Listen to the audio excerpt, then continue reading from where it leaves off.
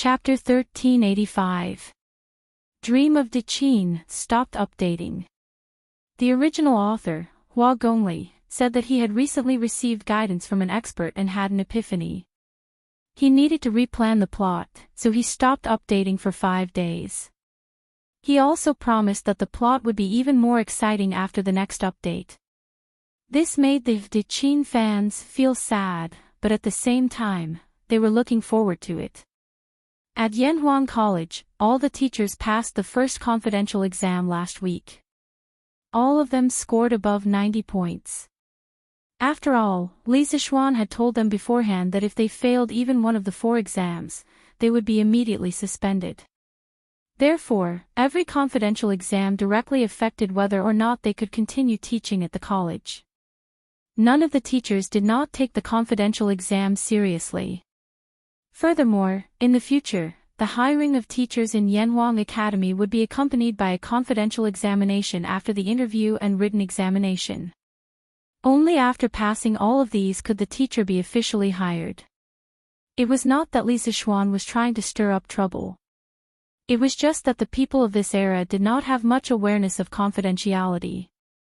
In comparison, since the students had 4 chances, they only needed to pass once. Therefore, in the first secret exam, only 400 people passed. There were still 200 people who failed. Regarding this, Li Zixuan didn't say anything. In any case, by the 4th exam, if there were still people who didn't pass once, then he would really have to chase them away. It was worth mentioning that his father-in-law, Han Tianhu, heard that Lantian County was going to plant white dye seeds on a large scale and wanted to follow suit. He wrote a letter to ask for Li Zixuan's opinion. Li Zixuan discussed with his wife and decided that when the seeds were shipped back, he would sponsor his father-in-law with a batch of seeds and farming tools. In any case, it was only a matter of 1 or 2,000 strings of money, so Li Zixuan did not take it to heart. However, the recent Lantian County's wasteland reclamation campaign had attracted Li Zixuan's great interest. In this era, the population was sparse. The entire Tang dynasty only had a population of 20 million, so one could imagine how much land had not been developed. In fact, the imperial court had always been supportive of the people reclaiming land. In order to encourage the people to reclaim land, some states and counties even stipulated that the land that was reclaimed would belong to whoever reclaimed it. There were also certain preferential taxes. As for Lantian County, the conditions given were even more favorable.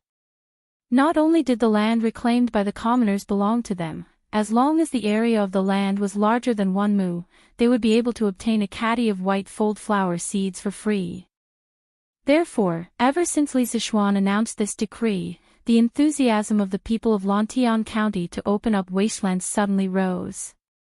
In just a few days, the county had opened up more than 10,000 mu of wastelands. Many people had opened up more than 1 mu of wastelands because they heard from the village chief that Li Zixuan had invented a new method of planting white dye seeds that could save seeds. 1 mu of land did not even need a caddy of seeds. Therefore, many farmers directly opened up 2 mu of wastelands to plant white dye seeds. Now that everything was ready, all that was left was the seeds. On the 22nd day of the 4th month of the 2nd year of Xinguan, Yanhuang College's Thursday, the Great Tang Imperial Court had sent out 50,000 Wuwei troops and 30,000 Xia Province soldiers. They had finally crossed Xia Province and arrived in the vicinity of Shuofang. The so-called Shuofang was the area northwest of Hetao and Hotao in Inner Mongolia. It was roughly west of Ordos and southwest of Bayanur. Shuofang was more than 700 li away from Chang'an. Yuqi Jingde led 50,000 troops and rushed for more than 10 days. At this moment, he was standing on a hillside and using the telescope on his neck to look at the city of Shuofang several li away. He ordered the 3 armies to set up camp here. Order Shen Fa and Zhongchang, the 2 Taichung temple officials, to bring the imperial edict to Shuofang city and summon Liang Shidu to surrender. He had shamelessly asked Lier for permission to use this telescope before he left. He was the only one in the entire army. Li Er had strictly ordered him that in an emergency, even if he had to destroy the telescope, he could not let it fall into the hands of the Turks. Understood. The messenger hurriedly cupped his hands in acknowledgement and went to pass down the order. Chai Shao, who was standing to the side, looked at the telescope in Yuchi Jingda's hand and said with some envy, "Brother Jingda, can this Chai also take a look?" Yuchi Jingda immediately put away the telescope and said, "No, no. It wasn't easy for this old man to get this thing from His Majesty. His Majesty also said that this old man should take good care of it.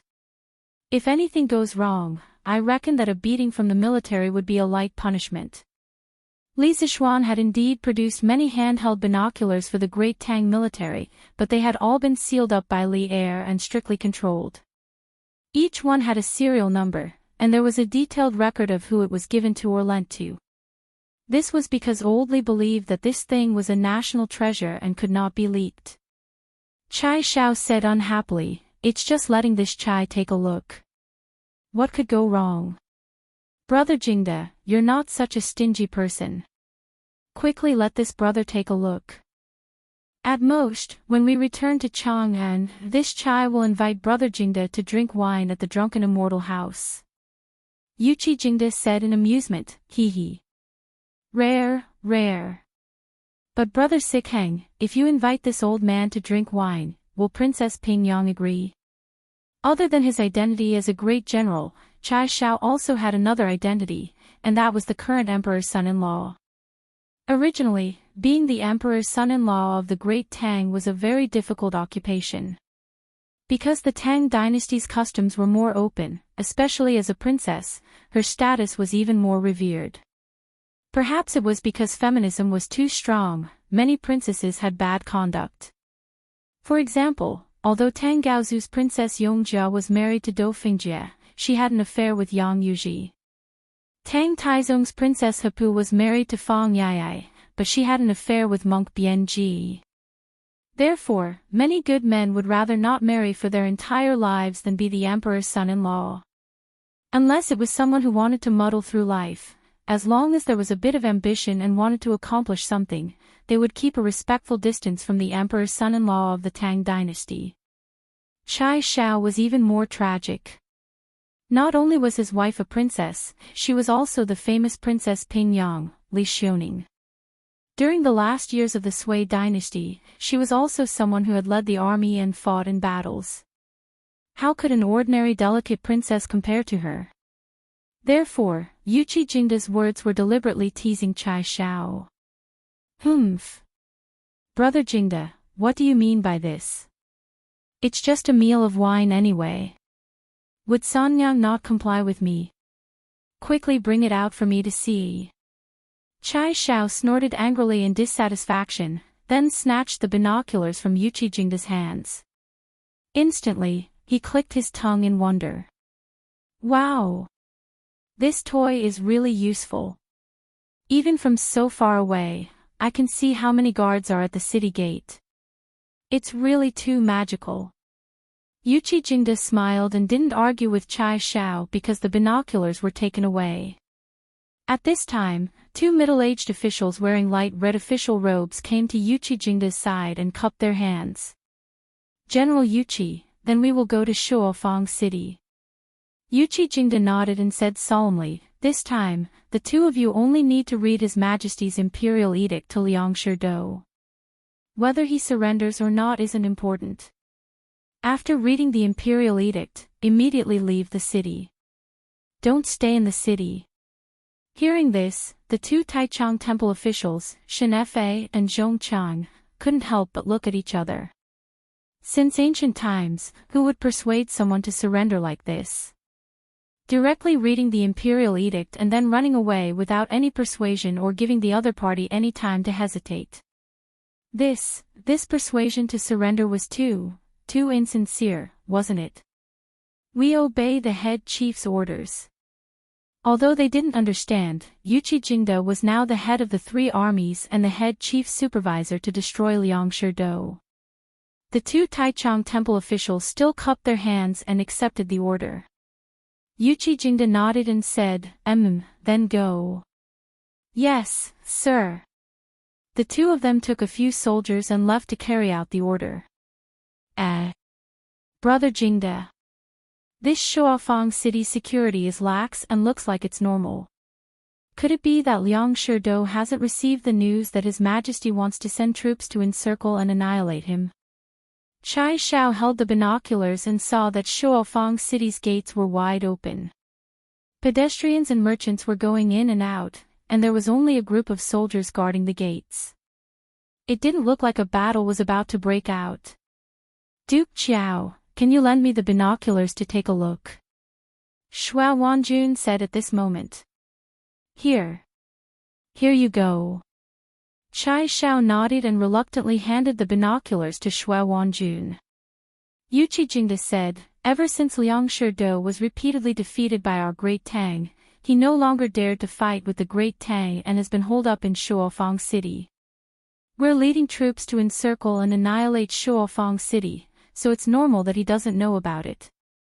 However, as long as our tens of thousands of men make any strange movements, he'll definitely sense it and immediately lock down the city gates. Shuo Wanjun said, then, according to the head chief's words, sneak attacks are not advisable and we can only attack head-on. Yuqi Jingde's gaze darkened, and he thought for a moment before replying, Shuofang City's walls are tall and sturdy, so attacking head-on will be difficult. Moreover, according to what I know, Shuofang City isn't a monolithic block, and there are many people who are greedy for life and afraid of death. Last time, the Imperial Court's army surrounded and attacked Guan City, and they used the strategy of dividing the city from the inside and attacking from the outside. This time, we might be able to use the same tactic. However, everything will have to wait until the two Taichung Temple officials come out of the city, reporting. Your Majesty, two Tang Empire officials have arrived outside the city. They say that His Majesty, the Emperor of the Tang Empire, has an imperial edict for you. Shuofang City, Liang Kingdom's palace. It was the morning court session of the Liang Kingdom. A soldier quickly ran into the main hall of the palace and reported loudly to Liang Shidu, who was seated high above. In the 3rd month of the 13th year of the Dai dynasty, Liang Shidu sent troops to attack and occupy Diaoyin, Honghua, Yanhen, and other prefectures. He became the emperor, and the country's name was Liang. He prayed to the heavens in the south of the city, and when he buried a jade in the ground, he obtained the seal, which was Fu Rui, and established the era's name as Yonglong. Therefore, this fellow had been the emperor for a full 11 years, and he could be considered to have had his fill of being the emperor. As soon as that soldier finished speaking, the officials in the Liang Kingdom's imperial court instantly burst into an uproar. What? Tang Empire officials came with an imperial edict? What should we do now? Is the Tang Empire going to attack our Daliang again? Bam! When Liang Shidu saw the panicked officials in the hall, he couldn't help but slap the table and shout, "Silence, all of you!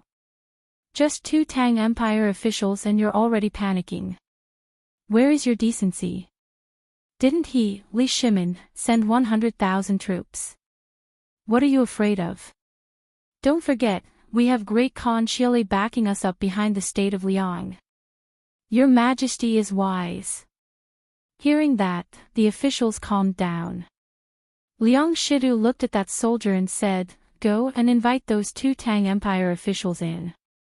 I want to see what tricks Li Shimin has up his sleeves." "Yes, sir." Half an hour later, the two Taichung Temple officials, Shen Fei and Zhong Chang, walked into the Liang Kingdom's palace with their heads held high and their chests puffed out. Then, they looked at Liang Shidu and said directly, "Liang Shidu, His Majesty has an imperial edict for you. Hurry up and receive it. How dare you? How dare you not bow when you see His Majesty? And you even called His Majesty by his name. How disgraceful." As soon as he finished speaking, an old eunuch below Liang Shidu walked out and shouted. Shen Fei snorted and said fearlessly, "What His Majesty?" Liang Shidu didn't get permission from His Majesty to proclaim himself as emperor. As Han people, you work for the Turks. What right do you have to make me bow? You men, take down these two arrogant bastards. The eunuch was furious and quickly shouted. Zhong Chang stepped forward and said, "Humph. As the saying goes, envoys are not killed when two countries are at war. Liang Shidu, you're a hero of a region.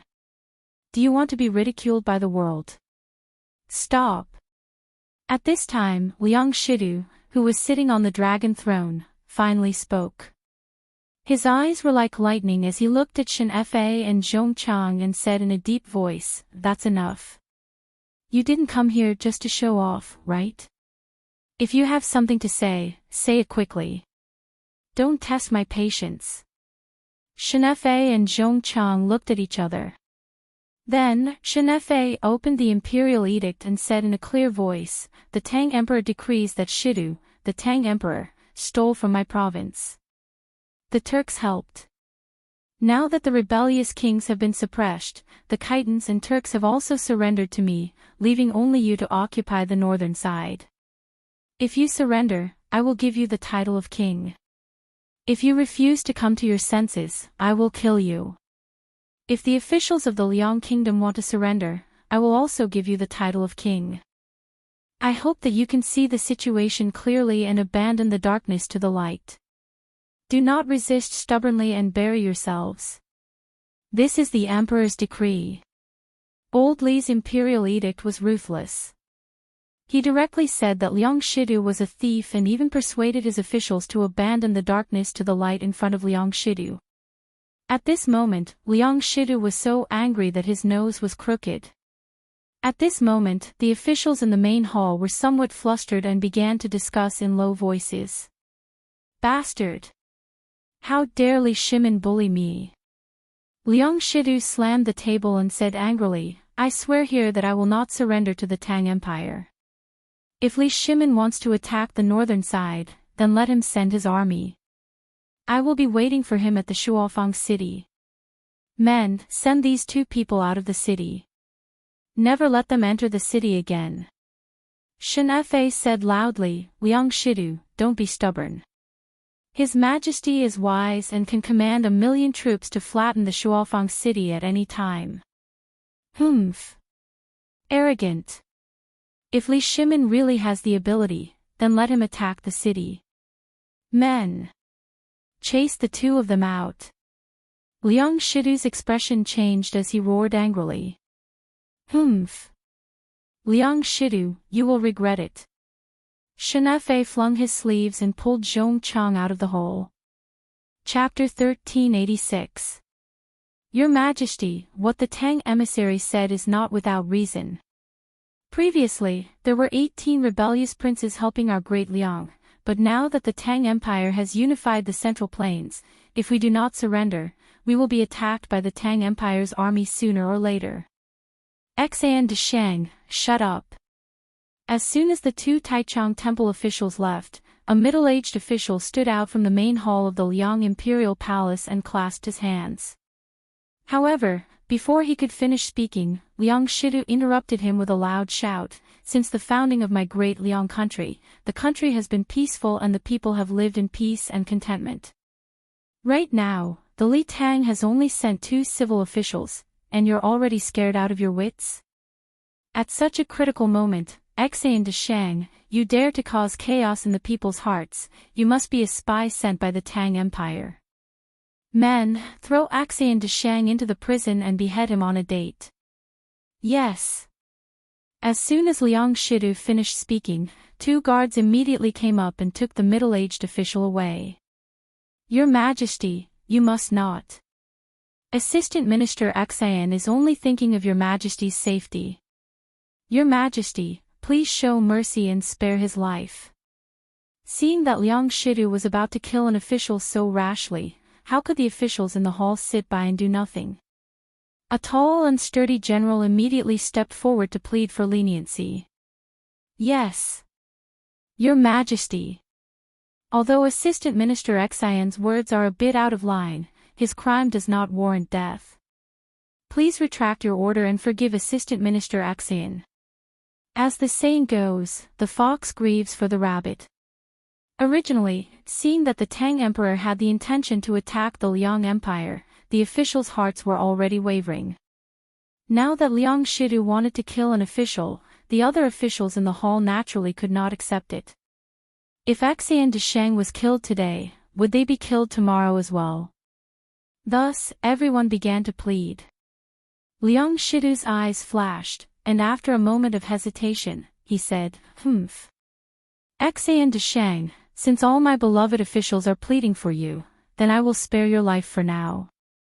However, you can avoid death, but you cannot escape punishment. From today onwards, Axian Desheng will be stripped of his position as Assistant Minister of the Ministry of Revenue. As for the rest, if they continue to boost the morale of others and destroy the prestige of our great Liang like Axian Desheng, I will not spare them." Axian Desheng's face was ashen as he cupped his hands and said, "Thank you, Your Majesty." The rest of the ministers felt a chill in their hearts, and they hurriedly cupped their hands and said, "We obey the decree." Liang Shidu was still a little uneasy. Although Axian Desheng's words made him very angry, he had to admit that what Axian Desheng said was true. Now that the Central Plains had been unified, his Daliang kingdom, as the last thorn in the Tang dynasty's territory, was obviously unable to hold the fort alone. At this time, the most important thing was to unify the minds of his subordinates and not let their hearts waver. His gaze was like lightning as he stared at all the ministers in the hall. Although the Tang Empire is strong, our Daliang is defending the city, and we can ask the Turks for help at any time. If the Tang army wants to take down Shuofang City so easily, it is nothing more than a fool's dream. Right now, the most important thing is for us, sovereign and subject, to be of one mind. While reinforcing the defenses of the city, we are also actively stockpiling food. Even if we are besieged by the Tang army, we will be able to hold out until the Turkic army comes to our rescue. I advise some people not to have any thoughts of seeking refuge with the Tang army. Li Shimin hates our Liang to the bone. Even if you seek refuge with the Tang Empire, you will not have a good ending. Thus, there is only one path left for you, and that is to follow me and protect the Daliang kingdom. Only this way can you enjoy a lifetime of glory and wealth. Liang Shidu's warning and tempting words drifted through the hall. When the ministers in the hall heard this, they all had different thoughts, but on the surface, they were all sincerely convinced and cupped their hands and said, "We swear to live and die with the Daliang kingdom." Liang Shidu laughed heartily and said, "Good. But today, after those two Tang officials return, Li Shimin will definitely be unwilling, and may even send troops to attack Daliang. For the sake of today, you all need to reinforce the defenses of Shuofang City as soon as possible. Rolling logs, crossbows, kerosene, and other defensive items must be prepared as soon as possible. All officials must work together to build Shuofang City into a steel fortress that no one can break through. If Li Shimin dares to send troops over, then his people will not be able to return. We obey the decree." In the forest 3 leagues south of Shuofang City, the Imperial Court's army was hiding and waiting for orders. As there were many signs that Liang Shidu had not discovered the arrival of the Imperial Court's army, Yuqi Jingde ordered the army to hide and act according to the situation.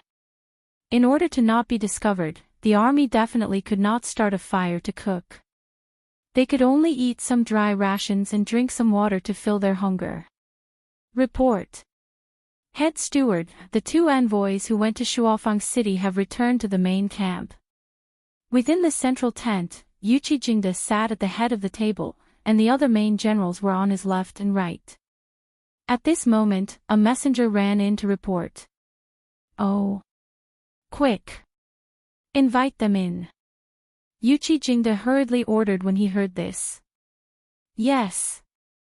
The messenger left, and not long later, 2 Taichung temple officials walked in and bowed, "Greetings, Head Steward." Yuqi Jingde nodded and directly asked, "What did Liang Shidu say when the 2 officials went to Shuofang City? Did he surrender or not?" Shenefei cupped his hands and replied, "Head steward, Liang Shidu is stubborn. In front of me, he swore that he would never surrender. He also said that if His Majesty was not satisfied, he could just send troops to attack the city." Humph. Arrogant. This guy is just relying on the protection of the Turks, but he dares to intimidate His Majesty and look down on His Majesty. When the Oal Chai attacks the north, I will definitely take his head. Hearing this, Chai Shao snorted coldly and said angrily. Yuchi Jingda pressed his hand down and said, "Sikheng, there is no need to be angry. I already expected that Liang Shidu would not surrender. 2 years ago, Shishi's troops were able to reach Chang, and because of Liang Shidu leading the way. He knows that His Majesty hates him to the core, so he will not surrender. Letting the 2 Taichung temple officials go to summon the surrender is to show His Majesty's benevolence to the world, and also to divide the hearts of the people of Liang." Deputy Shen, this general asks you, how did the civil and military officials of Liang react after hearing the imperial edict to surrender? The Turks had always been a great threat to the Tang dynasty. Their cavalry was too mobile, coming and going like the wind. However, in reality, it was not so easy for them nomads to come to the Central Plains. The Central Plains had big cities, many villages, and complicated roads.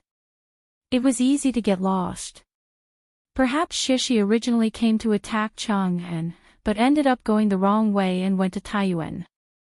Wouldn't that be a waste of time?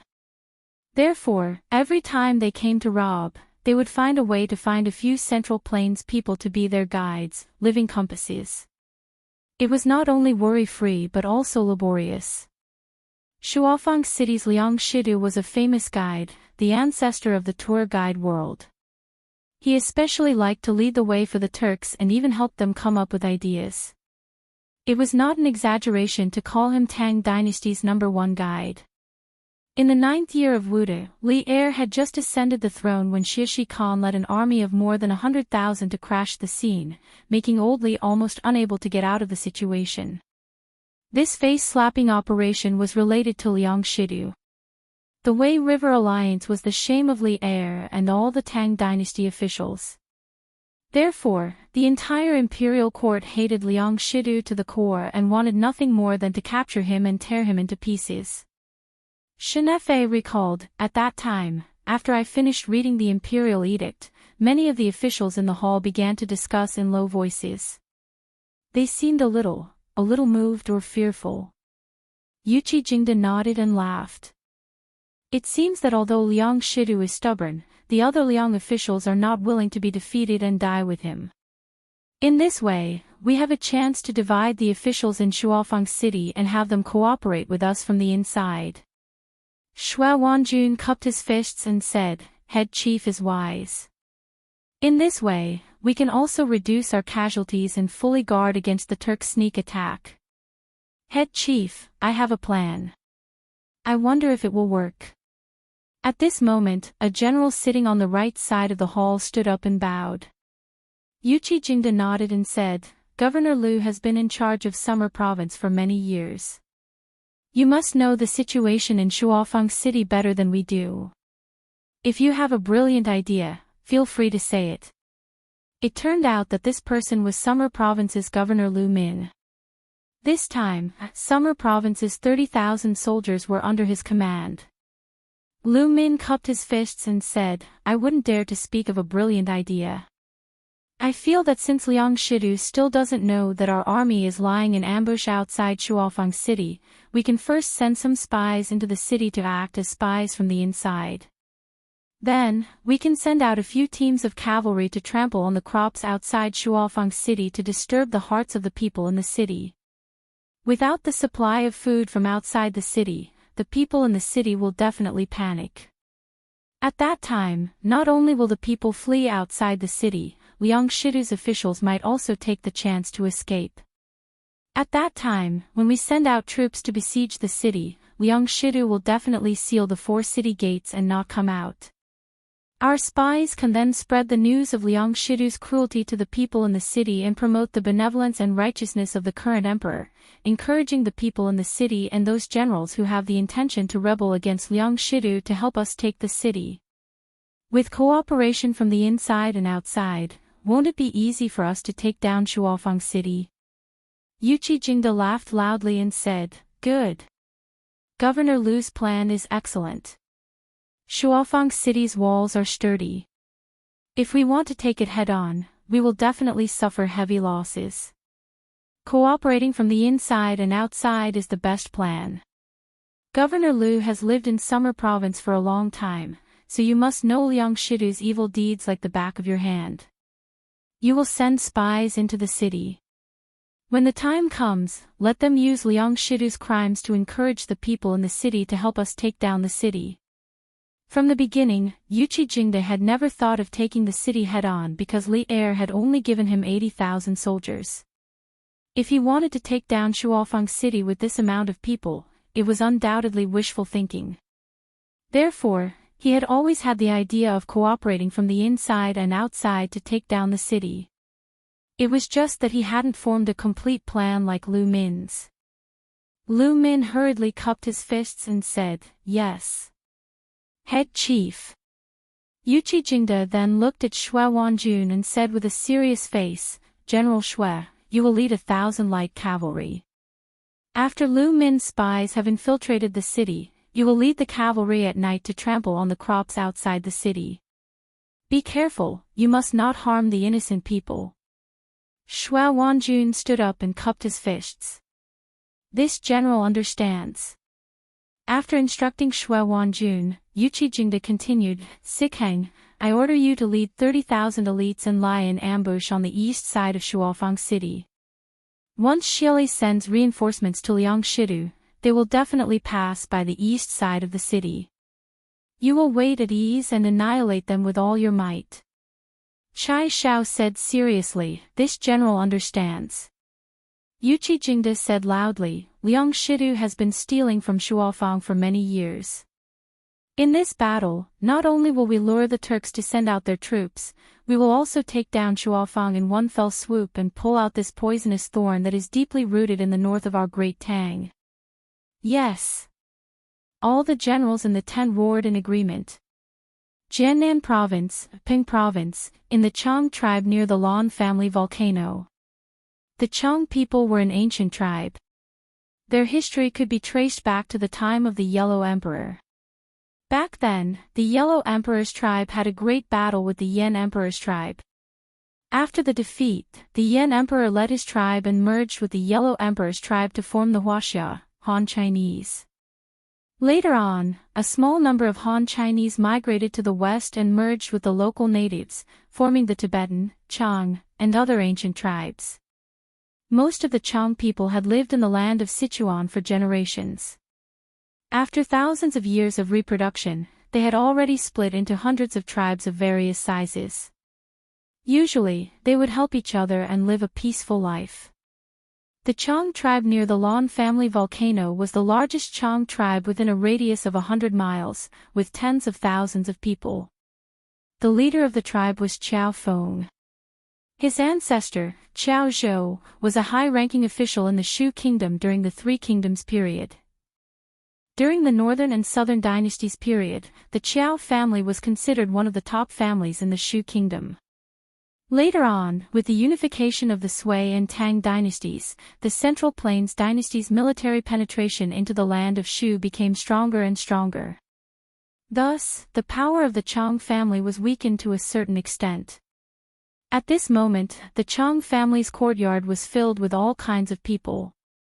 Most of them were Chang people. There were only a few Han Chinese. Ke Shiqing, a student of Yanhuang College, and Gao Shilian, the chief secretary of the Yi Protectorate, were among them. Ku family's Dalong, you were able to enter the Imperial College a few years ago. You have indeed brought honor to the Chang tribe in this area. He. When you pass the Imperial examination, even if your tribe's old Liang doesn't hold a banquet to celebrate, this old man will definitely hold 100 tables for you to celebrate. In the courtyard, a hale and hearty old man with white hair looked at Kushurching and said with a kind smile. Kushurching quickly clasped his hands and said, "Thank you for your kindness, Grandpa Chang. However, Grandpa Liang has already told me that as long as I pass the imperial examination or enter the imperial court, he will definitely hold a banquet for me to celebrate. If Grandpa Chang doesn't mind, please come and have a drink." "Hey! You child! What's there to mind? You're a member of our Chang tribe. This old man is more than happy to see you succeed. Why would I mind? When the time comes, this old man will definitely go and have a good drink. I'll drink all the good wine that old Liang has hidden away." Xiao Feng laughed heartily. At this moment, the person sitting next to Kushurching looked at him and scolded, "Humph. Our great clan chief Chang is getting more and more shameless as he gets older. I see that you've hidden away a lot of good wine these past few years." Xiao Feng stroked his beard and smiled. "Hee hee. Shurching is from your tribe. When the time comes, it should be your turn to treat him to a drink. Hey, if you can't afford it, just say the word and this old man will do it for you." Who can't afford it?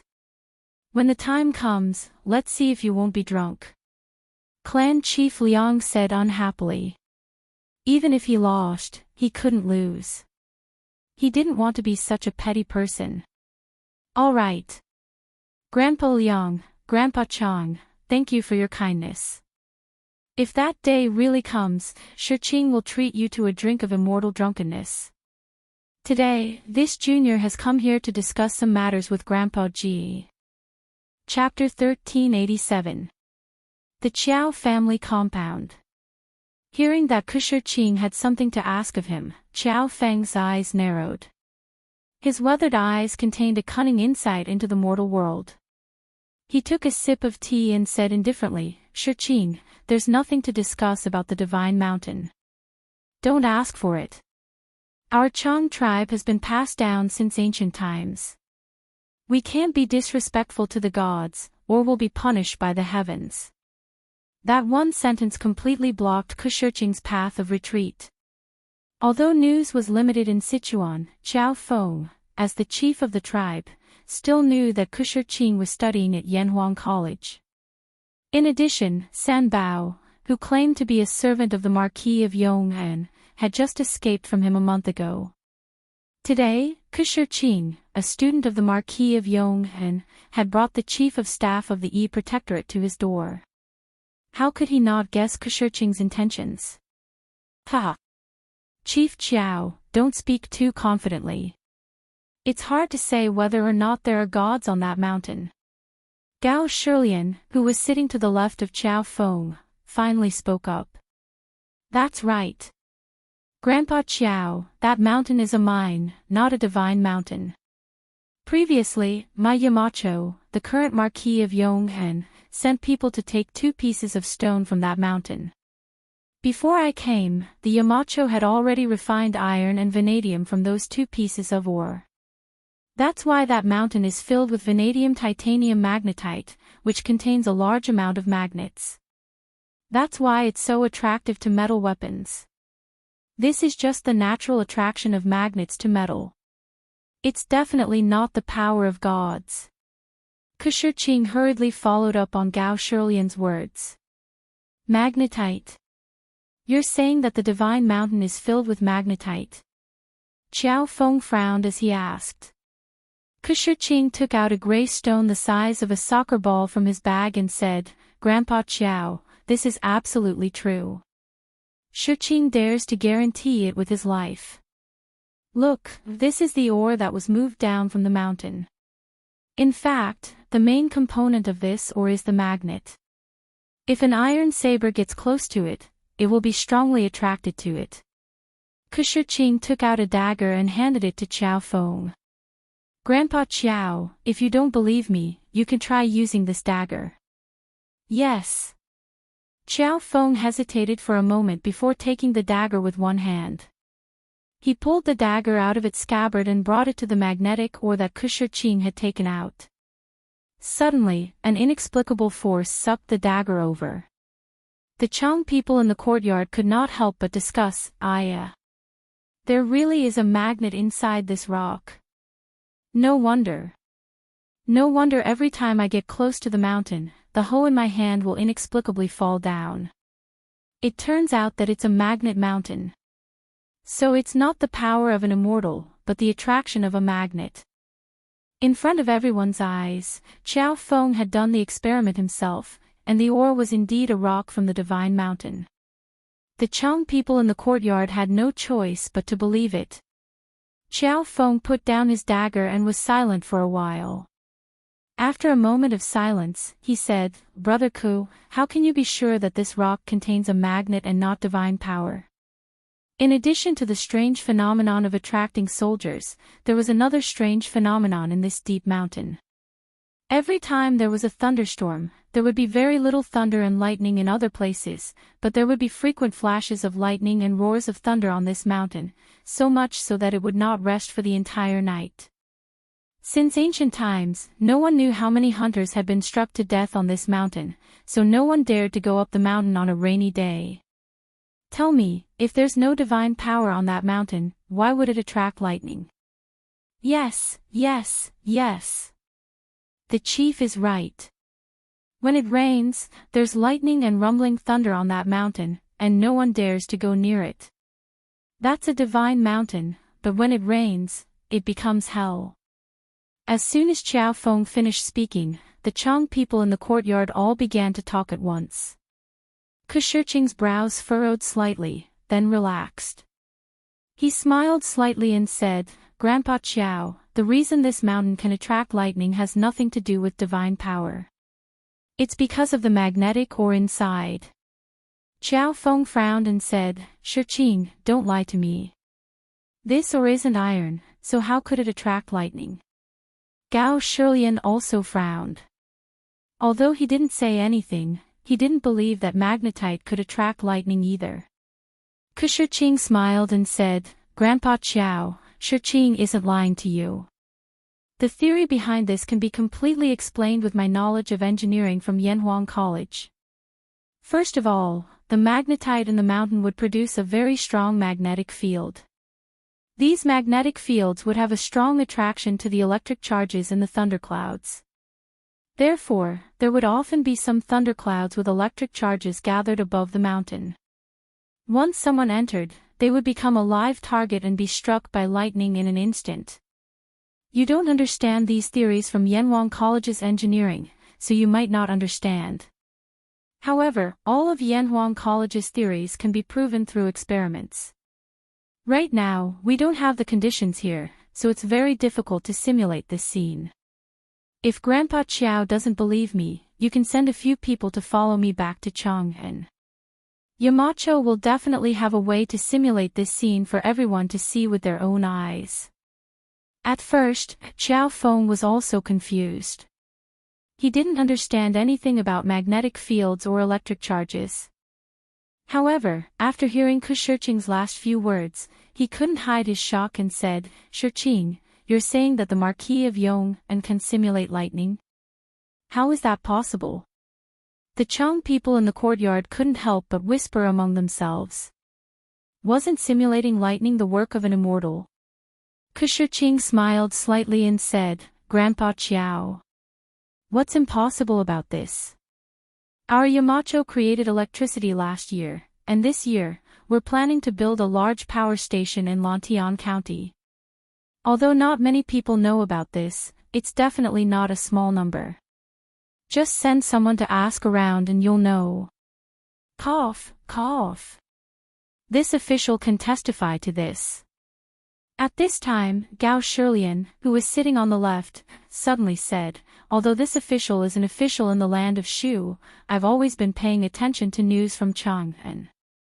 The Marquis of Yong'an did create electricity last year and used it on the battlefield.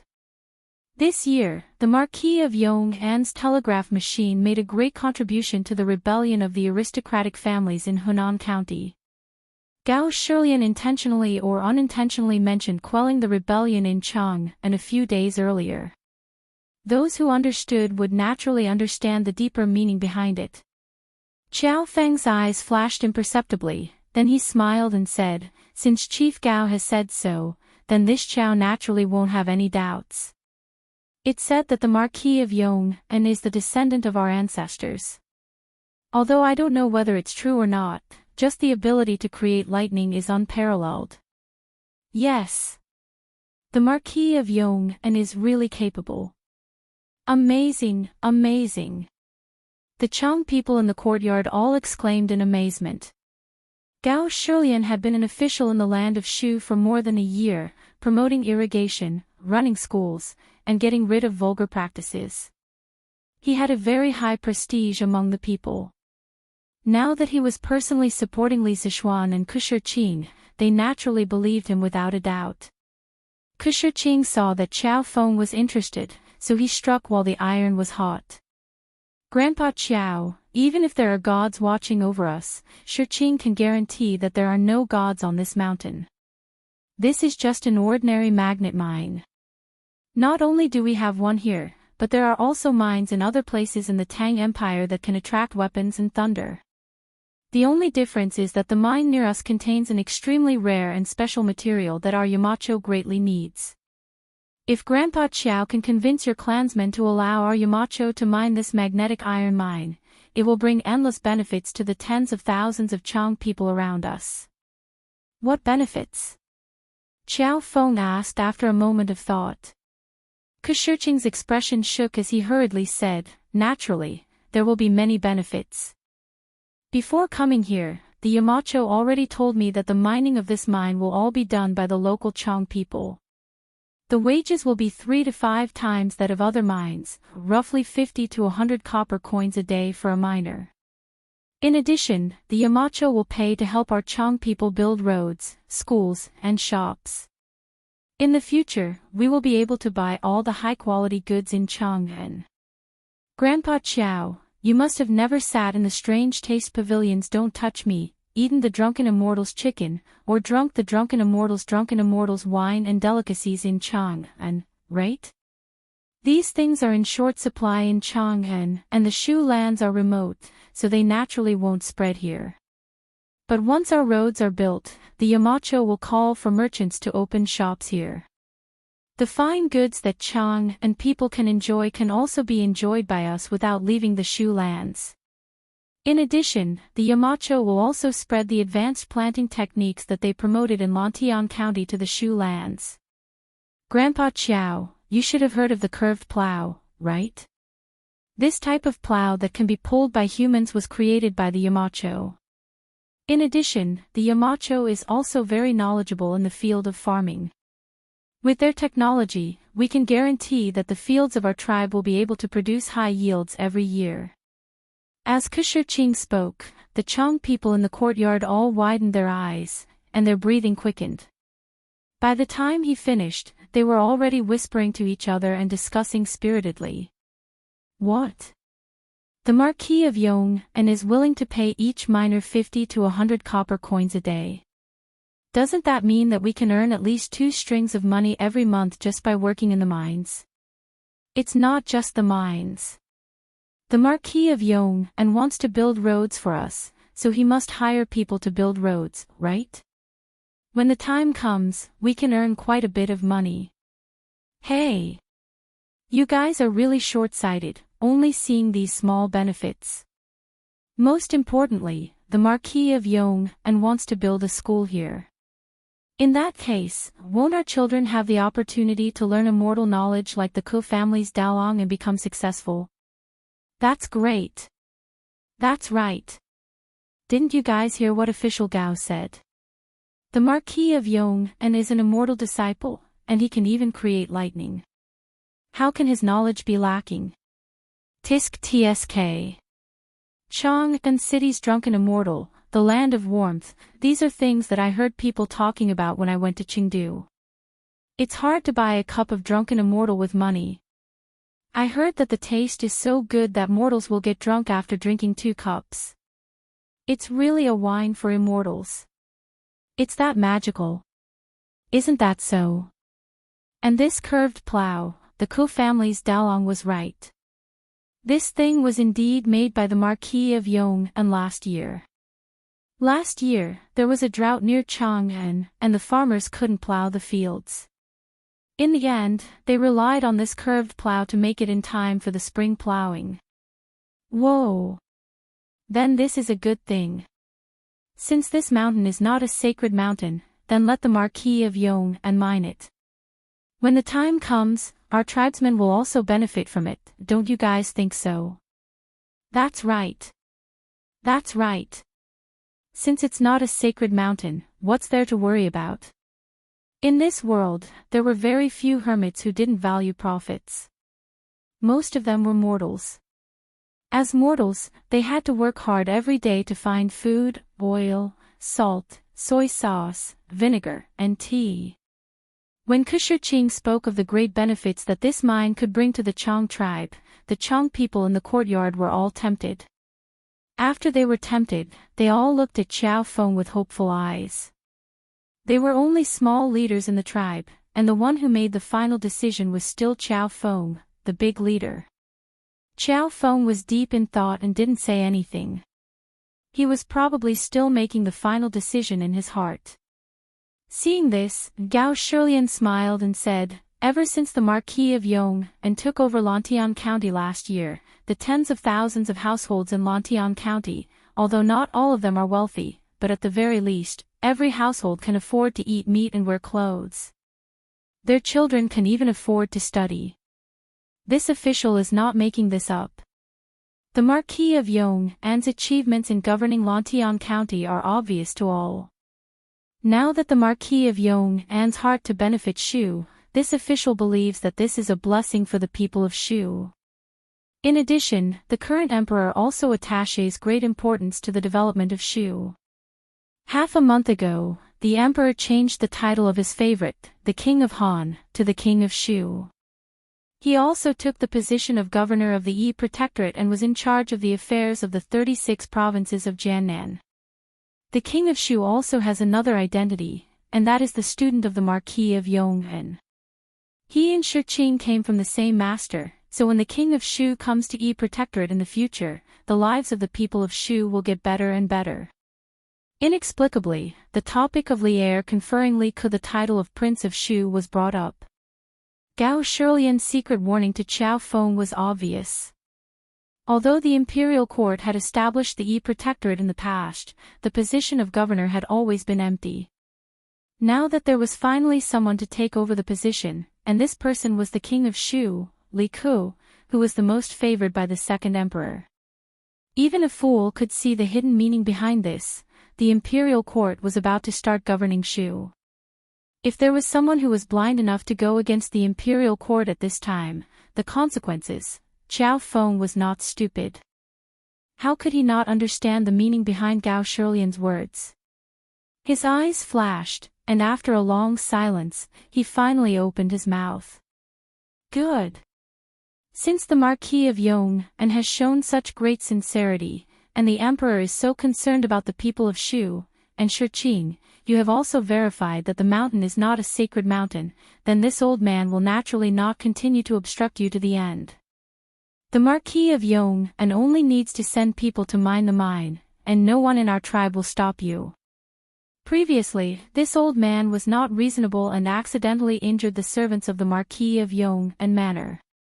Shiqing, please help this old man send the most sincere apologies to the Marquis of Yong'an. Gao Shilian's words were the last straw that broke Xiao Feng's back, allowing him to make the most correct choice. Hearing this, the Chong people in the courtyard all heaved a sigh of relief, and then began to cheer. Kushirching was also overjoyed and said, "Grandpa Ji is wise and righteous, Shiqing admires you."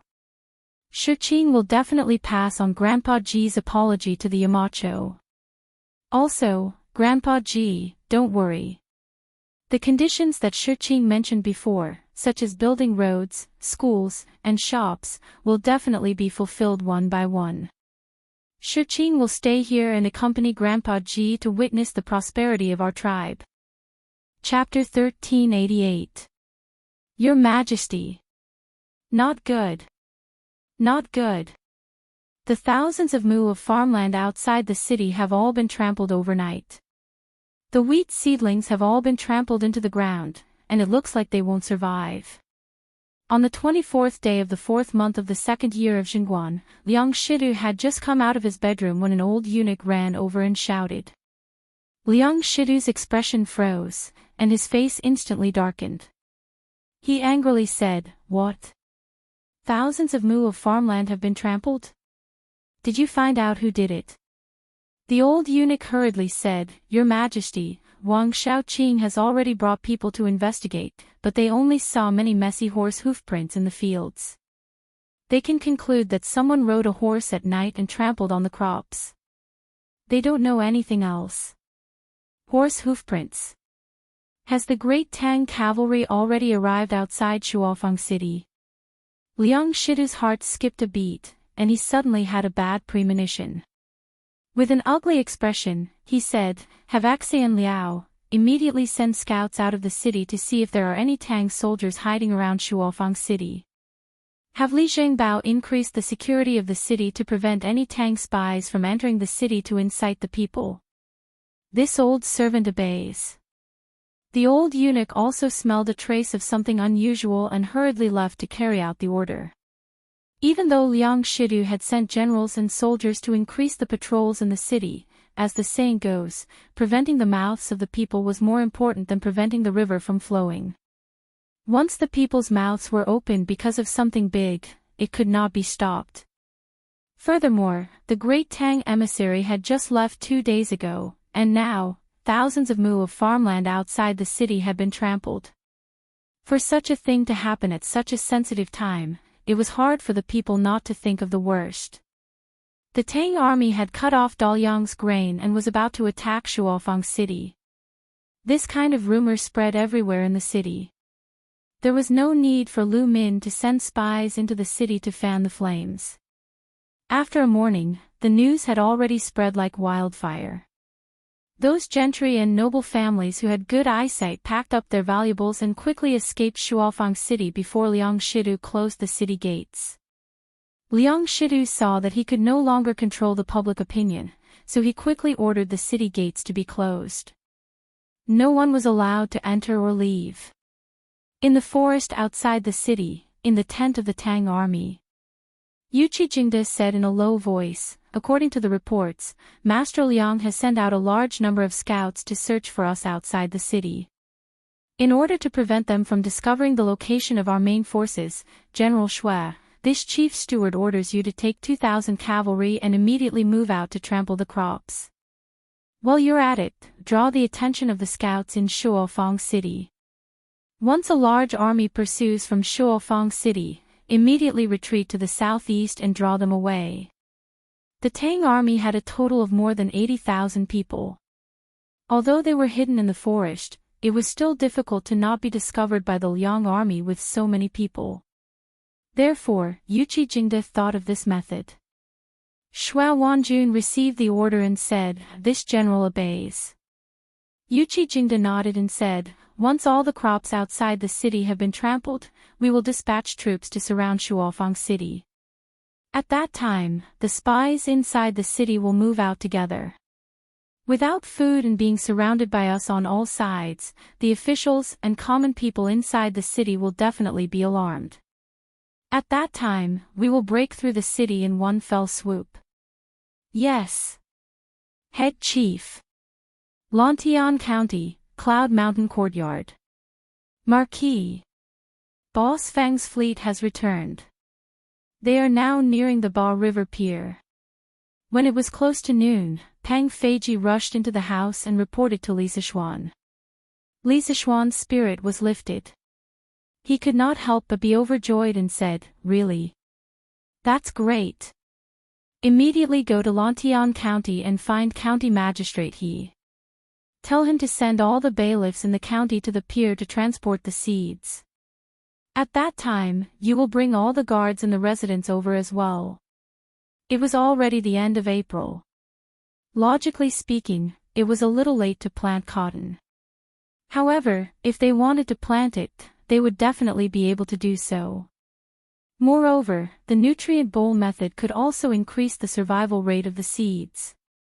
Therefore, in general, if they immediately started planting now, they would still be able to catch the last bus. Pang Feiji clasped his fists and said, "Yes, Marquis." Li Zishuan nodded and immediately went out. He asked someone to bring Big White over. He rode alone on the white horse and galloped towards the pier downstream of the Ba River. When he arrived at the pier, Li Zishuan happened to see the Feng family's big boat approaching the pier. After waiting for the time it took to drink a cup of tea, the big boat docked. Feng Zhihua quickly jumped down from the big boat and cupped his hands towards Li Zishuan in a flattered manner. He said, "Marquis, what virtue and ability do I have to trouble you to personally welcome me?" Li Zishuan laughed and said, "Boss Feng, you have traveled thousands of miles to buy the white fold flower seeds for me. How can you not be worthy of me personally welcoming you? Boss Feng, you have worked hard on this journey." Feng Zhihua cupped his hands and said, "It's not hard at all. It's not hard at all.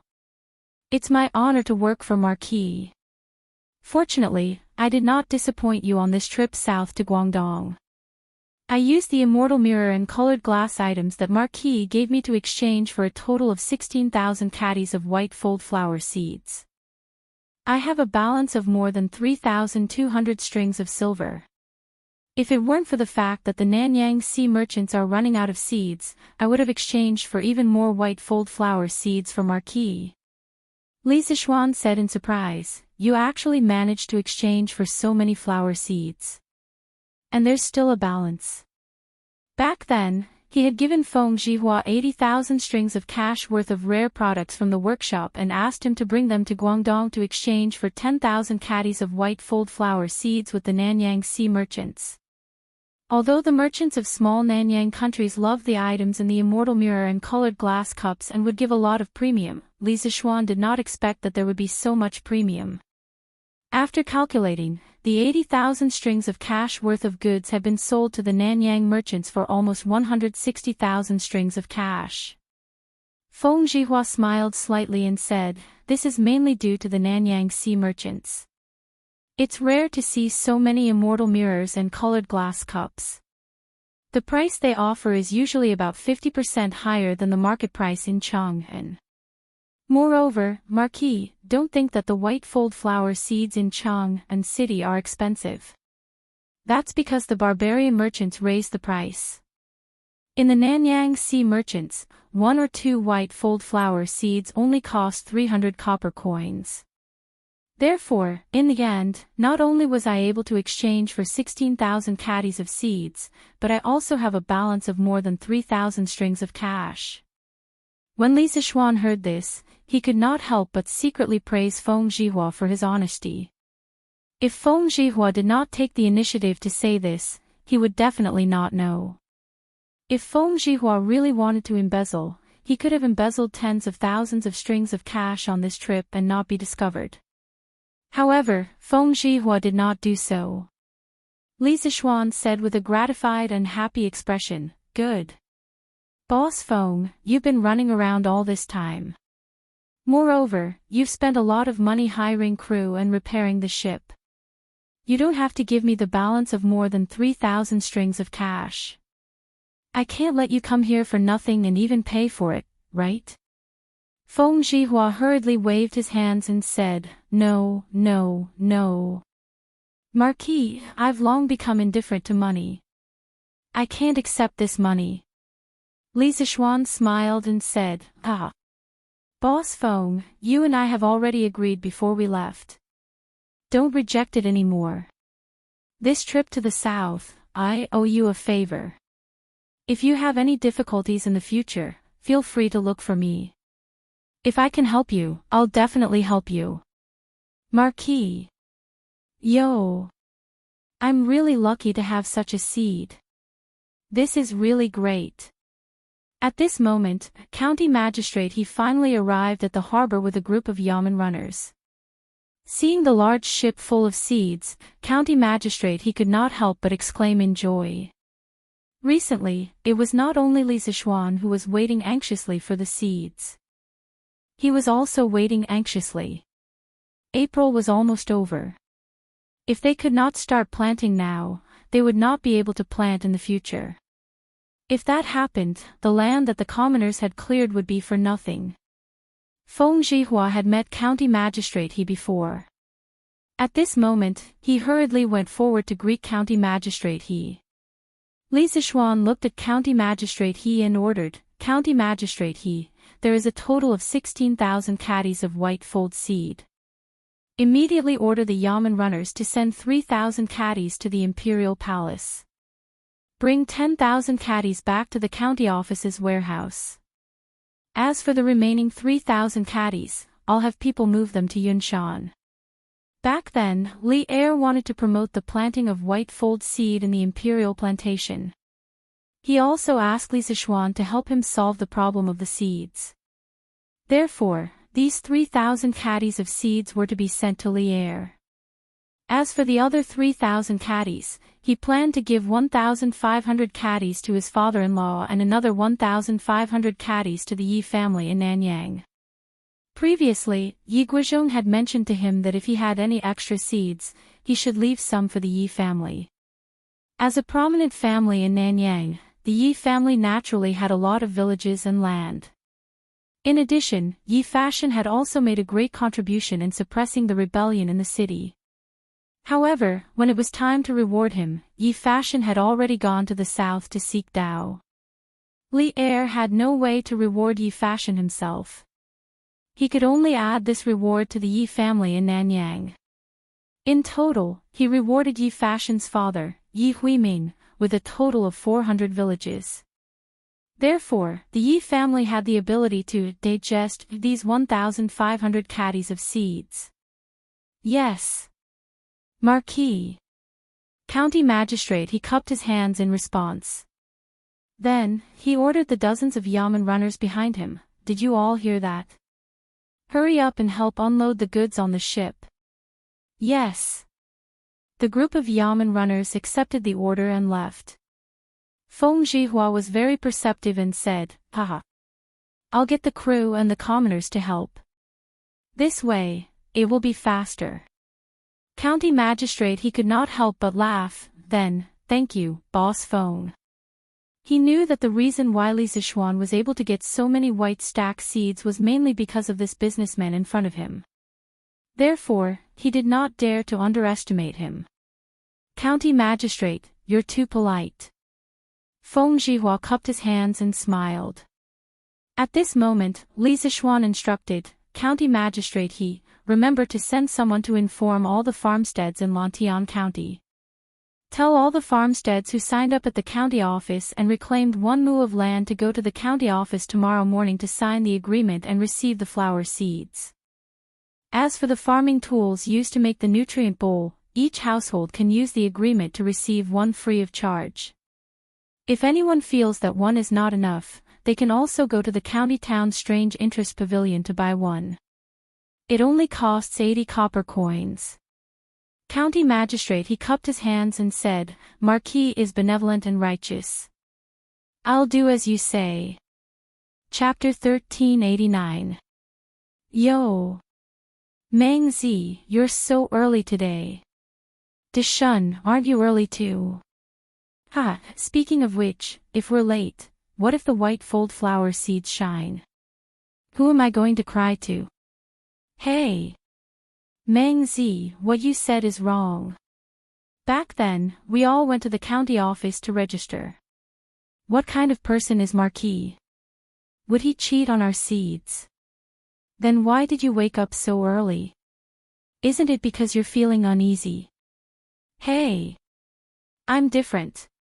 I want to get the seeds earlier and start planting them immediately. It's already the end of April now. Planting 1 day earlier is 1 day earlier. I heard that the nutrition bowl that Marquis' family planted in Cloud Mountain has already sprouted and transplanted into the mountain. It's growing vigorously.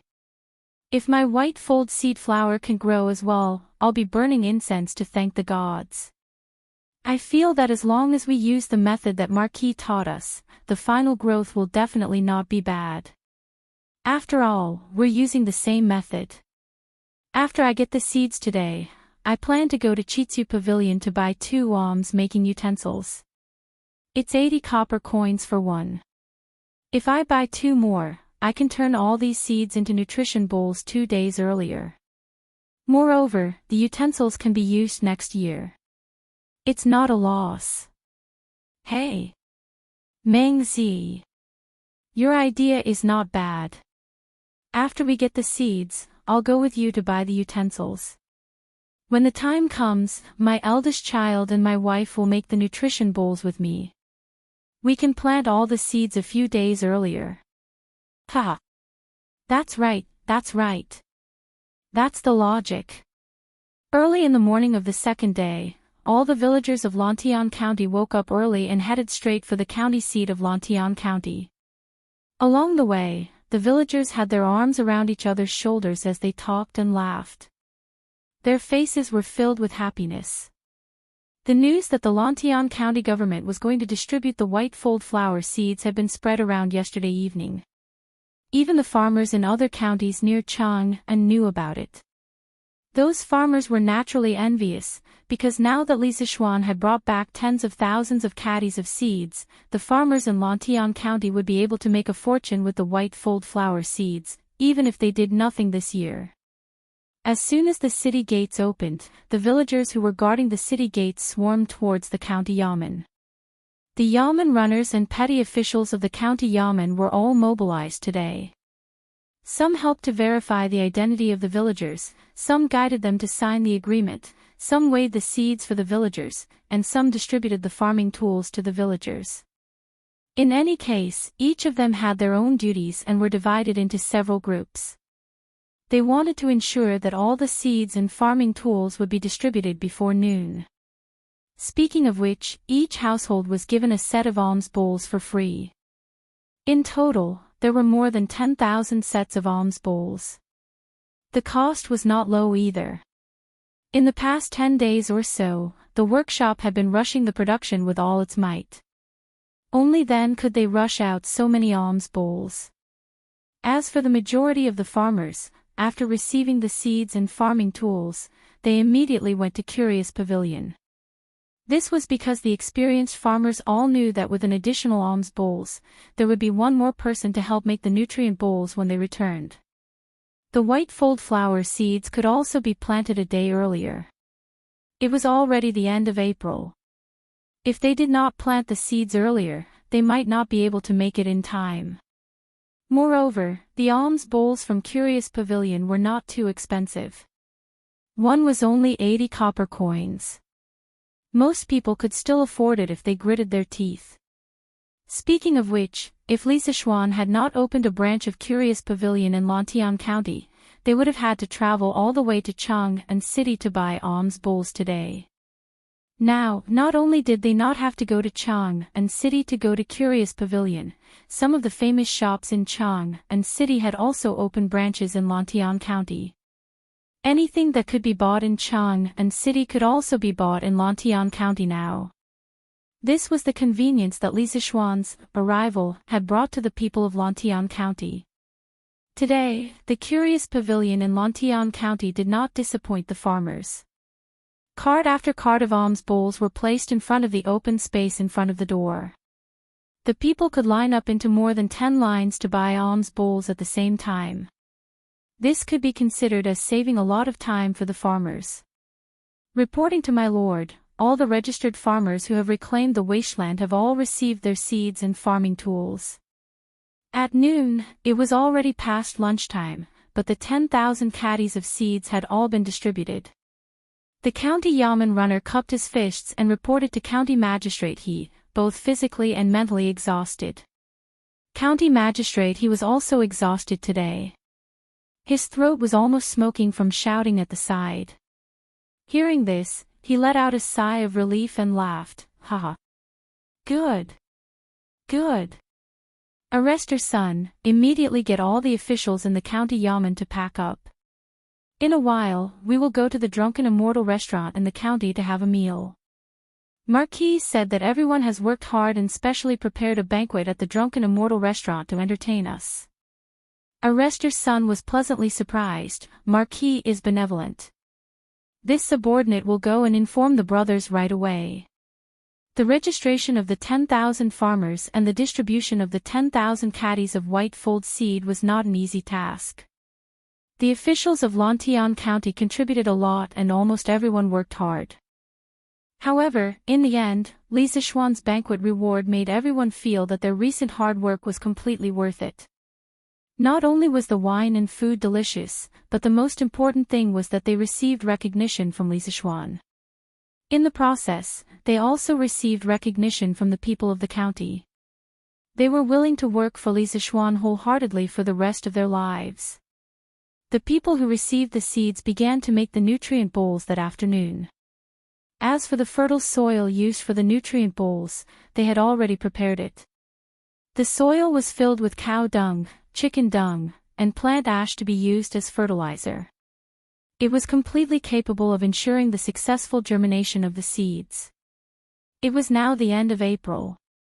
Even at night, it would not be cold. Therefore, there was no need to specially store the nutrient bowls in a large shed. In this way, it saved the farmers a lot of effort. It was not only the farmers of Lantian County who were busy planting the white fold seed.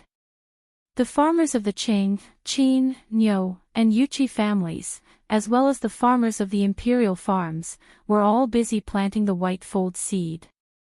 As Yuchi Jingdo was currently leading the army on an expedition to Liangshi, the Yuchi family originally could not catch up with this wonderful matter. However, in the end, Yuchi Jingda's wife stepped forward. With the help of the Qin, Qing, and Niu families, as well as Li Zishuan, they also caught up with this last train of getting rich. Logically speaking, Li Zishuan's method of using the nutrient bowls to plant the white fold seed was no secret. Not only did the people of Lantian County know about it, the people of Chang'an and the surrounding counties also knew about it. However, there were very few people who imitated it. Among the people, there were many who believed that Li Zishuan's method could obtain a better harvest and earn a lot of money. However, even if they wanted to imitate it, they did not have the capital to do so. According to the current market price of the white fold seed, most people could not even buy a caddy of seeds even if they used all their savings. As for those wealthy families, although they had the capital, there were very few white fold seed on the market. If they wanted to buy a large amount of seeds, they could only do what Li Zishuan did and send people to Guangdong to buy from the Nanyang Sea merchants. However, they were not willing to invest so much capital and energy to risk following behind Li Zishuan. In this world, those who were willing to be the first to eat crabs were always the brave ones, and they were also the minority. Hee. If more than 70% of these white fold seed can survive, not to mention Lantian County, all the people around Chang'an will probably be able to wear winter clothes made of white fold seed this year. Yanhuang College, Yamacho Office. Yi Guizhong stood in front of the huge floor-to-ceiling glass window and looked at the people who were busy planting the white fold seed at the foot of the mountain. He was full of smiles as he lamented. I don't think it will be possible this year. At the very least, it will have to wait until next year. Li Zishuan stood behind Yi Guizhong and said faintly, just relying on these white fold seed in Lantian County, it will be difficult to lower the price of the white fold seed. When the time comes, the people of Lantian County will be able to wear winter clothes made of white fold seed, but the people of other counties will definitely not be able to afford it. The extra white fold seed will probably be bought by the merchants and sold to the officials and nobles. After all, who would like the warmth of this thing? However, when this batch of white fold seed blossoms, we will be able to obtain hundreds of thousands of caddies of white fold seed. When the time comes, we will really have the conditions to promote the planting of white fold seed in all the counties around Chang'an. It all depends on whether His Majesty has this intention. Yi Guizhong nodded and said, that's true. Relying on Lantian County alone, it's indeed impossible to suppress the price of the white stack tidbits. However, little Xian, you've truly benefited the people. Grandfather is very gratified. Your father and mother are also proud of you. Grandfather is too kind. Grandson just doesn't want to see so many people suffer. Li Zishuan said honestly. It wasn't that he was a saint, but that he really didn't like to see the people around him suffer. Although he was now a true marquis, if he couldn't lead the people in his fief to prosperity, then when he went out, he would only meet pitiful people who couldn't even afford to eat. Then what was the point of him being a high and mighty marquis? Yi Guizhong looked at Li Zishuan with appreciation. The more he looked at this grandson, the more he liked him. After a long time, Yi Guizhong sighed with emotion. The Yi family has also benefited from you, little Xian. 1,500 caddies of seeds is enough for the Yi family's farmers to work hard. Last time when Guan City quelled the rebellion, Fashion received your help and made a great contribution. However, in the end, this child still insisted on going to the south to seek Tao. Sigh, this old man doesn't know if it's good or bad to indulge Fashion like this.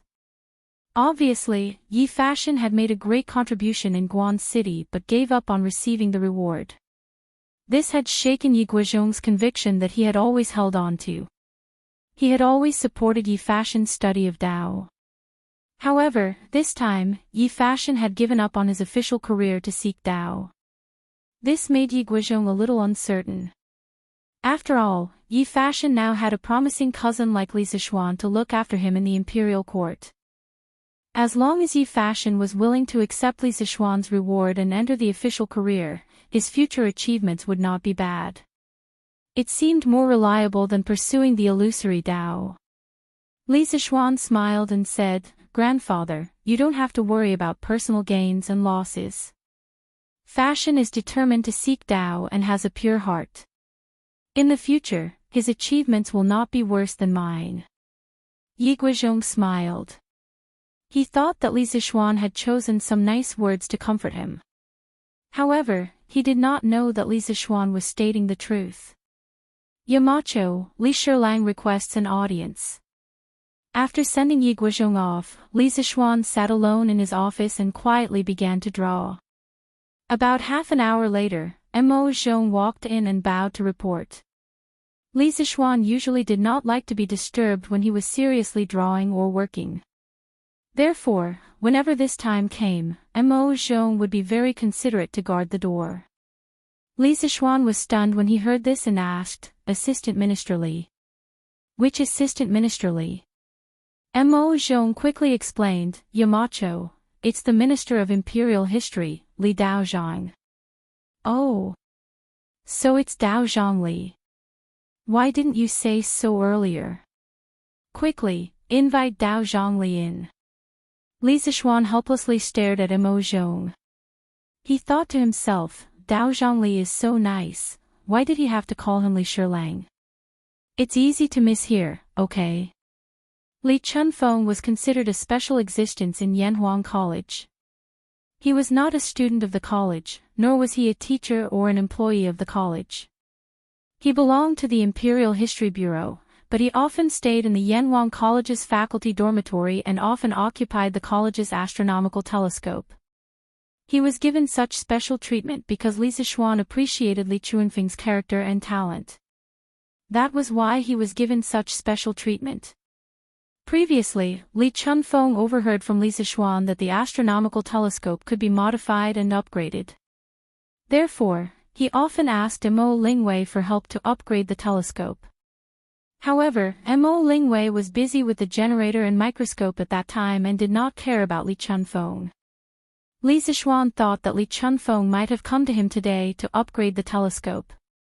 Mo Zhong answered pitifully and then went out to pass the order. After a while, Li Chunfeng pushed the door open and entered.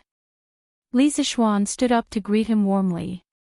Before they could exchange a few words, Li Chunfeng could not wait to get to the point. Marquis, bad news. Last night when I was observing the sky at night in the academy, I discovered that Jupiter entered from the south gate of the Supreme Palace enclosure and exited from the east gate. Moreover, the Big Dipper was dim and lightless. All these signs are signs of a drought. Drought. Li Zishuan's heart skipped a beat. According to history, there would be a drought this year in Tang Dynasty, but he did not expect Li Chunfeng to be able to predict this year's drought just by looking at the stars. It seemed like Li Chunfeng was really something to be able to create a divine book like the pushback chart. Oh. No. It was definitely not just something to be able to do, it should be many things. My master has done a lot of research on the study of astrology, but I'm ashamed to say that I haven't received half of his teachings in this aspect. The astrology that Taoist priest mentioned just now, is it really an omen of a great drought? Li Zishuan was stunned for a moment.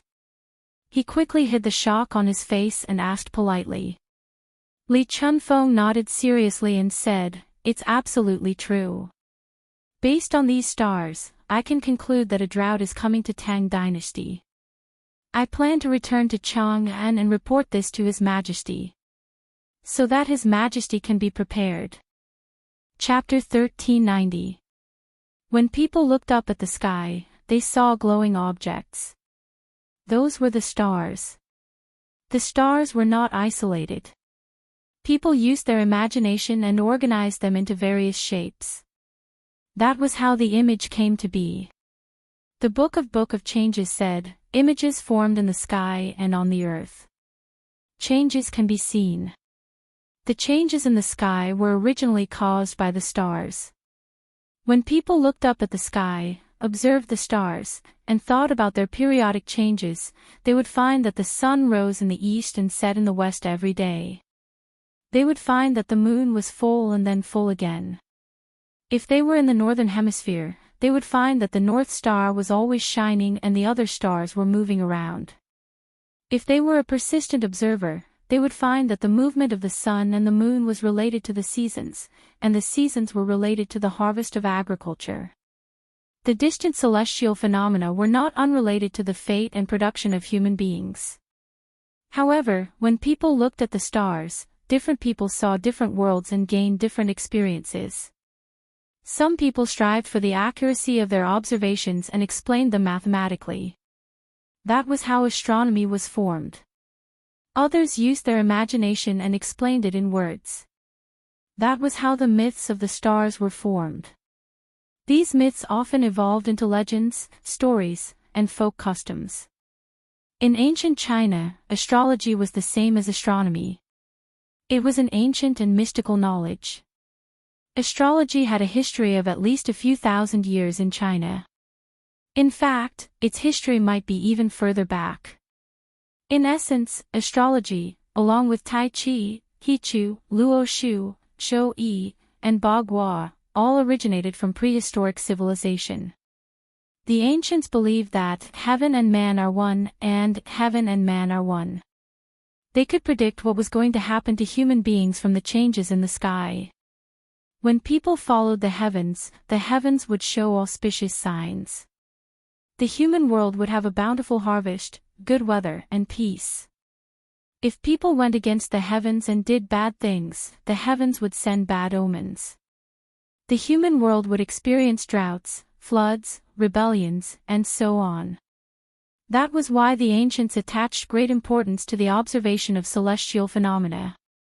During the Tang Dynasty, the imperial court set up the Imperial Historian Bureau and the Imperial Astronomer. They were responsible for observing celestial phenomena and predicting good and bad luck. Li Zishuan had never come into contact with astrology before. His first reaction was disbelief. However, the person in front of him was Li Chunfeng, and the prophecy was exactly the same as history. Therefore, he could not help but admire and respect this knowledge. The study of astrology is extremely mysterious. I'm afraid that Your Majesty will find it hard to believe just based on the Taoist priest's words. Li Zishuan pondered for a moment and said. Li Chunfeng's eyes darkened. His Majesty will believe me. This is because according to my observations and calculations through the astronomical telescope, the heavenly dog will devour the sun in 3 days. According to ancient records, a solar eclipse in the first month would cause many people to fall sick, a solar eclipse in the second month would cause many deaths, a solar eclipse in the 3rd month would cause floods, and a solar eclipse in the 4th and 5th month would cause a great drought and starvation. If Marquis and your Majesty don't believe me, you can just wait for the heavenly dog to devour the sun in 2 days. Li Zishuan was shocked. A solar eclipse might seem like a normal astronomical phenomenon to modern people, but in the eyes of the ancient people, it was not normal at all. Most of the time, a solar eclipse was an omen of great misfortune. It indicated that there was a traitor in the country, a fatuous ruler, or a great disaster. If someone took the opportunity to mislead the people and cause trouble, it would be very easy for them to succeed. Li Zishuan looked at Li Chunfeng sternly and said, "The heavenly dog devouring the sun is a very important matter. We must let your Majesty prepare for it. Otherwise, Chang'an City will be in chaos if someone uses it to their advantage. Please go to the palace as soon as possible." Li Chunfeng nodded and saluted. "Then I will go to the palace and request an audience with your Majesty. I would like to thank Marquis for providing me with the astronomical telescope. If not, I would not be able to predict that the heavenly dog will devour the sun in 3 days. Hee hee. You are too kind." Li Zishuan saluted and smiled. Li Chunfeng saluted and turned to leave. Li Zishuan, who was in the office, suddenly looked serious. He turned to look out the window and looked at the busy farmers at the foot of the cloud mountain. He thought about how there would not be a single drop of rain in the next few months. After the drought, there would be a plague of locusts. His heart ached for the people who were working in the fields. He hesitated for a moment and then turned to leave. "Yamacho, where are you going?" Mo Zhong's voice came from outside the door. "To the dam." In this era, there was no artificial rainfall and no water pumps for irrigation. The most direct and effective way to fight a drought was to use dams and water trucks.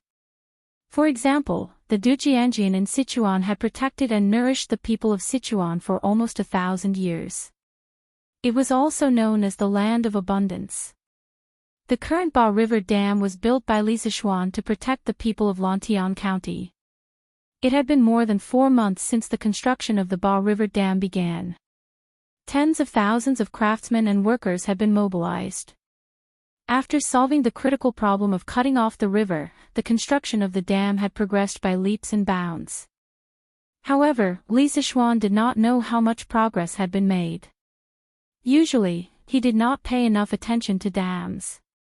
Li Zishuan came to the construction site of the dam next to Plum Village. He saw a wide dam that crossed the Ba River from north to south. It looked very majestic. Li Zishuan saw this scene and could not help but nod. Obviously, the main project of the dam was basically completed. All that was left was the details. "Yamacho, you are here." As soon as Li Zishuan arrived at the construction site, a servant went to report to Mo Huai. When Mo Huai heard the news, he hurried over. His clothes were stained with a lot of mud and water. He looked completely different from the image of a cultured person like a professor of the academy. Li Zishuan nodded and asked, "Mr. Mo, how is the construction of the dam now?" Mo Zhong pointed to the dam on the river and smiled. "Yamacho, look. The main body of the dam has been completed. Now, the main work is to prepare for the installation of the generator in the dam in the future. For example, the generator, the control room, various switches, gates, and so on." Li Zishuan nodded with satisfaction and said, "Well, this speed is very good. I just don't know if the current dam can be lowered and the canal blocked to store water. As for the generator and the control room, can we store water while building them?" Mo Zhong didn't know why Li Zishuan was so eager to store water, but since Li Zishuan suggested it, he had to consider the feasibility of this approach. After thinking for a while, Mo Zhong nodded and said, "Store water first, and then build the generator-related parts. This is indeed feasible. But in this way, it will inevitably slow down the construction of the hydropower station." Li Zishuan smiled and waved his hand. "It's okay. The hydropower station doesn't need to be in a hurry. As the saying goes, slow work produces fine work. Mo Zhong nodded and said, in that case, this Mo will order people to make the necessary preparations. By tomorrow morning at the latest, this dam will officially begin to store water. Only then did Li Zixuan notice the mud spots on Mo Zhong's body and the pair of shoes that had long been soaked by the muddy water in the river. He couldn't help but feel touched, and then he cupped his hands and said, Mr. Mo has been working hard on the construction of the dam for the past few months, but because I was busy with mundane matters, I rarely came here to help. I'm really ashamed. The reason why the Ba River Dam can be built so quickly is definitely related to Mr. Mo's hard work day and night. On behalf of the tens of thousands of people in Lantian County, I would like to thank Mr. Mo. After saying that, Li Zixuan solemnly bowed to Mo Zhong. Hey! You can't. Yamacho, you can't. Mo Zhong was caught off guard by Li Zixuan's bow. After he reacted, he quickly stepped forward and helped Li Zixuan up. Yamacho, the Ba River Dam gathered your wisdom and the energy of tens of thousands of workers at the construction site. I only did what I should do, and I dare not take credit for it. Moreover, the Mo family's divine ancestor pitied the suffering of the people in the world. He wanted to use his talent in siege weapons to help the people to live a better life. I'm just fulfilling the divine ancestor's last wish. Once the Ba River Dam is built, it will definitely ensure that the people of Lantian County will no longer be afraid of drought. Therefore, I have to thank Yamacho for giving the Mo family a chance to use their knowledge to benefit the people. Otherwise, with the Mo family's gradual decline, it would be even more difficult to benefit the people of a county. After saying that, Mo Huai sincerely bowed to Li Zixuan. These words came from the bottom of his heart. Although Yanwang Academy did not impart the school of Mo, but rather the school of engineering, its philosophy of helping the world was similar to that of the school of Mo. In Yanwang Academy, under Li Zixuan's command, the disciples of the school of Mo were able to use what they had learned to practice Mo's philosophy of helping the world. It could be said that they had indirectly promoted the school of Mo. Without Li Zixuan's strong financial support, it would have been impossible for Mo Huai to participate in and complete such a huge project like the Ba River Dam that would benefit the people of a county. Mr. Mo, please get up. Li Zixuan quickly helped Mo Huai up and said respectfully, Mr. Mo has noble character and is wholeheartedly devoted to the people. Ziyuan admires you. The people of Lantian County will definitely remember Mr. Mo's contribution and great kindness. Sigh. To tell you the truth, just now, Li Chunfeng, the official of the Imperial Historian Bureau, told me that he had observed the stars and predicted that our Tang Empire would soon suffer from a severe drought. That was why this marquis was so anxious to have Mr. Mo lower the dam gates and start storing water. What? There will really be a drought? Mo Huai's expression changed. No wonder since the beginning of the year, the number of days of rain can be counted on one hand. I think that Li Shilong's prediction is very likely to be true. This won't do. I will ask the craftsmen and the people to speed up the progress. The Ba River Dam must be stored as soon as possible. Otherwise, when the weather gets hot, there won't be any water to store. After saying that, Mo Huai clasped his hands at Li Zixuan and turned to leave. Imperial Palace, Suite du Hall. Li Er paced back and forth in the hall with a gloomy expression. Recalling Li Chunfeng's words, his frown deepened and he would sigh from time to time. Inside the hall, Xiao Songjing dared not make any noise. She was afraid that she would disturb Li Er, who was in a bad mood. Thump, thump, thump. At this moment, there was a series of footsteps outside the hall. A moment later, Empress Xiangsun walked in with a few palace maids. Your Majesty, the weather is very hot. I have made iced mung bean soup for you. Would you like to try it? Empress Xiangsun took the plate from the palace maids behind her and walked to Li Er. Li Er waved his hand and said, Guanyin, put it down. I'm not in the mood to eat now. Empress Shangxuan's expression froze.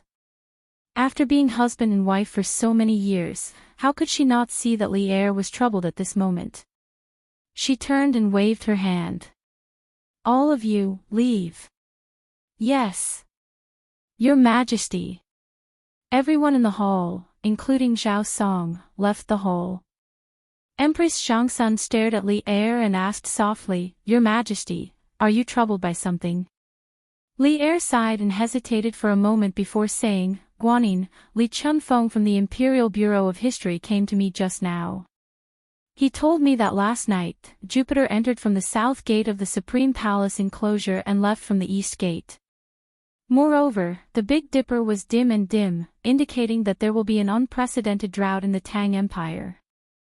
Also, he told me that in 3 days, there will be a heavenly dog eating the sun. Drought? A heavenly dog eating the sun.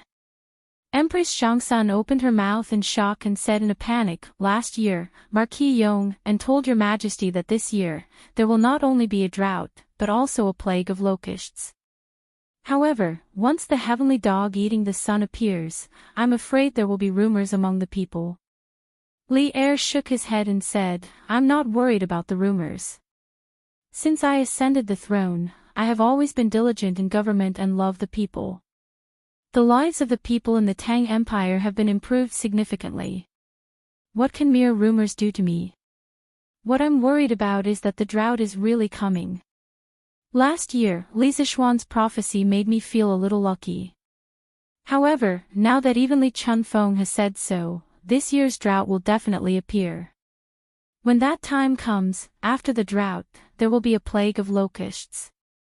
The people in many places in the Guangzhou Empire will not be able to harvest a single grain. My heart hurts.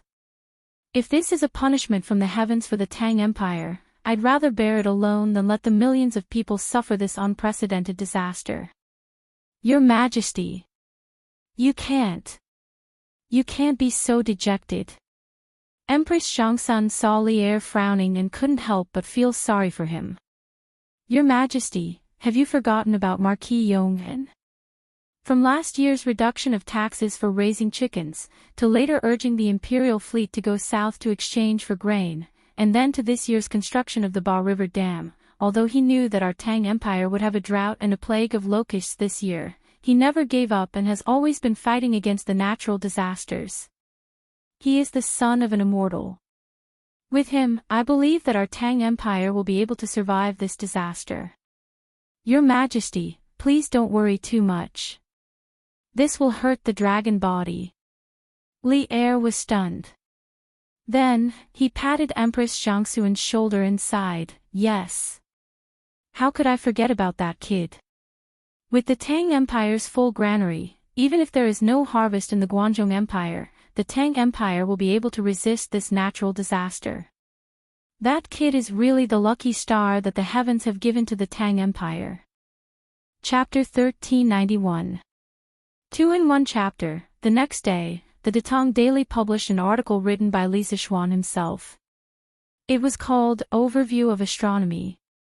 This was an article to popularize basic astronomical knowledge to the public. In the article, Li Zishuan formally introduced the concept of the solar system to the public. He pointed out that the sun was a star, and the earth under our feet was called the earth. It was a planet in the solar system. Moreover, there were 5 planets in the solar system: metal, wood, water, fire, and earth. The planets in the solar system all revolved around the sun. At the same time, he also pointed out that it took about 365 days for the earth to revolve around the sun, which was what people often called a year. Therefore, people could feel the changes of the 4 seasons in a year. The moon was the Earth's satellite, and it would revolve around the Earth. It took about 27 days for it to revolve around the Earth, which was about a month. Therefore, every month, the moon would be waxing and waning. In addition, the Earth also rotated, and its rotation period was about a day. Therefore, people could see the sun rise and set every day.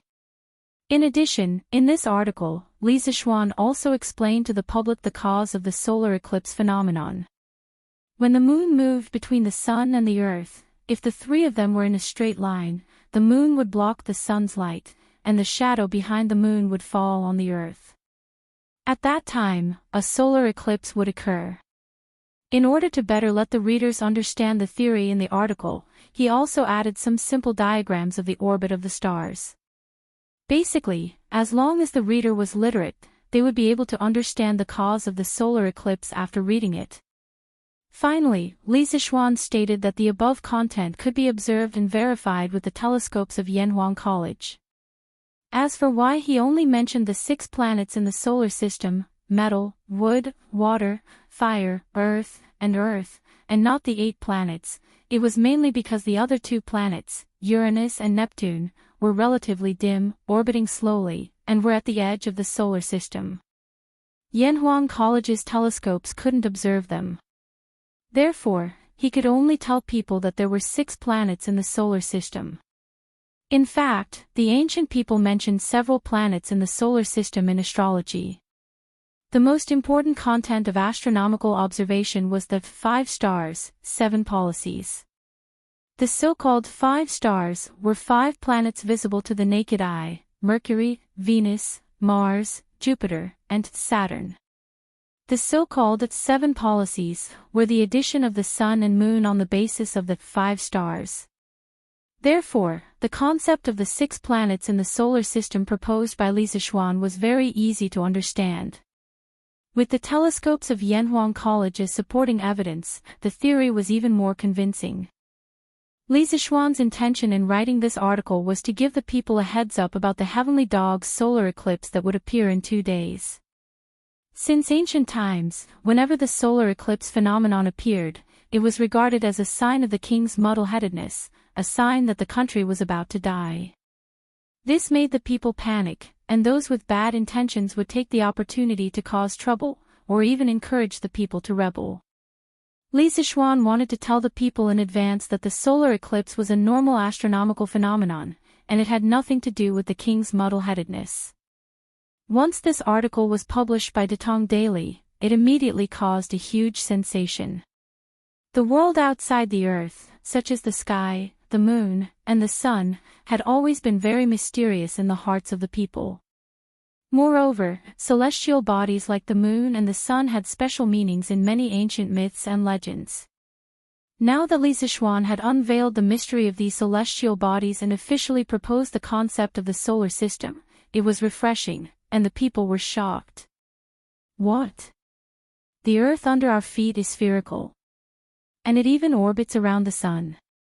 Look at this picture, there are 5 other planets that also orbit around the sun, just like the earth. Nonsense. It's complete nonsense. How can the earth under our feet be spherical? Also, how can the earth under our feet revolve around the sun? Don't tell me the sun doesn't revolve around us. It's because of this that we can see day and night. You can't say that the Marquis of Yong'an is spouting nonsense. Because according to the Marquis of Yong'an's point of view, we have 4 seasons: spring, summer, autumn, and winter every year. Far from the sun is winter, and close to the sun is summer. A year is a cycle, and it also happens to be a revolution cycle. Furthermore, the Marquis of Yong'an's Earth can rotate view is very unique, because if the Earth's rotation cycle is a day, then it can explain why there is day and night on Earth. The Marquis of Yong'an's point of view is hard to not believe. I heard that there is a scholar in the Imperial Bureau of History who uses astronomical telescopes to observe the celestial bodies in Yanhuang College. If there was no proof, the Marquis of Yong'an would definitely not dare to say these points of view with such certainty. Now that he has said it, then it can definitely be proven with astronomical telescopes. That's right. That's right. The Marquis of Yong'an is a knowledgeable person, and since he dares to say this, and has so much proof in his hands, it means that it is all true. I believe the Marquis of Yong'an's words. I also believe it. And today I finally understand why there is a solar eclipse. It turns out that the moon is blocking the sunlight that shines on Earth. In the past, people thought that the solar eclipse was a bad omen, but looking at it now, it is so laughable. The people were discussing Li Sichuan's article. There were those who were suspicious of it, and those who were supportive. The main reason was that Li Sichuan's point of view was very sufficient, and it explained many problems that could not be explained in the past. Coupled with a few illustrations, it was very easy to convince people. At this time, Li Sichuan could not help but be thankful that he was an engineering student in his previous life, because engineering students paid the most attention to clear logic, sufficient evidence, and sufficient data. It was because of this rigorous academic quality that he was able to write a scientific article that was completely different from the style of this era, and yet was able to convince the majority of people. Besides, Li Sichuan had put on a, "If you don't believe me, come to the Yanwang Academy and see for yourself with your binoculars" posture. This strong confidence was even more convincing. Of course, Li Sichuan's lofty reputation among the people and the academic community also played a considerable role in this. Even if engineering had not been widely recognized and become a mainstream theory, there were already many scholars among the people who admired Li Sichuan very much. With the support of various reasons, there were many people who believed in Li Sichuan's solar system theory. Since then, the solar system theory had shown its first success in Tang Dynasty. In the palace, after Li Sichuan finished the morning assembly, Zhao Song handed over today's Datong daily to Li Er. As he was present when Li Sichuan met the emperor yesterday, he immediately understood Li Sichuan's intention after seeing the article written by Li Sichuan today. In his opinion, Li Er would be happy to see this article. Solar system. Planet. Solar eclipse. Now that this kid mentioned it, a solar eclipse doesn't seem to be a bad thing. He's trying to reduce the impact of the solar eclipse on the people. It's really hard on this kid. After reading the solar system theory and Li Sichuan's explanation of the solar eclipse, Li Er also understood Li Sichuan's intention. He could not help but sigh in his heart. Order the Bureau of Imperial History, Li Chunfeng, to compile a draft of the results he observed with the telescope in Yanhuang College over the past 6 months.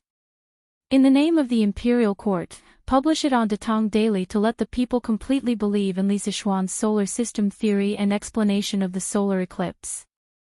After thinking for a moment, Li Er gave the order. Li Chunfeng had borrowed the telescope in Yanhuang College for so long, so naturally, he had discovered something. Regarding the orbit of the planets in the solar system, Li Chunfeng had already drawn a star map at the beginning of the year and secretly showed it to Li Er. Therefore, when Li Er saw Li Sichuan's theory now, he did not seem so surprised. Li Er was not afraid of the rumors during the solar eclipse, nor did he intend to make arrangements in advance to deal with it. However, now that Li Sichuan had helped him, he naturally did not mind going with the flow and providing Li Sichuan with official evidence to let more people believe in Li Sichuan's theory. Zhao Song understood and said, "Yes. Your Majesty. This old servant will go to the Bureau of Imperial History to pass on the decree." The impact of Li Sichuan's solar system theory was not small at all. After the news spread to the Japanese diplomatic corps, the king of the mountain back seriously read the overview of astronomy more than 10 times. In the end, he could not help but sigh. The Marquis of Yong and is really a learned man. I have never heard of such a theory, but it is so reasonable and it is hard not to believe.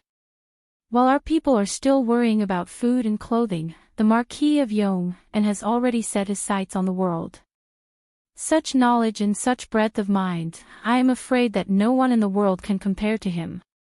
If he can be used by our country, then our country will not have to worry about not being able to prosper and prosper. After sighing for a while, he looked at his subordinate and asked, "Ishikawa Joki, how is the training of our football team?" After Yoko Ono's death, he had one less person to serve him at all times. Now, he was the head of his guards, taking over Yoko Ono's position.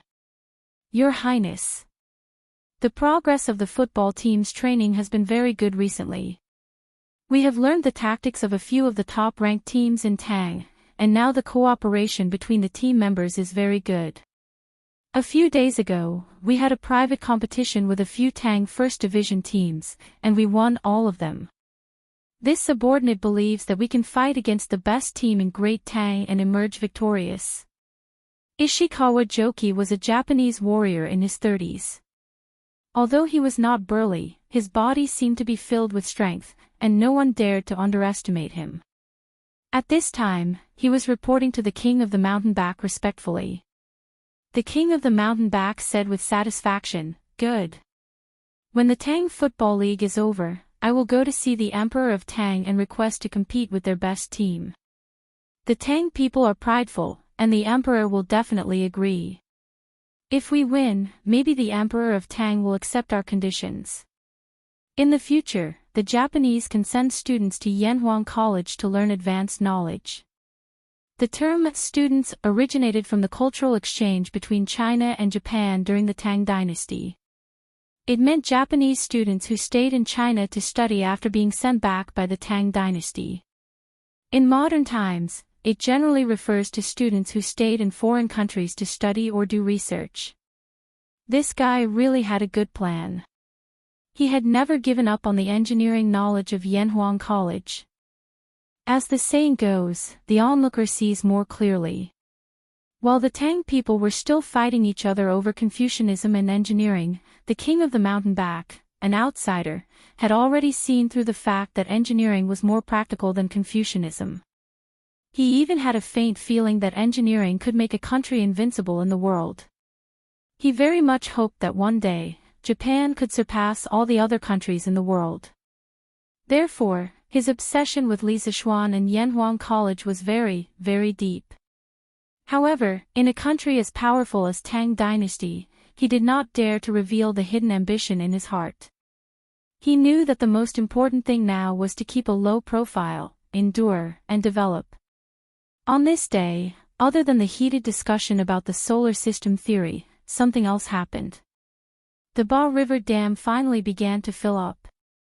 Marquee. All the sluice gates have been closed. The current water level is 75 zhang. Marquee. 2 hours have passed. The water level has risen to 10 zhang. Marquee. 4 hours have passed. The water level has risen to 12 zhang. Marquee. 6 hours have passed. The water level has risen to 13 zhang. Starting from 9 in the morning, all the sluice gates of the dam were closed.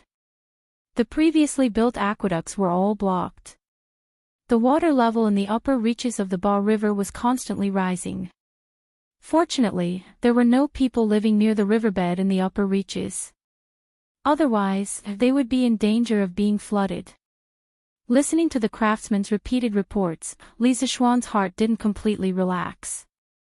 This was because the water level was getting more and more difficult to rise. A mere 100 feet of water wasn't enough to satisfy the needs of Lantian County. Yamacho, there should still be some time before the drought. You don't have to worry about it. During this period of time, as long as there is rain in the upper reaches of the river, the water level of the Ba River Dam will easily break through to more than 25 zhang. When that time comes, it should be enough for the people of Lantian County. Mo Hui saw Li Zishuan frowning and could not help but comfort him. Li Zishuan nodded and said, "We can only wait now. Mr. Mo, you go ahead with your work. I will go back and think of other ways." The next day, the Tang Dynasty Daily published another article on the theory of the solar system. What was different was that this article was signed by all the important officials of the Imperial Bureau of History. The article introduced in detail the results that Li Chunfeng, the Imperial Bureau of History's official, had observed with a telescope for the past 6 months. The conclusion was exactly the same as Li Zishuan's article yesterday. When this article came out, the public was in an uproar again. This was basically equivalent to the imperial court supporting Li Zishuan's solar system theory. Since then, the solar system theory had gained a firm foothold. The explanation of the cause of the solar eclipse could be considered as an early precaution for the solar eclipse in a day's time. Chapter 1392. The 3 days that Li Chunfeng had mentioned had passed very quickly. In these 3 days, Li Zixuan's solar system theory spread like wildfire, with Chang'an as the center. More and more people knew about it. Almost all the people within a few hundred miles knew what the solar system was, how many planets were there in the solar system, and what was the cause of the solar eclipse in the heavenly dog. This day seemed to be the same as usual. The sun still rose from the east in the early morning, emitting a golden light. When the sun rose, the people had already gone to work in the fields. The merchants had also entered the city. The officials were either attending court or on duty in the government office. Everything seemed so normal. Husband, it is said that the solar eclipse means that the world will be in chaos. Is that true? In the courtyard of Yunshan, the Li family, who had known that the solar eclipse would happen, did not go anywhere today. Han Yushi leaned on Li Zixuan in the backyard and asked softly. Li Zixuan shook his head and said, "Of course not. Didn't I say it before? The solar eclipse is just an astronomical phenomenon caused by the movement of the stars. It has nothing to do with the world being in chaos or the prince being muddle-headed." Han Yushi frowned and said, "But these legends have been around since ancient times. It is hard for me to understand them in such a short time."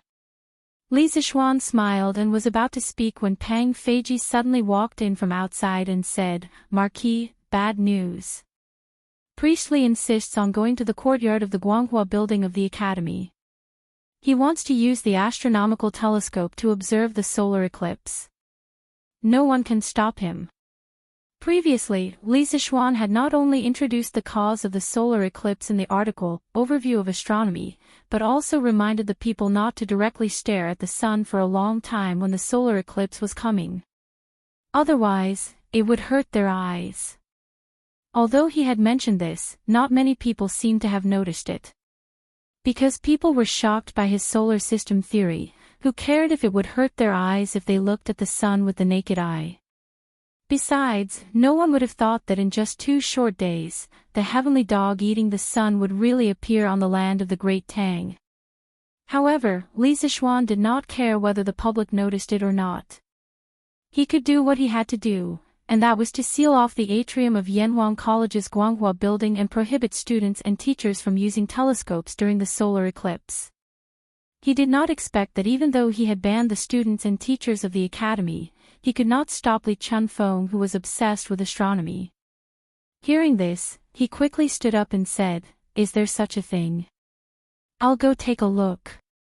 Then, he greeted Han Yushi and left with Pang Feiji. Taoishly, the Yamacho said that no one is allowed to enter today. "I can't open the door for you." When Li Zixuan arrived at the courtyard on the 4th floor of Guanghua Tower, he heard Mo Zhong's helpless voice. "Commander Mo, please do me a favor. I have to use this telescope today because I have something very important to do. I'm willing to bear all the consequences." Li Chunfeng said stubbornly. "Ahem. Mo Zhong, you can go now." Seeing this, Li Zixuan coughed softly and walked out. "Yes." When Mo Zhong saw that Li Zixuan had come personally, he could not help but let out a sigh of relief. Then, he cupped his fists in acknowledgement and slowly walked away. Marquis, seeing Li Zixuan, Li Chunfeng's face suddenly showed a trace of awkwardness. Li Zixuan frowned and asked, "Taoishly, what is so important that you have to use the telescope today?" "I've told you before that when the heavenly dog eats the sun, it will hurt your eyes the most. If you use the telescope to observe the sun, you will most likely be blinded by the sunlight. Why do you insist on doing this?" Li Chunfeng said seriously, "Marquis, the sun is usually very bright. Whether it's with the naked eye or with the telescope, it's impossible to observe the sun directly. It's rare to see a heavenly dog eat the sun. When that time comes, the sun will be much dimmer.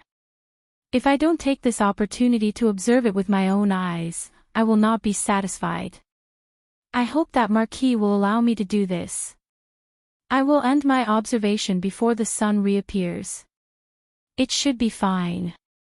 Even if there is an accident, I am willing to bear all the consequences without any regrets. Li Zishuan was speechless. He had only considered the issue of safety, but he had not considered the issue of humanity. He had not considered the fatal attraction of an astronomical spectacle like a solar eclipse to an amateur astronomer like Li Chunfeng. Even in modern times, whenever there was a solar eclipse, astronomy enthusiasts from all over the world would swarm over from thousands of miles away, set up professional equipment there in advance, and wait to observe the solar eclipse. However, according to Li Chunfeng's prediction, today's solar eclipse should be a total solar eclipse. The sun was 400 times wider than the moon, but it was also 400 times further away from the earth. Due to symmetry, the moon's shadow, which was the shadow that fell on the earth's surface, was just wide enough to cover the entire sun. The sun's light sphere was completely covered by the moon, and the originally bright sun's disk was covered by the moon's shadow. At this time, a total solar eclipse would occur. Other than total solar eclipses, there were also partial solar eclipses, annular solar eclipses, and so on. However, relatively speaking, only during a total solar eclipse could people safely look at the sun with their naked eyes. During a total solar eclipse, almost all of the sun's light was blocked. Only the sun's corona could be seen, and the corona's light was only equivalent to the full moon. Therefore, the light at this time was acceptable. However, the light from a small part of the photosphere was enough to hurt our eyes. Therefore, it was better to have safety measures during a total solar eclipse. Li Zishuan thought of this and said to Li Chunfeng, "Since Taoist Master Li insists, I won't persuade you anymore. However, I have to add some color to the lens of this telescope." He then turned to Pang Feiji and said, "Feiji, get me some ink, a cup of water, and a brush." Li Chunfeng looked at Li Chunfeng, who was both happy and confused at the same time. "Yes, Marquis." Pang Feiji took the order and left. After a while, Pang Feiji brought over all the ink, water, and writing brush that Li Zishuan asked for. Under the two's confused gaze, Li Zishuan first diluted the ink with water, then dipped the writing brush in the diluted ink. After that, he held the writing brush and painted the surface of the eyepiece and the objective lens of the telescope. "Hey, Marquis. It's fine if you don't want me to use this telescope, but why do you have to destroy it with ink? How can the binoculars be able to see clearly like this?" Li Chunfeng was heartbroken and tried to stop him. Li Zishuan did not stop. As he painted, he said, "Who said that I can't see clearly? This ink is diluted, so it won't block too much sunlight. It's just right for Taoist Master Li to observe the solar eclipse. This way, it can reduce the damage to your eyes." Strictly speaking, when observing a solar eclipse, it was necessary to use professional polarizing lenses, similar to sunglasses, to reduce the damage caused to the eyes by the sunlight. However, Li Zishuan couldn't make such lenses in a short time, so he thought of a simpler method, which was to use diluted ink to smear the lenses of the telescope. Although this method was simple, it was indeed effective. In modern times, many people use this method to observe solar eclipses. Other than that, they could also use exposed film, old floppy disks, protective lenses for welding, blackened glass, and so on to replace the professional polarized lenses. When Li Chunfeng heard this, he felt slightly relieved. After a few minutes, Li Zishuan finished painting both lenses of the telescope with diluted ink. He then said to Li Chunfeng, "All right. Taoist Master Li, you can do as you please. Although I've painted the lens with ink, please don't look directly at the sun for too long." "I know. Thank you so much, Marquis," Li Chunfeng said gratefully. Li Zishuan nodded, then turned around and left. After he left, Li Chunfeng immediately moved his eyes closer to the eyepiece of the binoculars. After a quick glance, he felt as if the whole world had been smeared with a thin layer of ink. The light was not as dazzling as before, and the clarity of the lens did not seem to be affected by the light. Because of this, Li Chunfeng was even more grateful to Li Zixuan. Around noon, the farmers in the fields packed up their farming tools and prepared to go home for lunch. The pedestrians and peddlers on the streets also went home or went to the restaurants. Everything looked the same as before. But at this moment, the originally clear and cloudless sky suddenly darkened. The sun that was still shining brightly a moment ago seemed to be partially blocked by something.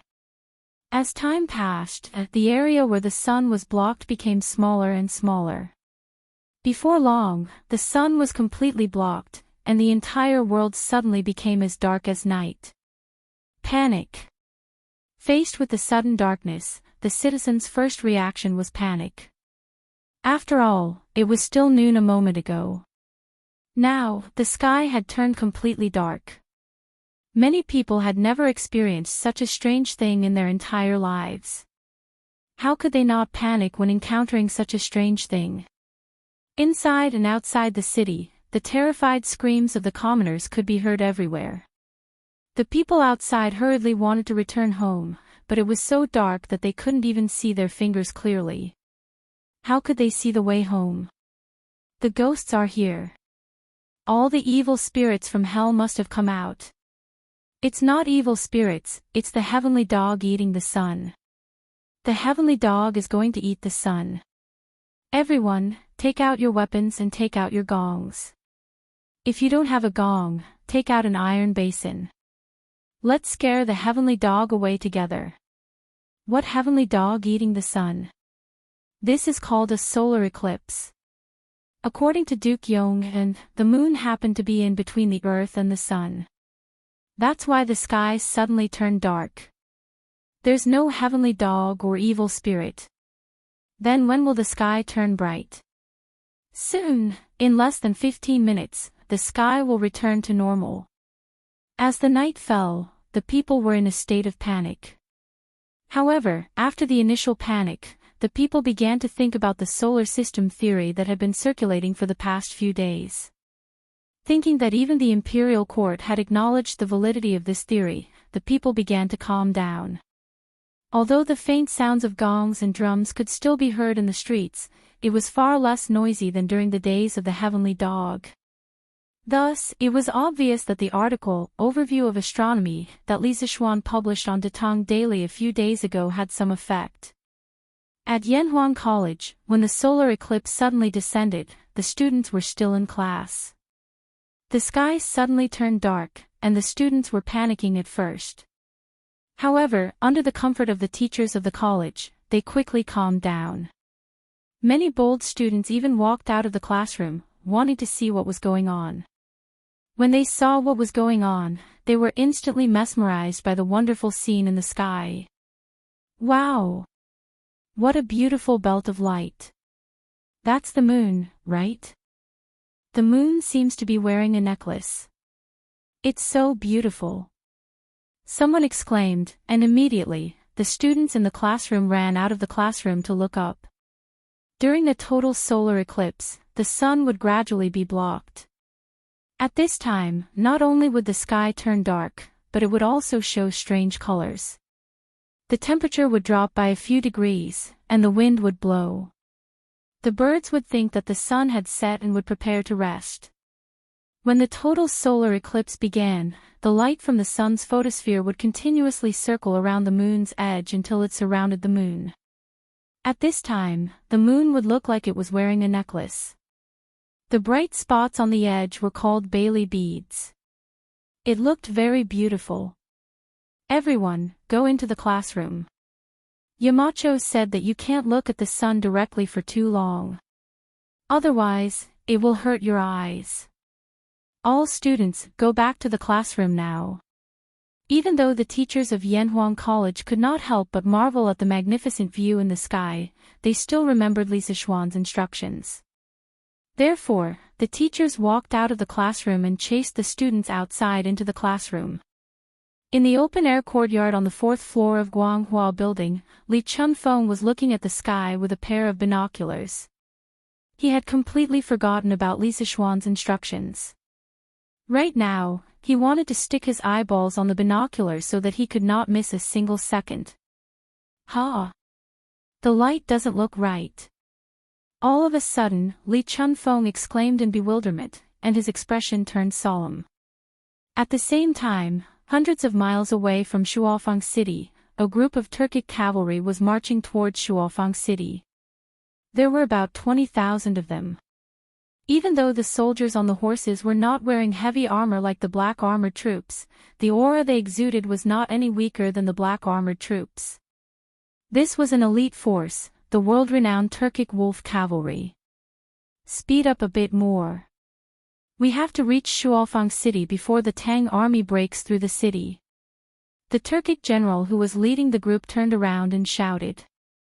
Yes. The cavalry behind him replied loudly. Then, the entire group of cavalry rushed towards Shuofang City at an even faster speed, leaving a trail of dust behind them. However, the leader of the Turkic Wolf Cavalry did not know that there were people waiting for him outside Shuofang City. Chapter 1393. Reporting. General, the Turkic Wolf Cavalry is 20 miles away from the East City Gate. There are around 20,000 of them. 3 miles east of Shuofang City, in the bushes beside the official road, a cavalry galloped over. He quickly got off his horse and cupped his fists toward Chai Shao. Chai Shao was shocked and said excitedly, "Good.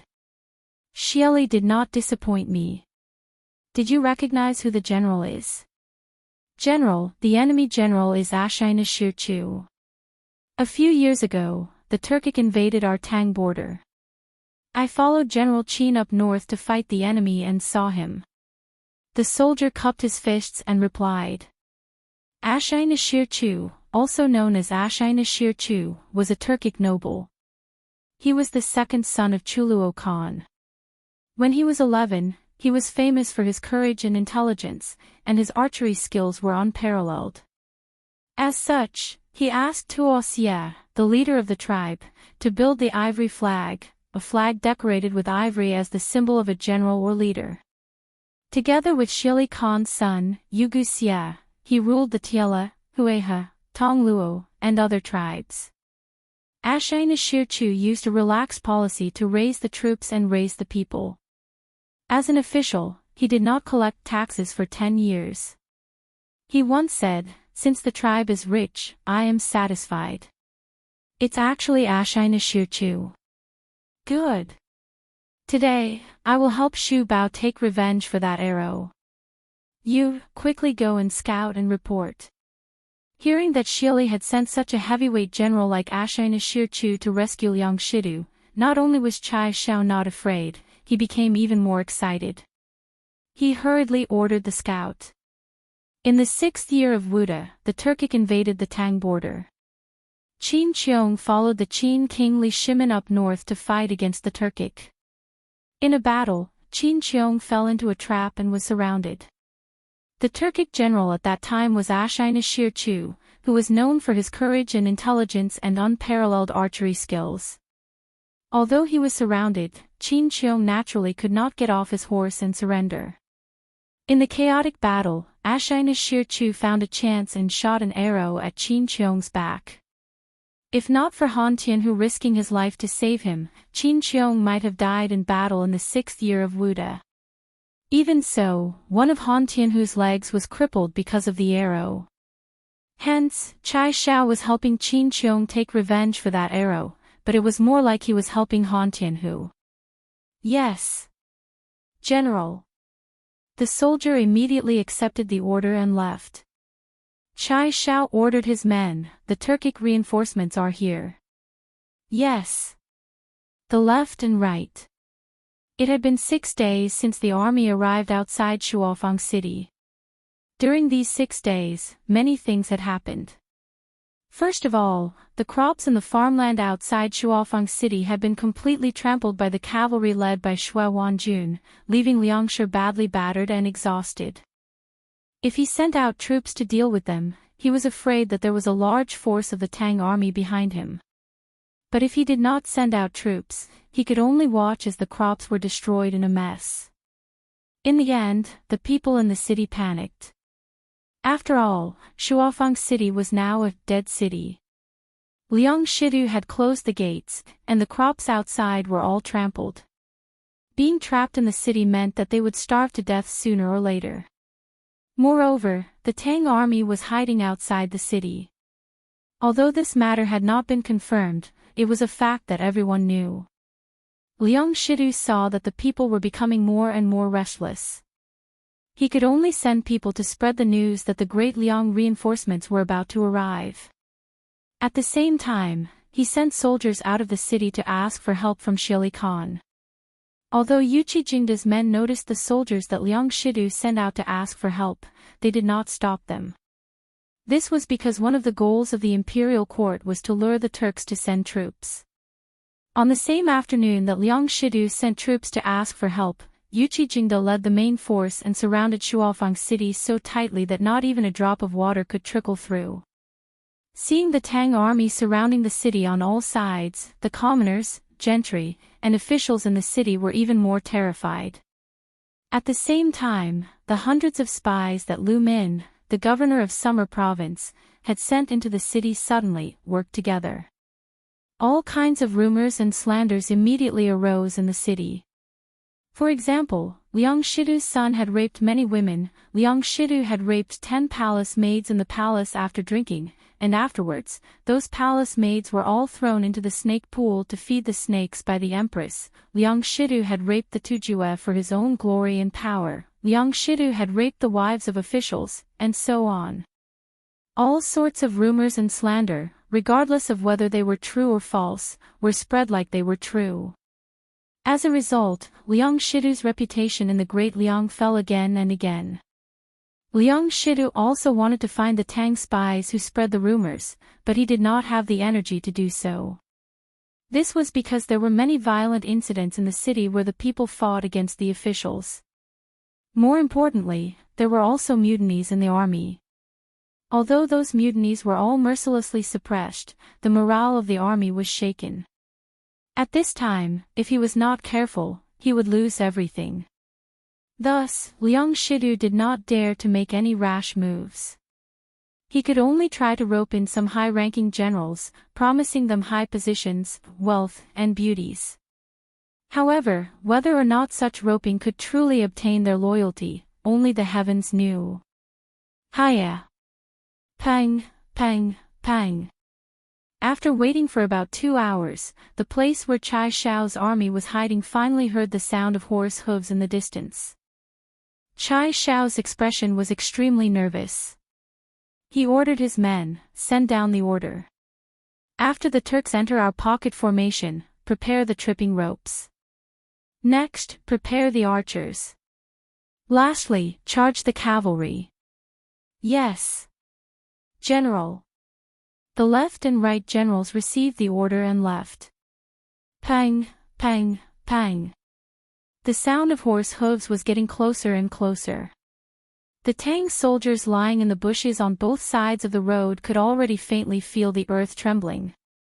20 zhang, 15 zhang, 10 zhang, 5 zhang, 3 zhang. The Turkic wolf cavalry did not realize that anything was wrong. The entire army was still galloping at an extremely high speed. On the way here, they had already learned that Shuofeng City was surrounded by the Tang army. They had to reach Shuofeng City before it was breached, so they had to use their fastest speed. Rise! Whoosh, whoosh, whoosh. Someone shouted, and dozens of tripping ropes suddenly appeared on both sides of the road. The Turkic army was caught off guard, and a third of the vanguard was instantly tripped. The cavalry at the back had no time to slow down and avoid the tripping ropes. Like dumplings being dropped into a pot, they fell into a pile of meat in front of them. Ambush! Ambush! Order the cavalry at the back to immediately slow down. Turkic Great General Ashine had jumped down from his horse at this crucial moment, and now that he had stabilized himself, he hastily called out. But to completely slow down the Turkic wolf cavalry in this state was easier said than done. The powerful inertia caused batch after batch of cavalry to fall onto the soldiers who had tripped over them. Once all 4,000 of Ashine-Shirchu's vanguard had fallen, the army finally came to a stop.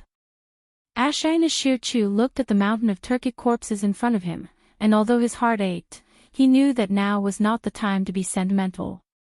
He hastily ordered the army to get back into formation. At this moment, several thousand Tang archers suddenly stood up from the bushes on the right side of the road. They knocked arrows and aimed at the Turkic army. Not good. Spread out the formation. Everyone, get on your horses. Charge. Ashine-Shirchu grimaced as he hastily ordered. There should have been no problem with his command, but it was a little too late. Chai Shao had waved his hand, and a dense rain of arrows immediately began to rain down on the Turkic army. Thwish thwish thwish. Squelch. The sound of arrows being fired and the sound of arrows piercing flesh rang out incessantly. Countless Turkic soldiers began to wail in agony. Charge! Get rid of their archers. Ashine-Shirchu waved his saber to deflect the arrows flying towards him. At the same time, he led the cavalry around him and charged towards the Tang archers. He knew that at this distance, if he tried to escape, he would definitely be shot in the back by the Tang army. He could only brace himself and break through the Tang archers. Only then would he have a chance to fight the Tang army head-on and have a chance of survival. At this moment, the ferocity in the bones of the Turkic people was on full display. Although many of the Turkic soldiers still had arrows in their bodies, they still fearlessly followed Ashine-Shirchu and charged at the Tang army. Even if their clothes were stained with blood, they still did not care. The Turkic wolf cavalry was indeed a world-renowned elite cavalry force, and their reputation was well-deserved. Chai Shao's eyes darkened. Even as an opponent, he could not help but admire this cavalry. He stretched out his right hand and was about to order the cavalry behind the Tang army to charge when a strange scene that no one had expected appeared. A moment ago, the sun was still high in the sky, but at this moment, the sky suddenly darkened. Soon, it was so dark that one could not even see one's own fingers. Faced with this bizarre scene, not only were the Turkic cavalry panicking, even the Tang army began to stir. Everyone was at a loss for what to do. The attack of the Turks paused for a moment, and the military order that Chai Shao wanted to give also paused for a moment. Don't panic, the heavens are helping our great Tang. Archers, listen to my order. Aim at the Turkic people and shoot with all your might. The rest of the soldiers, prepare the tripping ropes and make the Turkic people fall from their horses. Although the weather was bizarre, Chai Shao quickly calmed down at this crucial moment. He suddenly thought of a plan and circulated his internal energy as he shouted. His shout was not only heard by the Tang army, but also by the Turkic people on the road. Chai Shao's idea was very simple. Since the sky had suddenly turned completely dark and his army could not see, the Turkic cavalry could not see either. With his shout, the Turks wouldn't be able to see their surroundings in the pitch-black environment. They would definitely be afraid of the tripwires on the ground and wouldn't dare to charge in this direction. At this time, the archers would be able to take this opportunity to shoot a few more volleys in the direction the Turks had originally come from. Otherwise, if the Tang cavalry charged forward in this pitch-black environment, there was a high chance that they would accidentally injure their own men, and the outcome would be very difficult to predict. The gains would not make up for the losses.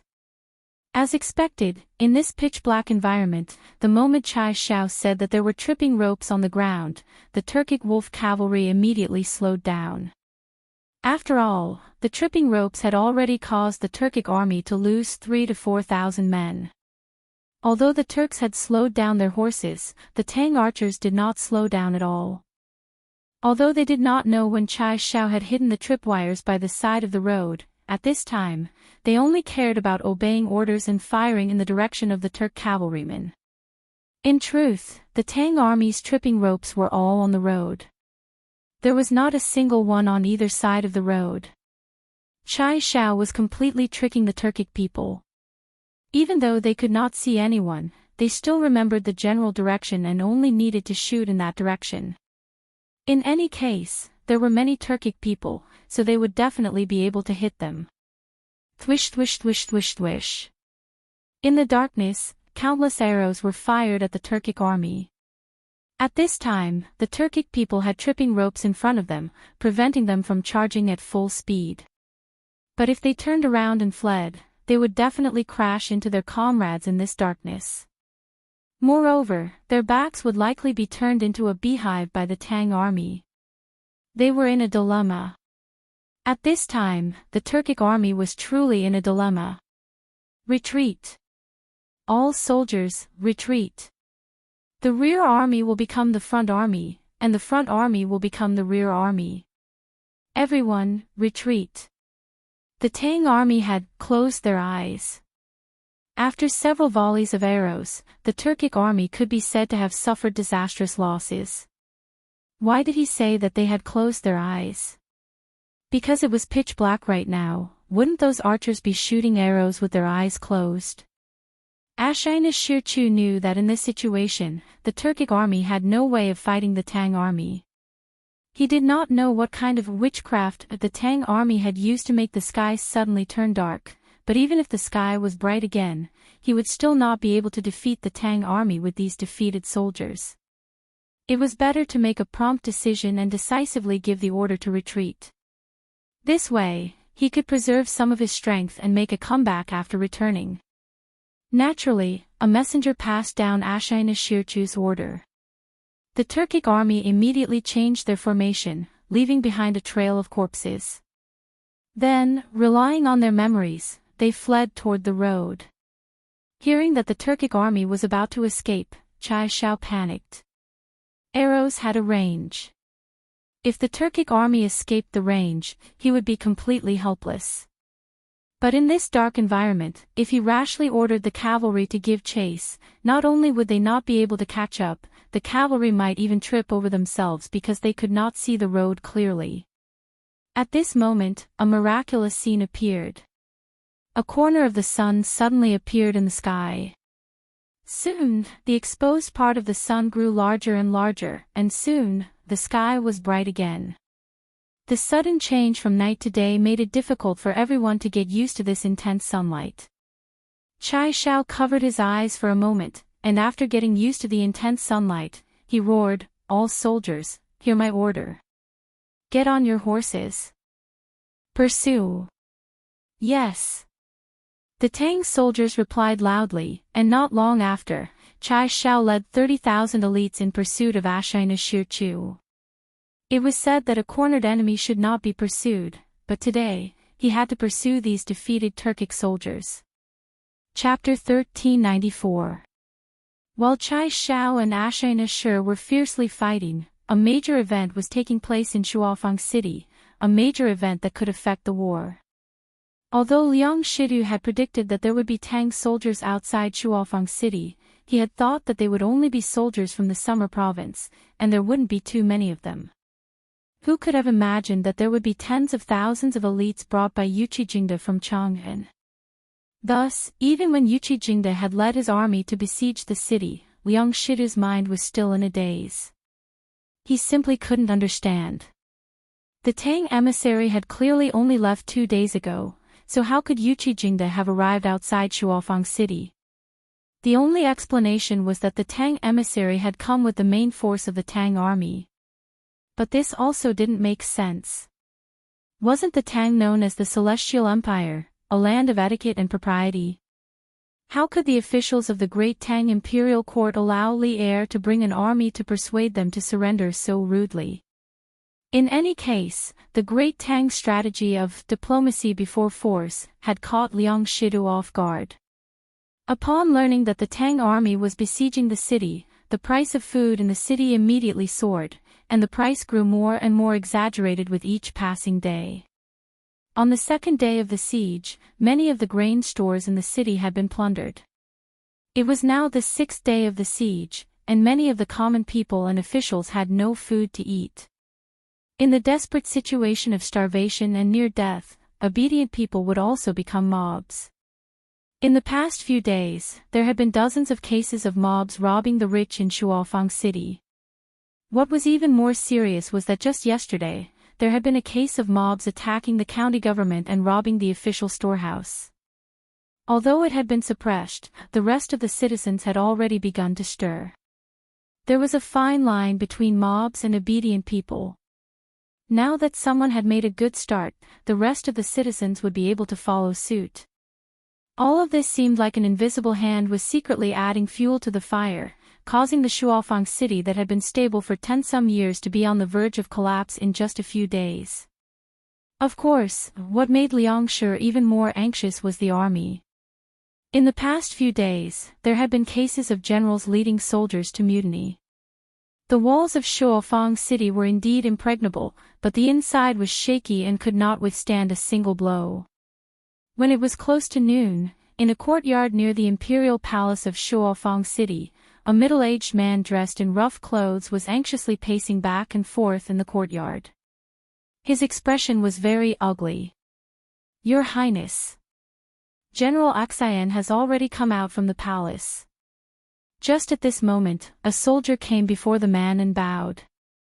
The man hurriedly asked, "How is it? Did my brother agree?" The soldier shook his head and replied, "Your Highness, His Majesty did not agree. It is said that he even scolded General Axian. He said that as the ruler of Daliang, he would rather die than surrender." It turned out that this man in rough clothes was Liang Shido's younger cousin, the Prince of Daliang, Liang Luoren. This brother did not have any other skills, but he could eat a lot. It was not an exaggeration to call him a glutton.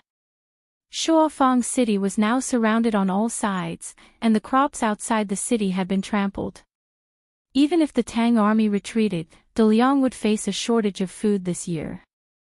As a glutton, how could Liang Luoren endure this? Thus, among the high-ranking officials of Daliang, Liang Luoren was the one who wanted to surrender to Daliang the most. After all, if he followed Daliang, he would not lack food and drink, right? However, although he had this thought, Liang Luoren did not dare to reveal it. This fellow had always been timid, so he encouraged the generals close to him to persuade Liang Shido to surrender. At this moment, after learning that Liang Shido was unwilling to surrender to Daliang, Liang Luoren's face was filled with displeasure. After a moment of hesitation, he viciously said, "Humph. My good big brother, since you don't know what's good for you, then don't blame me." What a glutton was most afraid of was not having anything to eat. Whoever did not give him food to eat, he would take that person's life. At this time, even the most timid person would take the risk when forced into a corner. The heavenly dog is eating the sun. The heavenly dog is eating the sun. At this moment, the sky suddenly darkened, and the cries of the commoners could be heard from outside the mansion. Your Highness. This heavenly dog eating the sun has always been seen as the omen of a country's demise. Now that it has appeared in Daliang, I'm afraid that Daliang is not far from its demise. At this moment, the soldier beside Liang Luoren said with a face full of fear. "Humph. Daliang should have been destroyed long ago. Unfortunately, some people are still stubbornly holding on." Liang Luoren coldly snorted and said a rebellious sentence. The soldier next to him kept quiet out of fear, not daring to say anything.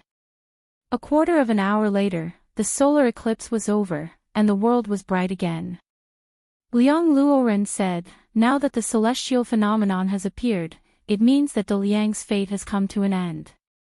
Quickly prepare a horse. This king wants to see General Axian." "Yes." Reporting to the chief steward, General Chai encountered the Tujue Wolf cavalry at the east gate. After a battle, the Tujue were defeated, leaving behind thousands of corpses as they retreated in defeat. Now, General Chai is leading the army in pursuit of the enemy. South of Shuofang City, Tang Army's central tent. A soldier rushed in and cupped his fists at Yuchi Jingde. The Tujue retreated in defeat.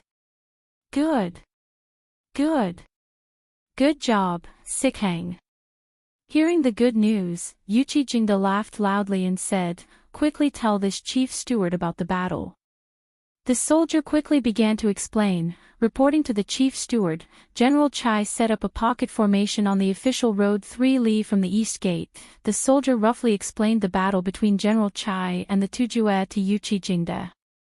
Yuchi Jingde nodded as he listened.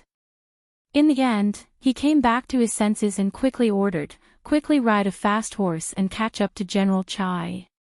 Tell him not to chase too deep and accidentally get surrounded by the enemy. Ashina Tujue is not easy to deal with." Yes. The soldier cupped his fists and left. Just as Yuchi Jingde was about to breathe a sigh of relief, another soldier walked in and cupped his fists. Reporting to the chief steward, "The south gate of Shuofang City has been opened." Liang Shidu's younger brother, Liang Luoren, personally carried Liang Shidu's head and led hundreds of officials out of the city, saying that he wants to surrender to the Great Tang. The moment these words were said, all the officials in the tent were stunned. Although these old generals were not experienced in hundreds of battles, they had still fought dozens of wars. But now, before they even launched an attack, the enemy directly delivered the head of the enemy to admit defeat. They had never encountered such a battle before. Could this be a trick that Liang Shidu deliberately came up with? His goal is to deceive us and make us lower our guard. Summer Province's Governor Lu Min could not help but ask. Having been in Summer Province and having interacted with Liang Shidu for many years, he subconsciously thought that Liang Shidu was using a scheme to trick them into surrendering. Shua Wanjun shook his head and said, "It shouldn't be. Opening the city gates and letting the officials out of the city would make it easy for our army to seize control of the city gates. At that time, the situation in Shuofang City would be at our mercy. Liang Shidu shouldn't be so stupid as to think of such a stupid move." The soldier cupped his fists and said, reporting to the generals, "This general has already sent people to personally check. That head is indeed Liang Shidu's head. Furthermore, according to the spies in the city, Liang Luoren had just killed Liang Shidu in the palace. Together with great generals Axian Liao, Li Zhengbao, and Feng Duan, they took control of the situation in the court. Then, they brought hundreds of officials out of the city to surrender." Yuchi Jingde laughed and said, "Good. Good. Good. Since Liang Shidu is already dead and the generals in Shuofang City have surrendered without a fight, then we have taken down Shuofang City without shedding a drop of blood. Let's go. Generals, follow this old man into the city." "Yes, sir." The atmosphere in the central tent instantly surged. All the generals cupped their fists and agreed, their faces filled with joy. After all, to be able to take down Shuofang City without shedding a drop of blood was the most ideal result. Chang'an City. The solar eclipse only lasted for a quarter of an hour before the world regained its light. The commoners discovered an interesting thing.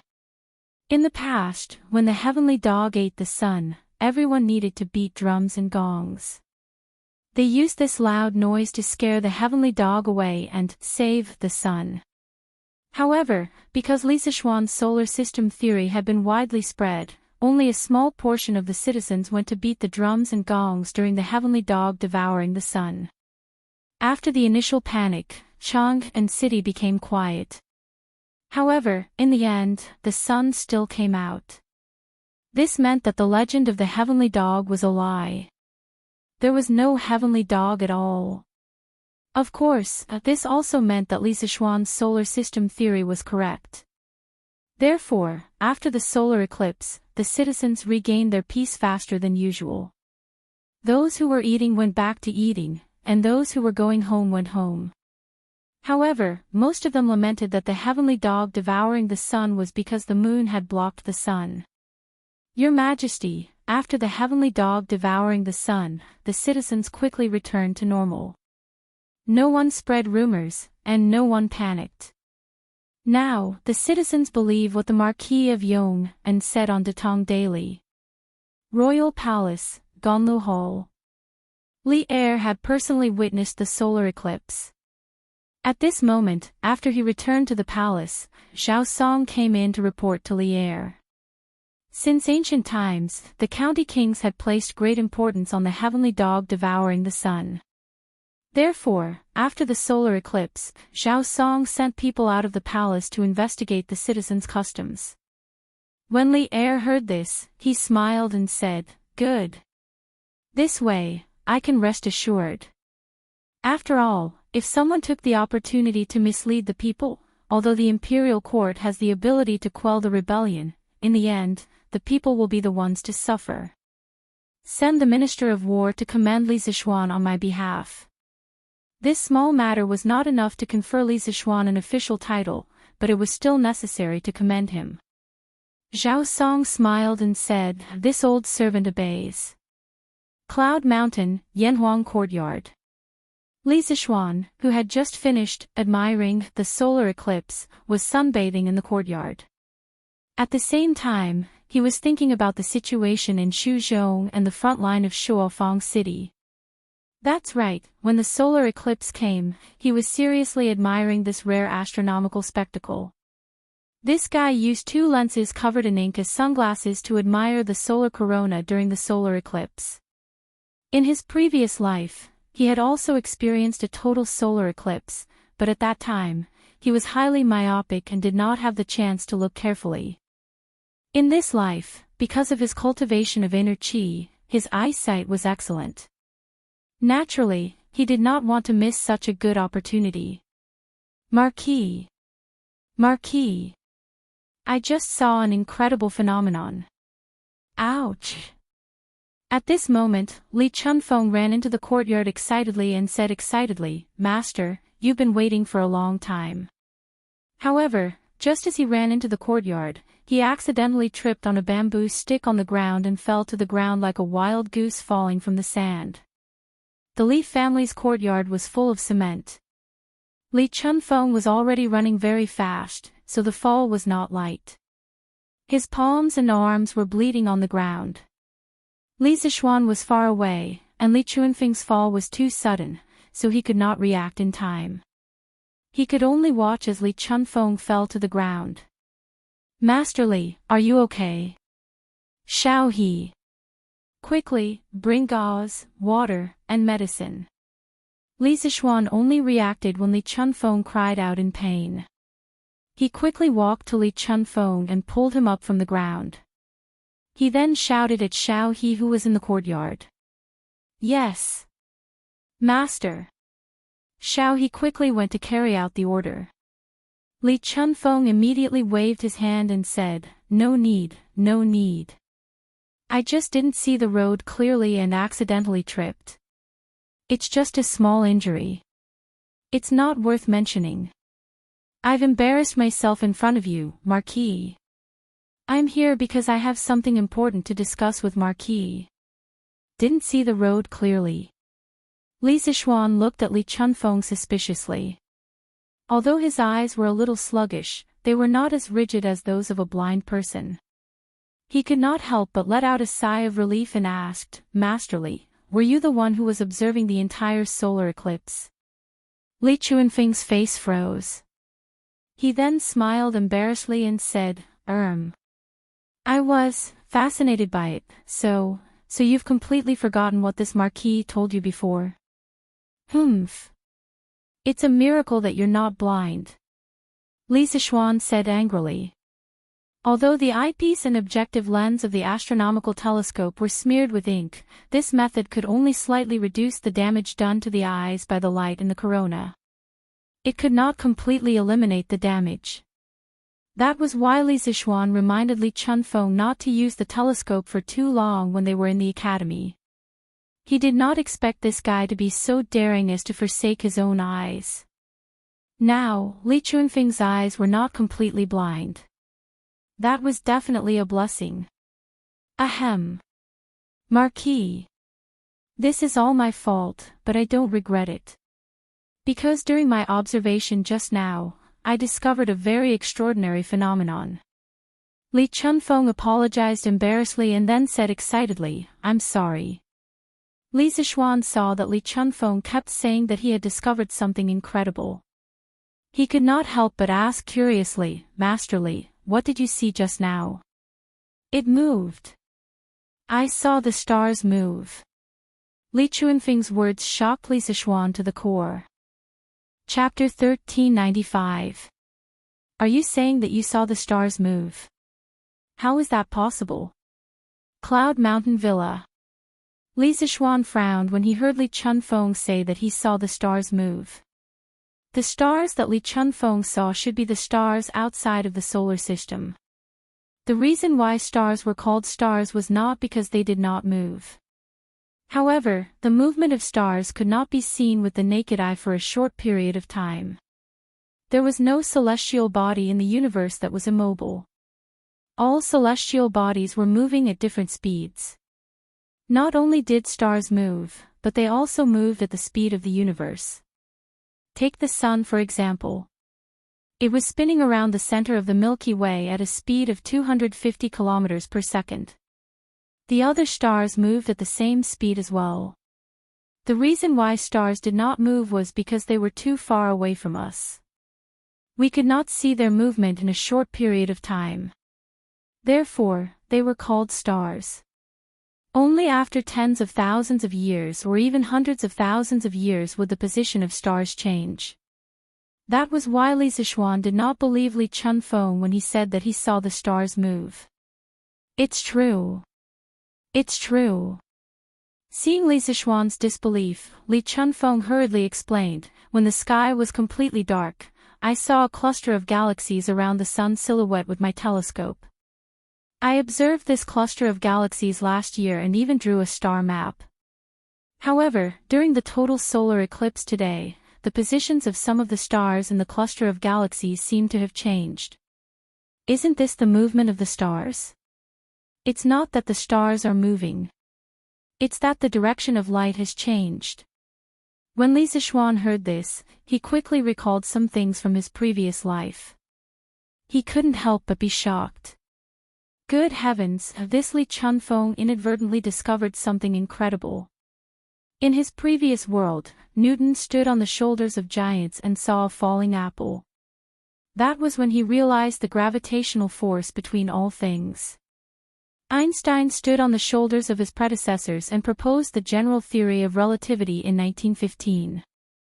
He believed that gravitational force was the representation of the curvature of spacetime. One of the major differences between Newton and Einstein's views on time and space was the influence of gravity on light. Although classical dynamics predicted that the gravitational force of a star could deflect the path of a photon, Einstein believed that this prediction was only a rough approximation of the actual situation.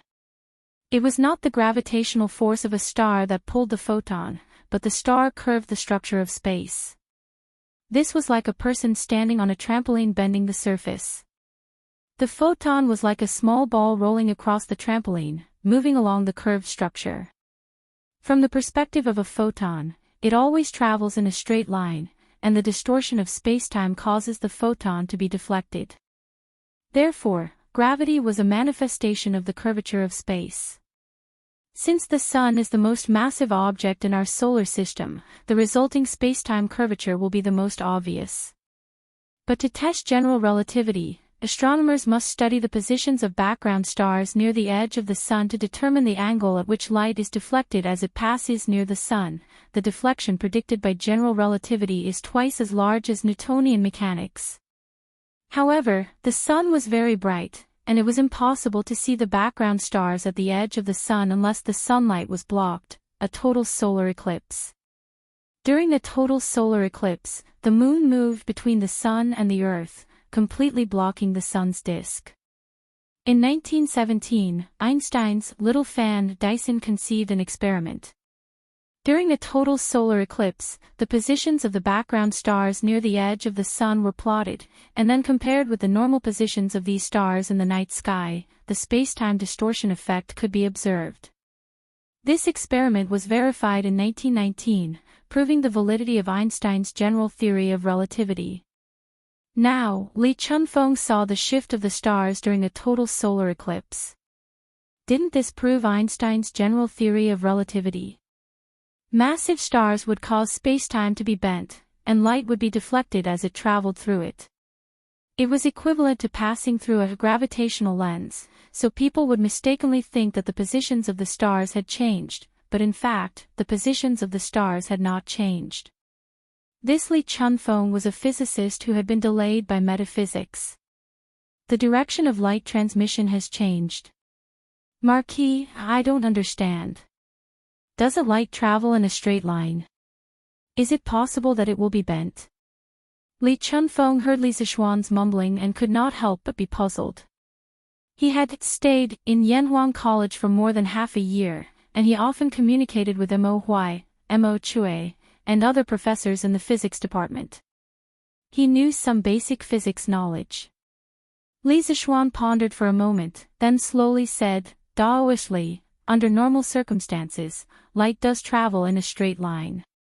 However, there are some special cases where light doesn't travel in a straight line. For example, when light passes through ice or water, it will be deflected. That's why when we use a harpoon to spear fish, we have to stab the fish a few inches deeper into the fish's body. Because the fish we see at that time are not real fish, it's just an illusion. Li Chunfeng heard this and nodded slightly. He had heard these theories from Mo Huai and Mo Chui, so it was not difficult to understand. However, Marquis, I understand what you said. But the light emitted by the stars in the sky only passes through the vast space in the process of transmission. It doesn't pass through ice or water. According to what you said in the textbook of physics, if the refractive index of the transmission medium doesn't change, then the transmission direction of the light won't change. Why do you say that the transmission direction of the light has changed? Li Chunfeng was puzzled. Li Zixuan heard this and could not help but think that Li Chunfeng was quite knowledgeable about the physics of Yanhuang College. He smiled and said, Master Li, there is one thing that I can tell you clearly. The stars in the sky do not move in a short period of time. Only after tens of thousands of years or even hundreds of thousands of years will you be able to see the changes in their positions. Therefore, the only explanation for the movement of the stars you saw just now is that the light emitted by the stars was deflected when it passed near the sun. It was as if the light passed through a lens. As for why this strange phenomenon occurred, you will have to figure it out yourself. However, I can provide you with a hypothesis. The sun is a star, and its weight is much heavier than the Earth. The space near the sun is different from the space in other places. When the light passes by, it may be deflected or absorbed by the sun. As for the specific reason, you will have to figure it out yourself. As the most famous quack in the Tang dynasty, Li Chunfeng's life was undoubtedly very glorious. He even left a deep mark in the history of Chinese civilization. Li Zixuan wanted to drag Li Chunfeng into the pit of physics. He wanted to see what kind of sparks would be created when a metaphysician collided with physics. In the 21st century, there was a popular saying that the end of science was metaphysics. When a scientist climbed to the top of the mountain, a metaphysical, or Buddhist, master would have been waiting for him for a long time. Einstein once said, religion without science is lame, and science without religion is blind. Space, time, and matter are all illusions of human cognition. Metaphysics was the study of the universe itself. It mainly studied the origin of Tao, which was opened, passed down, and developed by the ancestor of humanity, Fu Xi, the Yellow Emperor, King Wen, Laozi, and Zhuangzi. The origin of qi was a concept of the universe with a strict logic system. It was the core value of Chinese civilization. If one looked at it carefully, some parts of metaphysics actually had the shadow of science. It was very interesting to let a senior metaphysician study science. Perhaps Li Chunfeng could become a big name in science in the future, even more awesome than Newton and Einstein. This was definitely not impossible. After listening to Li Zixuan's words, Li Chunfeng's face gradually became serious. After a moment of silence, he muttered to himself, "This star can change the direction of light transmission. This is unbelievable." In the past, he boasted that he was proficient in metaphysics and could see through everything in the world. However, after talking to Li Zixuan, he suddenly felt small and insignificant. He felt that the knowledge in his mind compared to Li Zixuan was like a firefly competing with the bright moon. For the first time, he felt that Li Zixuan was unfathomable and unfathomable. Li Zixuan smiled. "This is not unbelievable. The physics taught in Yanhuang College is still relatively basic.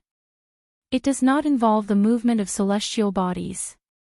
In the later advanced physics classes, students will be introduced to a force called gravity. The heavier an object was, the stronger the gravitational force it produced. The heavier a star was, the stronger the gravitational force it produced. It was difficult for mortals to estimate its weight, and the stronger the gravitational force it produced. Perhaps there is a type of star that is infinitely heavy and has an infinitely strong gravitational force. It can swallow everything, even the light around it. Who knows? The thing that he mentioned that could swallow everything was a black hole." Li Chunfeng's expression changed when he heard that. If there really is such a celestial body, won't all living beings in this world experience a world-ending catastrophe? He asked in horror. Li Zixuan shook his head and said, "All living things have their own destiny. As a Taoist, how can you not see this point clearly? How vast is the universe? How vast are the stars in the sky? Who can be sure that there is such a star that can swallow everything that I mentioned? Even if there is, it might not be near Earth because the universe is so vast that Earth is equivalent to a speck of dust. In terms of pure probability, the probability of us being swallowed is very small." I've lost my composure. The Marquis's words are reasonable. Li Chunfeng looked ashamed. He put his hands together and bowed to Li Zixuan. After pondering for a while, he said seriously, "Marquis, I have a presumptuous request. I hope that Marquis will allow it." Li Zixuan's heart skipped a beat. He quickly said politely, "Taoist Master Li, feel free to speak your mind. I will do my best to help." "Thank you, Marquis." Li Chunfeng thanked him first and then said, "Marquis, please forgive me. I want to stay in the Yanhuang Academy. I have always felt that Lord Marquis's work seems to contain the supreme mystery of Taoist metaphysics. If I can understand it, I may be able to successfully deduce the fate of the Tang Empire for the next hundreds or even thousands of years.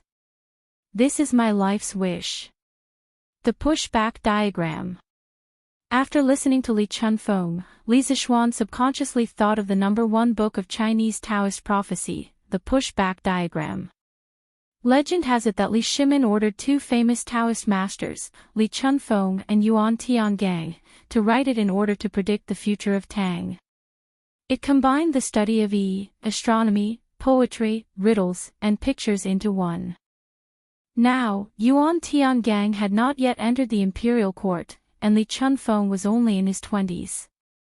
Naturally, no one could write the pushback diagram. When Li Chunfeng was proficient in physics and truly recognized the universe, what would the pushback diagram be like?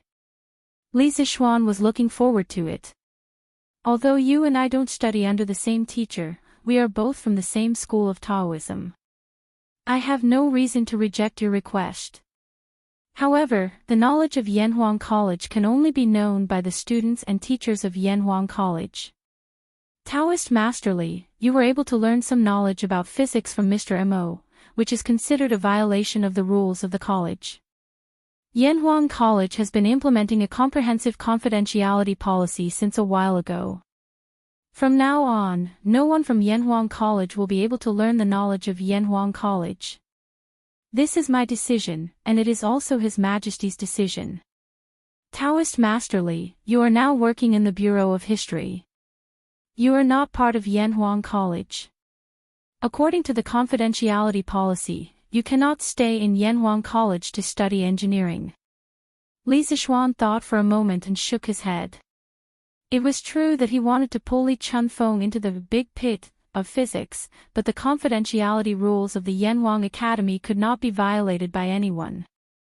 In the past, Li Chunfeng was able to learn some physics knowledge from Mo Huai and Mo Chui because the academy had not fully implemented the confidentiality rules. Now that they had started to implement confidentiality management, he had to abide by the rules. If Li Chunfeng wanted to stay in the academy, he had to solve the problem of his identity first. Li Chunfeng was silent for a while. Then, he cupped his hands and said, I see. I was too impulsive when I tried to learn engineering from the college. I apologize to Marquis. Li Zixuan smiled and said, Taoist Master Li, you don't have to apologize. It was the college's fault for not having a complete system. Li Chunfeng's eyes suddenly lit up and said, since only people from Yanhuang College can learn engineering, I wonder if Marquis is willing to accept me as his student. I am willing to resign from my position in the Bureau of History on behalf of His Majesty. Li Chunfeng wanted to be a student in Yanhuang College. Li Zixuan almost laughed when he heard that.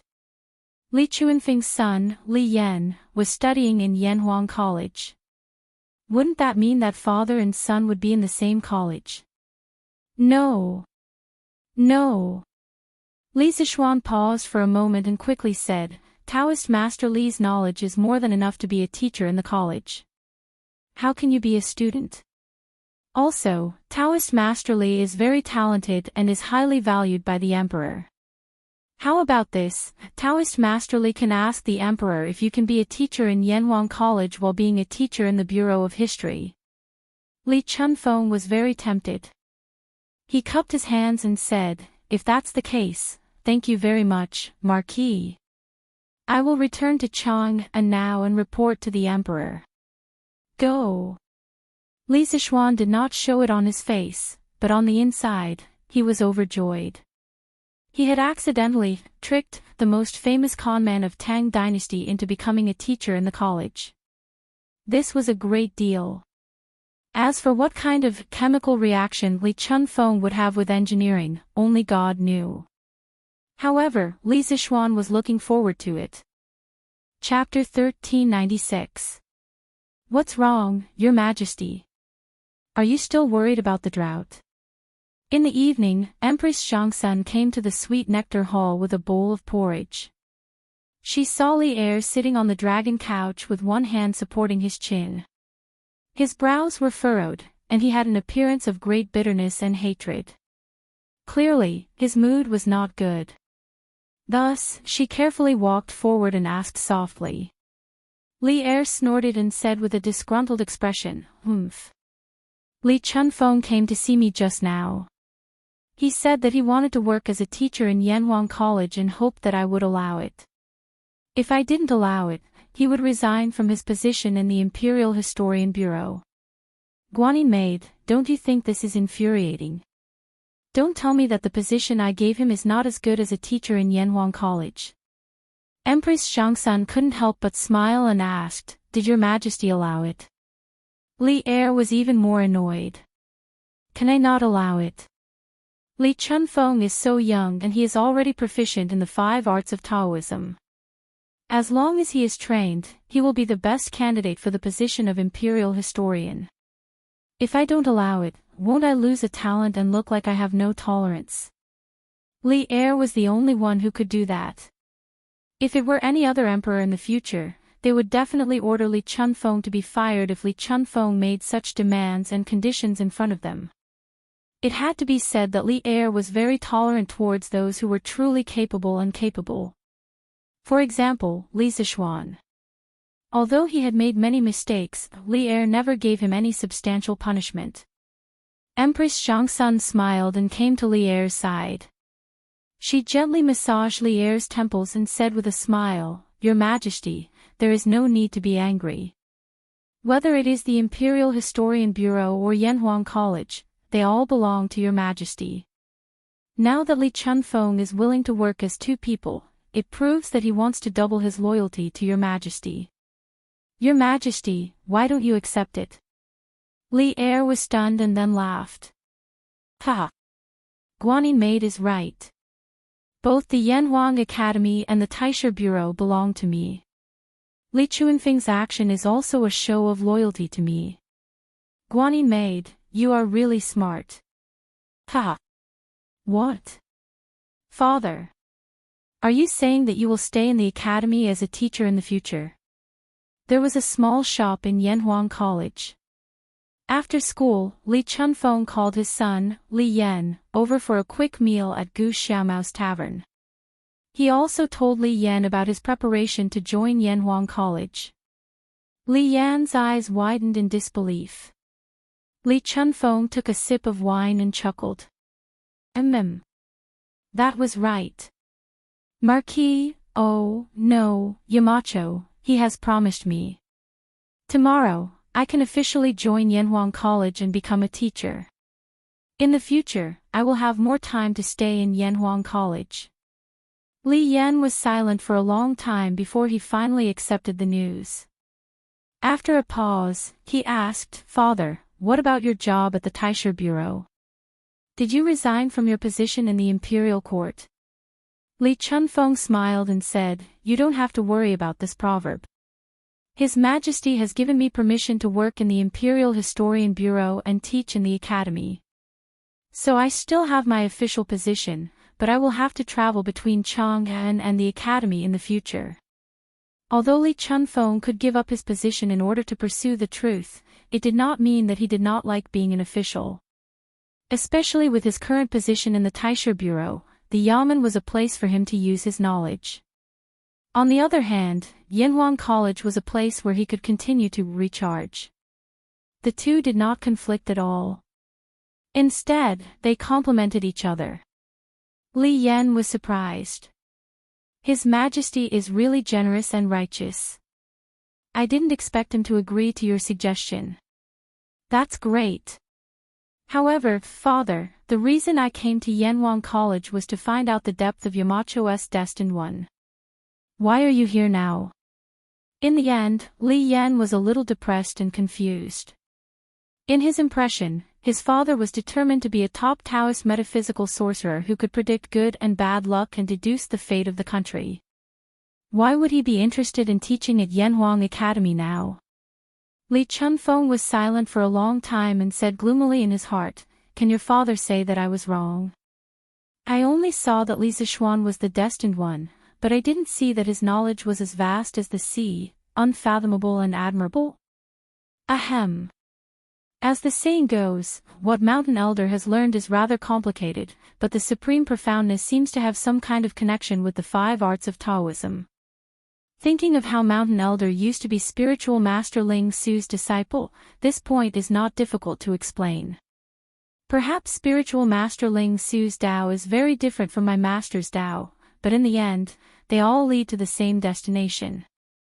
Therefore, if I want to improve my 5 arts of Taoism, I must stay in Yanhuang College and study Yamacho's Tao. Li Chunfeng was silent for a moment and whispered to Li Yan. Li Yan was shocked and said, "I see. However, forgive me for being slow, but I still can't see the connection between Yamacho's knowledge and the 5 arts of Taoism." Li Chunfeng smiled and said, No rush, no rush. You will slowly discover the proverb in the future. Come, let's eat. In the future, you and I will be father and son, as well as teacher and student. It will be a good story." Yanhuang College had a new teacher, and he was an official in the imperial court.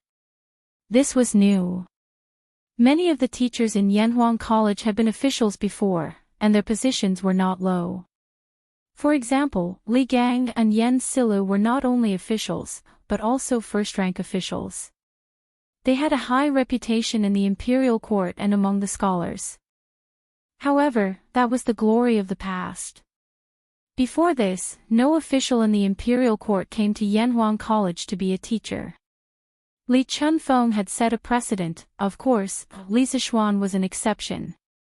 The fact that Li Chunfeng was able to hold two important positions at the same time was enough to show how much the emperor valued him. In the first month, Li Zixuan did not assign any teaching tasks to Li Chunfeng. Firstly, Li Chunfeng needed to pass the college's secret exam and study the college's physics textbook. Secondly, Li Chunfeng had to balance his work with the Bureau of Imperial History.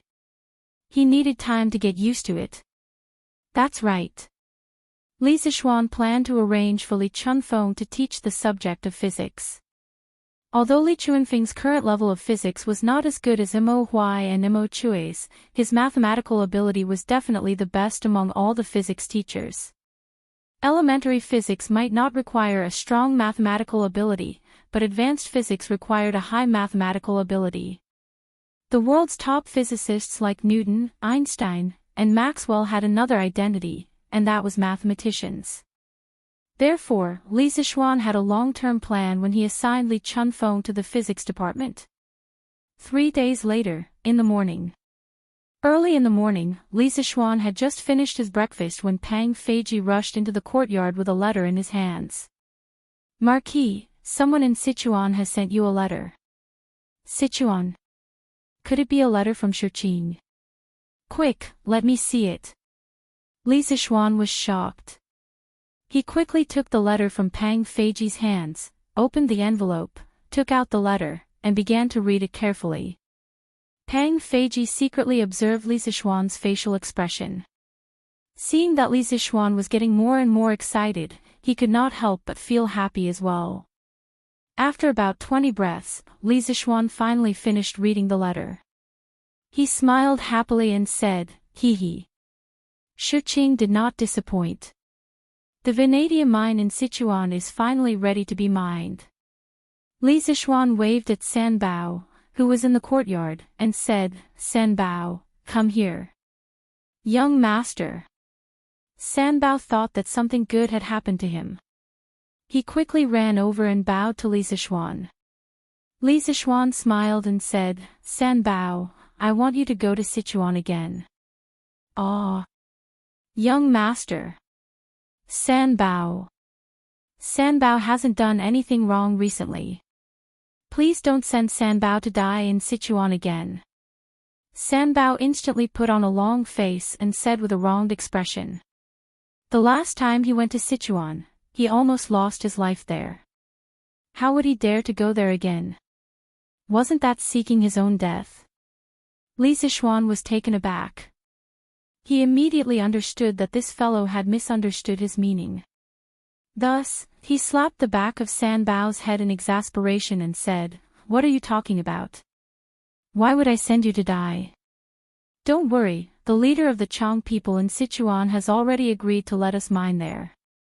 This time, not only will they not make things difficult for you, they will also treat you with respect. The governor of Izhou will also take care of you." San Bao was stunned. He said with surprise, "Young master, is that true? The leader of the Chang people really won't chase after San Bao anymore?" Li Zixuan snorted and said, "Of course it's true. Why would I lie to you? San Bao, I'm sending you to the center of Sichuan to take charge of the mining. You'll be in charge of the allocation of money, grain, and manpower. I'll send 2 accountants and a team of guards to follow you to the center of Sichuan. You must send back a few batches of vanadium ore as soon as possible." San Bao was flattered when he heard that. He said, Young master. San Bao can run errands, but I don't have the ability to be in charge of the mining of the vanadium." Li Zixuan smiled and said, "You little brat, I gave you such an important task, and you didn't accept it. But you don't have to worry, there will be a student from the academy there to help you.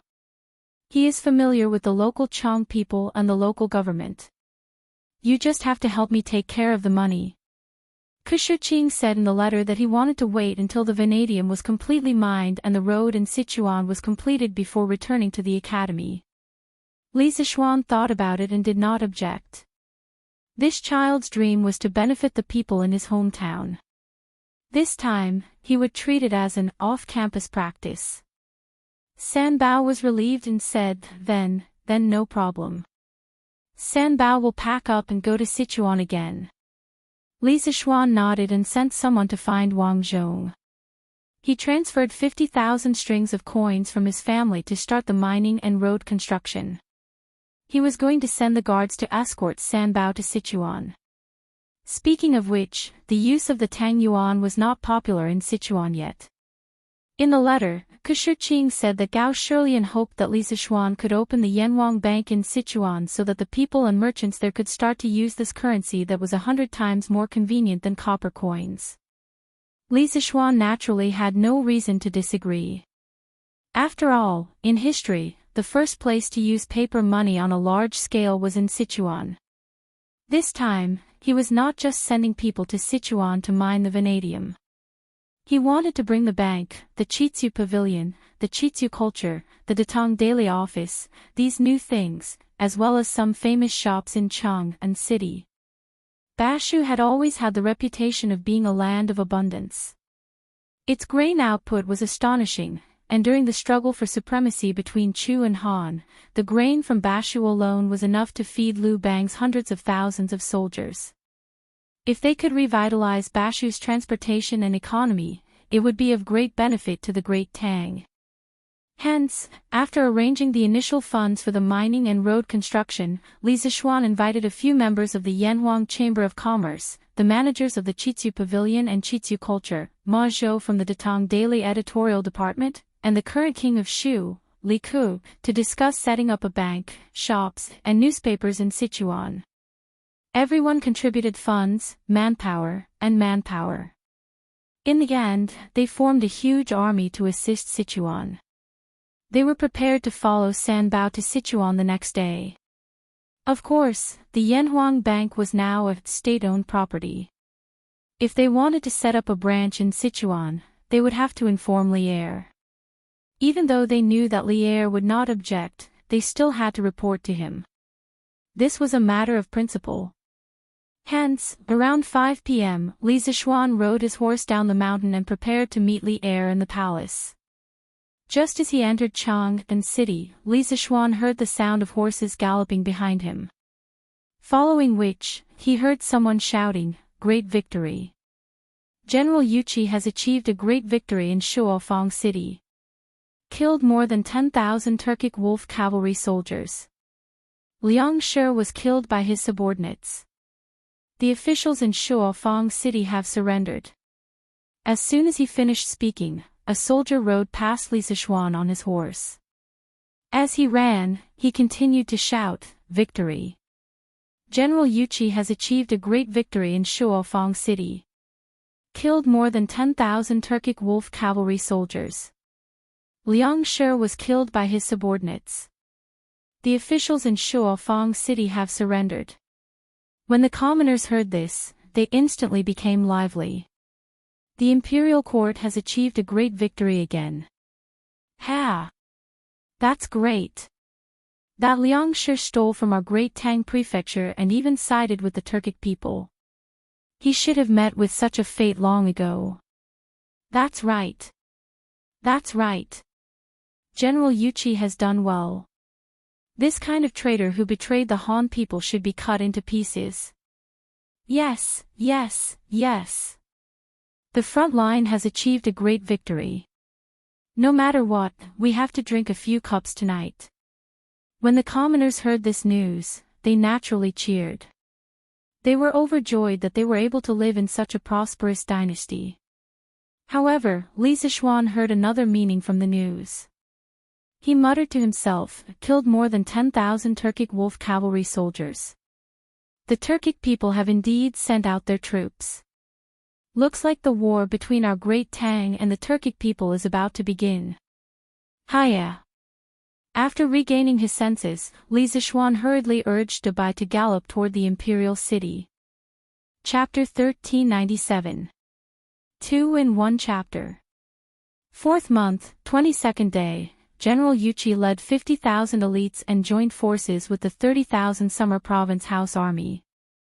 On the same day, they entered the forest outside Shuofang City.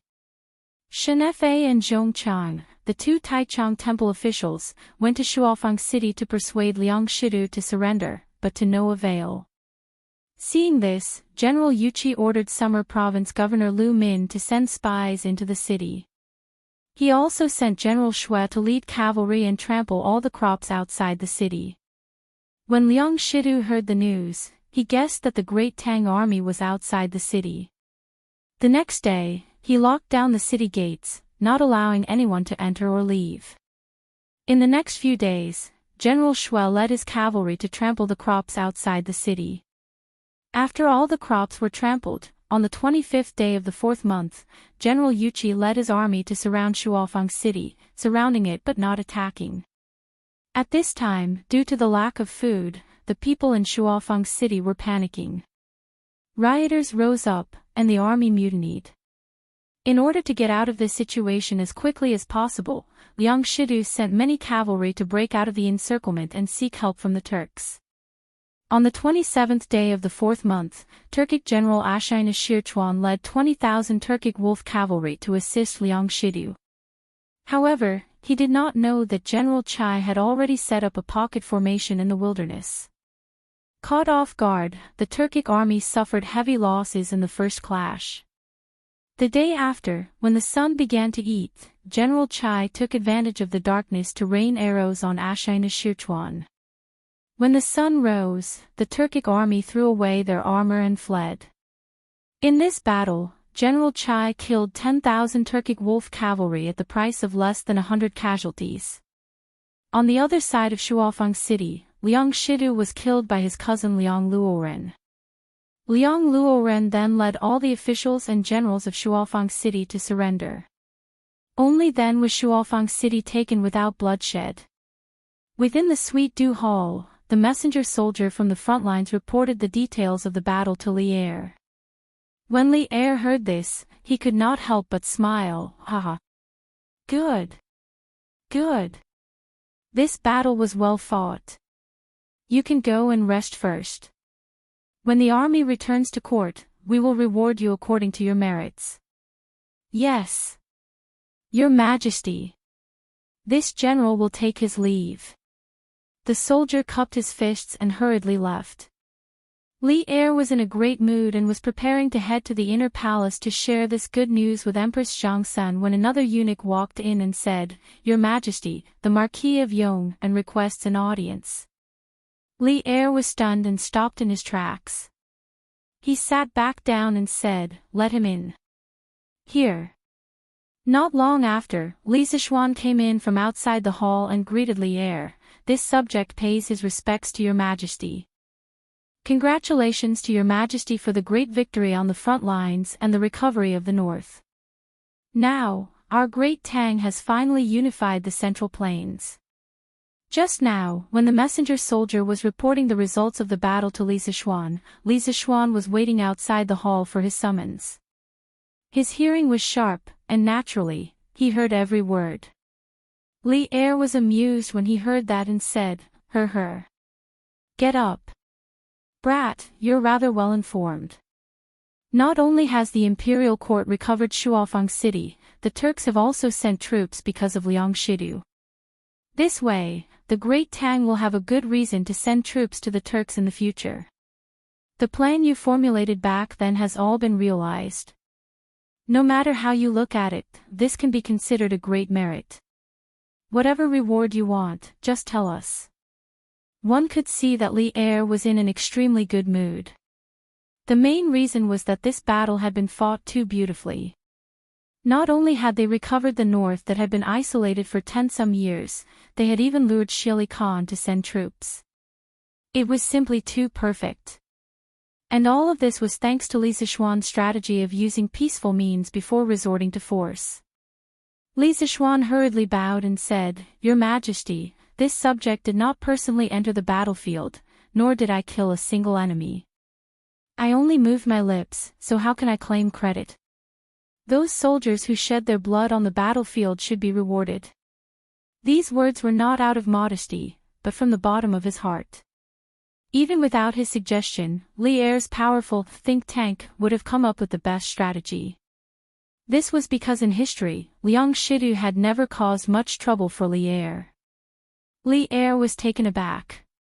Then, as if he had just met Li Zishuan, he sized up Li Zishuan from head to toe. Then, he chuckled and said, "Haha.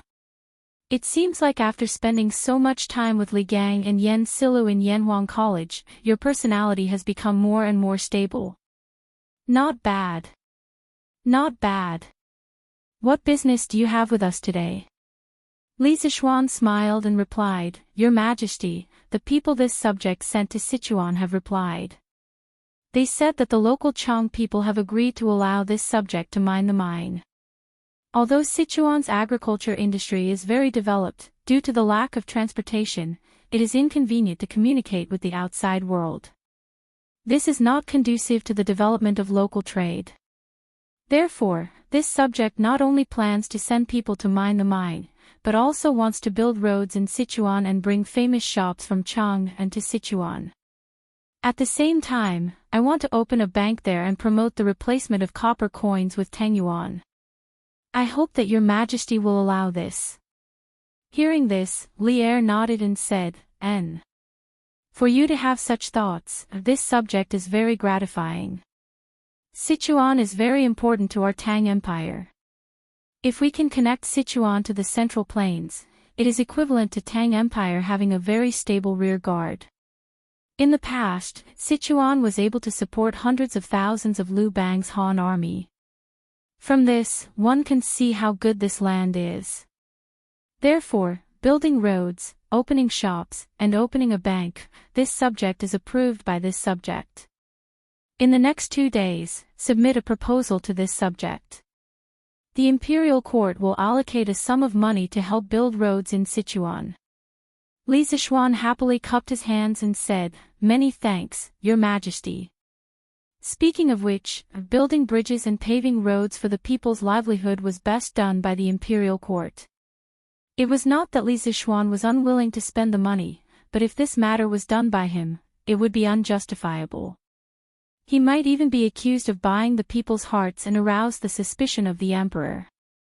Now that Li Er was willing to let the imperial court allocate the money, it was naturally the best. Li Er thought for a moment and suddenly smiled. Establishing the Yanhuang Bank is the best decision this subject has made in these 2 years. A few days ago, I heard from that in the past half a year since the bank was established, not only did it solve the shortage of money, but it also made the business activities of the Tang Empire more frequent and prosperous. This month, introduced an interest-bearing deposit business to the people in the Yanhuang Bank. Every day, he took in countless copper coins from the people, merchants, and the people. He then used these savings to lend to the merchants. It is said that the monthly interest added up to tens of thousands of strings of coins. And this is just the beginning. It really surprised me. Li Zishuan heard this and was not surprised. He cupped his hands and smiled. His Highness King of Shu is naturally intelligent and can often draw inferences from one example. Now that he is training in the Yanhuang Bank, it is all because of Your Majesty's guidance that he can achieve such results. Ha! You brat! Li Er was amused when he heard this. He pointed at Li Zishuan and said with a smile, "We are usually busy with state affairs. How would we have the time to teach Cooper? Are you praising yourself by saying this? Actually, you don't need to say it. This subject knows that Cooper's ideas must have been given by you. In short, I am very happy that Cooper can learn such knowledge in the academy." Li Zishuan smiled and did not reply. "Oh. That's right." Li Er suddenly said, "A few days ago, Li Chunfeng came to me and said that he wanted to be a teacher in Yanhuang College. You brat, tell me, what kind of magic potion did you feed him to make him so obsessed with Yanhuang College?" Although Empress Xiangsan had solved the knot in Li Er's heart that day, Li Er still could not figure it out. Logically speaking, the only thing that attracted Li Chunfeng in Yanhuang College was the astronomical telescope. Moreover, Li Chunfeng already had the right to use it. So why did that guy still want to be a teacher in Yanhuang College? Li Zixuan recalled the scene of him tricking Li Chunfeng that day and could not help but want to laugh. He coughed softly and said with a straight face, "Your Majesty, Priest Li is very knowledgeable and talented in physics. He is about to understand the mystery of the universe and stars. It is very likely that he will become the greatest physicist in the whole Tang Empire, or even the whole world. Yanhuang College is the place that can fulfill his dreams." I believe that he decided to be a teacher in Yanhuang College after careful consideration. Your Majesty's permission is enough to show that Your Majesty is broad-minded. You can be called a wise emperor. The mystery of the universe and stars? The greatest physicist. Li Er could not help but mutter. Then, he said angrily, "You brat, don't flatter me. This subject is warning you, don't have any ideas about the officials in the imperial court. Not only do you have a lot of things to do in the academy, but the imperial court is also very busy. If all the talents that I have carefully groomed are tricked into the academy by you, then who will handle the affairs in the 3 provinces and 6 departments? Won't the imperial court be in a mess?" Li Zixuan was speechless. He muttered gloomily, "What do you mean by tricking?" "What I did was called tricking with skills." "What?" Li Zixuan's voice was too soft, so Li Er did not hear it clearly. However, he knew that Li Zixuan did not say anything good, so he raised his voice by an octave. Nothing. I just said that I won't dare to do it again. If Your Majesty has no other orders, then I will take my leave." Li Zixuan quickly changed his words. Li Er looked at Li Zixuan suspiciously and said, "That's all, you can go back." Li Zixuan heaved a sigh of relief and said, "Your Majesty, I will take my leave." Then, he turned around and was about to leave the hall. Unexpectedly, Li Er's voice came from behind him. Wait." Li Zixuan was speechless. He thought to himself, "Old Li, are you messing with me? If you make me angry, I will. Your Majesty, do you have any other orders?" He had no choice, he was under someone else's roof, he had to lower his head. Li Zixuan turned around and walked in front of Li Er with a smile on his face. Li Er said with a serious face, "There is something that I want you to do. If you do it well, I will reward you handsomely." Li Zixuan clasped his hands and said, "Your Majesty, please speak. If it is within my power, I will do my best." Actually, this fellow did not think much of it. This was because he knew that with his current title and official position, he was already in an awkward position where he could not be promoted.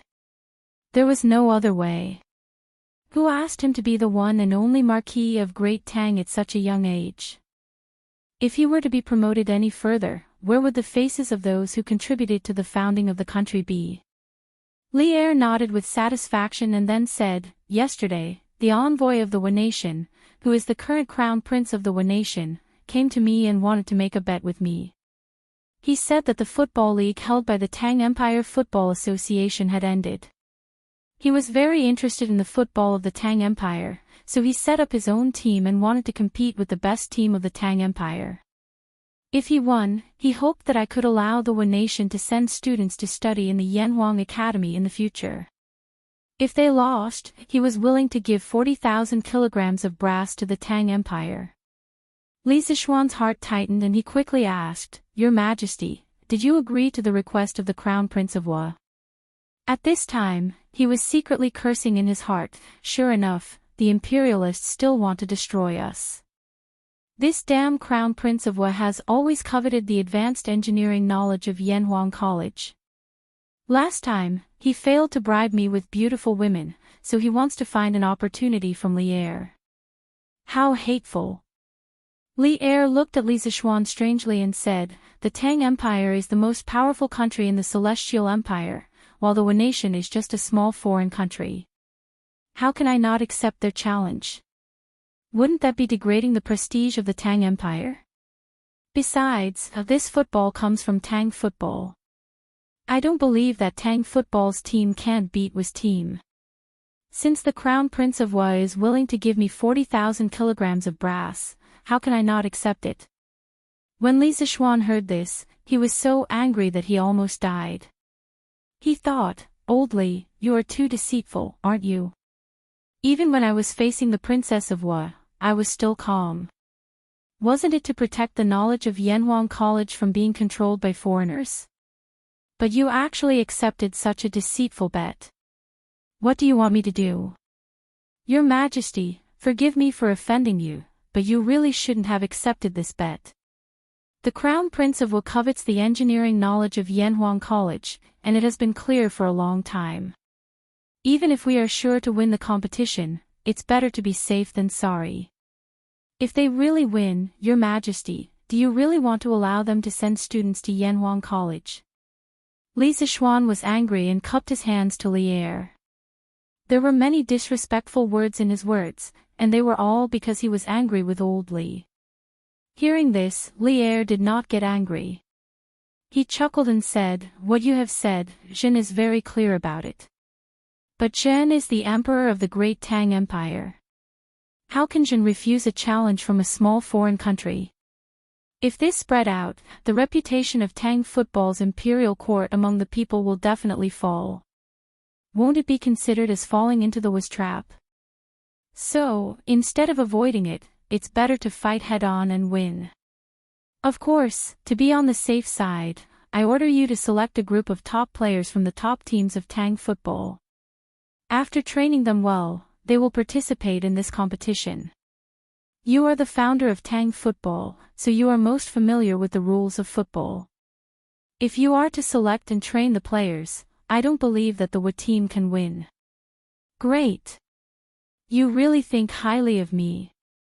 Li Zishuan smiled bitterly in his heart and felt an inexplicable pressure. This courage was related to the honor of Tang football and whether the knowledge of Yanhuang College would be leaked. It was not up to him not to take responsibility. After thinking for a moment, Li Zishuan cupped his hands and said, "In that case, I will accept this task. I just don't know when Your Majesty will be competing with the Wu team." Chapter 1398. The date of the game is set for half a month later. You can choose an existing team, or you can choose several excellent players from several teams to form a new team. I have sent people to secretly inquire about the team formed by the Prince of Neon. The cooperation between the players is very good. They have secretly defeated several Tang First League teams. Don't underestimate them. In the Suite du Palace, Li Er stood up and looked at Li Zishuan with his hands behind his back. Li Zishuan cupped his hands and said, "Your Majesty, please rest assured. I will do my best to win this game." To be honest, Li Zishuan didn't take the Neon team seriously. Good cooperation. How good could a team that had only been in contact with football for a few months cooperate? Although he didn't play football in his previous life, he had watched a lot of football games. He didn't believe that the Neon team could win if he just gave them some tactics to practice. In the past, Li Zishuan didn't want to do these things because he didn't want to break the rules. As the president of the Tang Football Association, how could he set up a team himself? After all, how could he be both a referee and a player? What's more, if he were to use the training methods of modern football clubs, which team would be his opponent? This would make the game lose its suspense and seem very boring. But it was different now. The Neon team took the initiative to ask for a beating. If they lost this game, Yanhuang College would have to accept students from Neon. That couldn't be done. Therefore, Li Zishuan had to choose to come out of retirement at this time. Oh, the king of Jiangxia is also very interested in this matter. You can go and find him later. Maybe he can help you with something.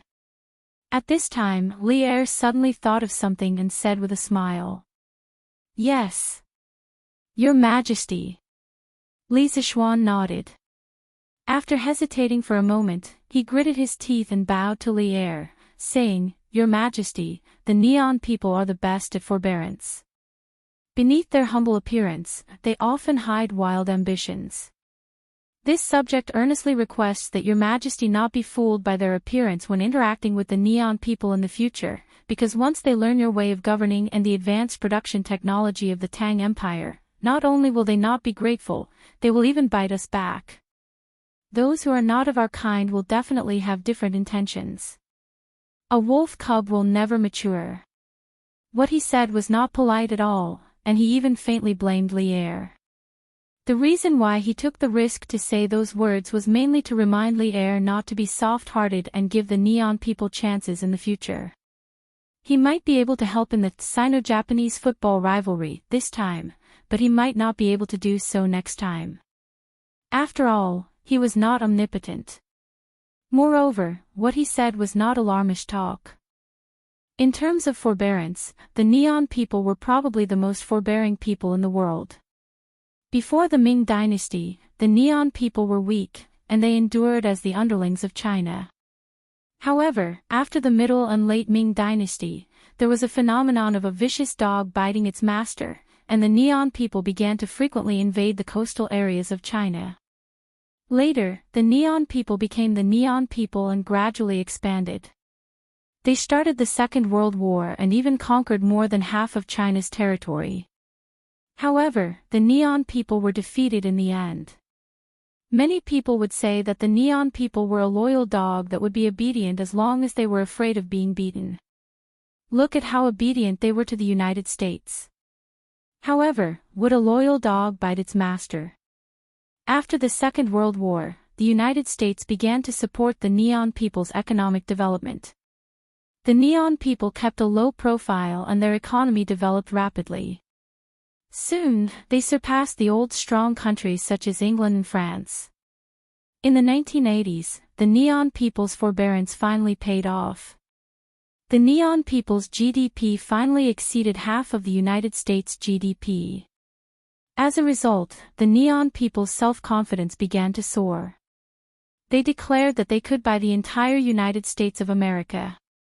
The United States of America saw that the Neon people who had been hiding for so many years had finally revealed their true colors. Not long after, the United States of America held a public meeting and announced economic sanctions against the Neon people. They wanted to teach the Neon people how to behave. After that, the Neon people's biggest economic bubble started, and a huge economic empire collapsed. After that, the Neon people immediately expressed their loyalty to the United States of America, hoping that they would forgive them. From these incidents, you could tell that the Neon people knew how to be patient. They were smart and could bow their heads. However, they were also conceited. You could also call them untrained wolf cubs. Li Zishuan felt that since he was reborn, and he had a certain amount of authority in the Tang dynasty in this life, he must not let the Neon people take advantage of him. If he had the chance, he would make sure that the Neon people would never be able to rise again. He would make sure that the Neon people were completely wiped out. You could say that he was a nationalistic youth, but no one could stop him from being a nationalistic youth. After listening to Li Zishuan's merciless words, Li Er's eyes narrowed. However, he did not fly into a rage on the spot. This was because he had already been trained by Wei Jing. Normally, the words that Wei Jing said to him were 100 times worse than what Li Zishuan had just said. After so many years, Li Er had already been trained to have a strong heart. You seem to hate the Neon people very much. After a moment of silence, just when Li Zishuan thought that Li Er was going to fly into a rage, Li Er spat out a few words with neither joy nor anger. Li Zishuan thought for a moment, then cupped his hands and said, "Your Majesty, I don't hate the Neon people. What I hate is all the foreigners who covet our huaxia." Li Er nodded and said in a deep voice, I understand what you mean. Don't worry, I will pay attention to the Neon people in the future. I will not let them threaten the future of my descendants. Li Zishuan secretly heaved a sigh of relief and said, "Your Majesty is wise. Then I will take my leave." Li Er smiled and said, "Go. When the Sichuan Vanadium ore is transported back, you have to hurry up and forge equipment for the Black Armored Army. The war between the Tang Empire and the Turks is not far away." Li Zishuan was shocked. He cupped his hands and said seriously, "Your Majesty, don't worry, I will do it as soon as possible." After leaving the palace, Li Zishuan immediately rode back to Yunshan. After making the final arrangements for his trip to Sichuan, he sent someone to inform the bosses of the 20 Tang League First Division teams to have a meeting at the workshop's office building the next day. It was already the beginning of May, and the Tang Football Association's league tournament had already ended. The 20 top teams had officially been promoted to Tang League First Division teams. The First Division League tournament was being held in Lontian County, and the 3 worst Division League teams would be demoted to Division League First Division teams. Therefore, all the teams were very serious in the recent matches, and the fans were naturally very satisfied. Early the next morning, Li Zishuan's reinforcement set off with the troops sent by the imperial court toward the territory. This time, the imperial court had allocated 20,000 strings of coins to Sichuan to build roads. This was the limit of what old Li could give. Because of this, Xiaoyu complained to Li Er that he was poor. He said that there were already rats in the national treasury, so how could he have any money to squander? In addition, it was worth mentioning that the white stack seed distributed in Lontian County had not only been made into nutrient pots, but all of them had also sprouted. The people were now busy transplanting the nutrient pots into the mountains. Moreover, in terms of drought resistance, cotton's drought resistance was much higher than rice and wheat. This made Li Zishuan quite pleased. Because there was destined to be less rain this year. After sending off the team, Li Zishuan went directly to the workshop. Yesterday, he had sent someone to inform all the bosses of the Tang League First Division teams to come. For the game against the Japanese, he planned to use the existing players to form a new team. This was a bit like the modern national team. When there were no important games, the players would serve in their respective clubs. Once there was a national game, the national players would have to return to receive training and participate in the game. In the future, as football became more and more popular, other countries would gradually start to have football competitions. When that time came, it would be inevitable to have wars between countries. Therefore, Li Zishuan wanted to take this opportunity to form a national football team for Tang League First Division.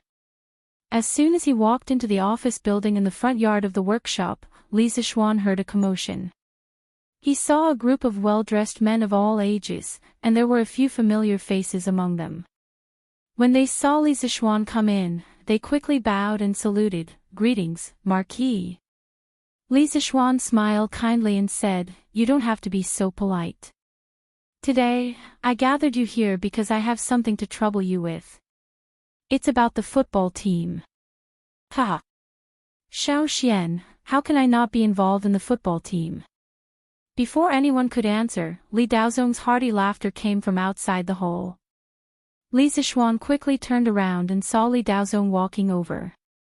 He went forward and saluted, "Greetings, Your Highness." "Ha! You don't have to be so polite." Li Daozong waved his hand and said, "The Japanese crown prince has overestimated himself and declared war on Tang League in football. I heard about this yesterday. You gathered everyone here today for this matter, right?" Li Zishuan nodded and said, "I can't hide anything from Your Highness. Today, I gathered everyone here for this matter." "Your Highness, let's go in first." Li Daozong nodded in agreement. Thus, Li Zishuan led everyone to a large conference room on the first floor. After everyone was seated, Li Zishuan said in a deep voice, "Everyone present, the teams under your command have been promoted to League 1 teams of Tang Empire. Here, I congratulate all of you. However, there is a very urgent matter that needs your help. I hope you won't refuse." Jing Qianjun, who was sitting below, quickly said, "Marquis, you don't have to be so polite.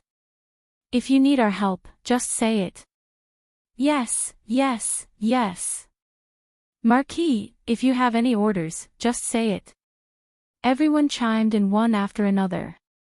Not to mention that Li Zixuan was the first Marquis of Tang League. Li Zixuan was now the president of the Tang Football Association, so they had to give him face.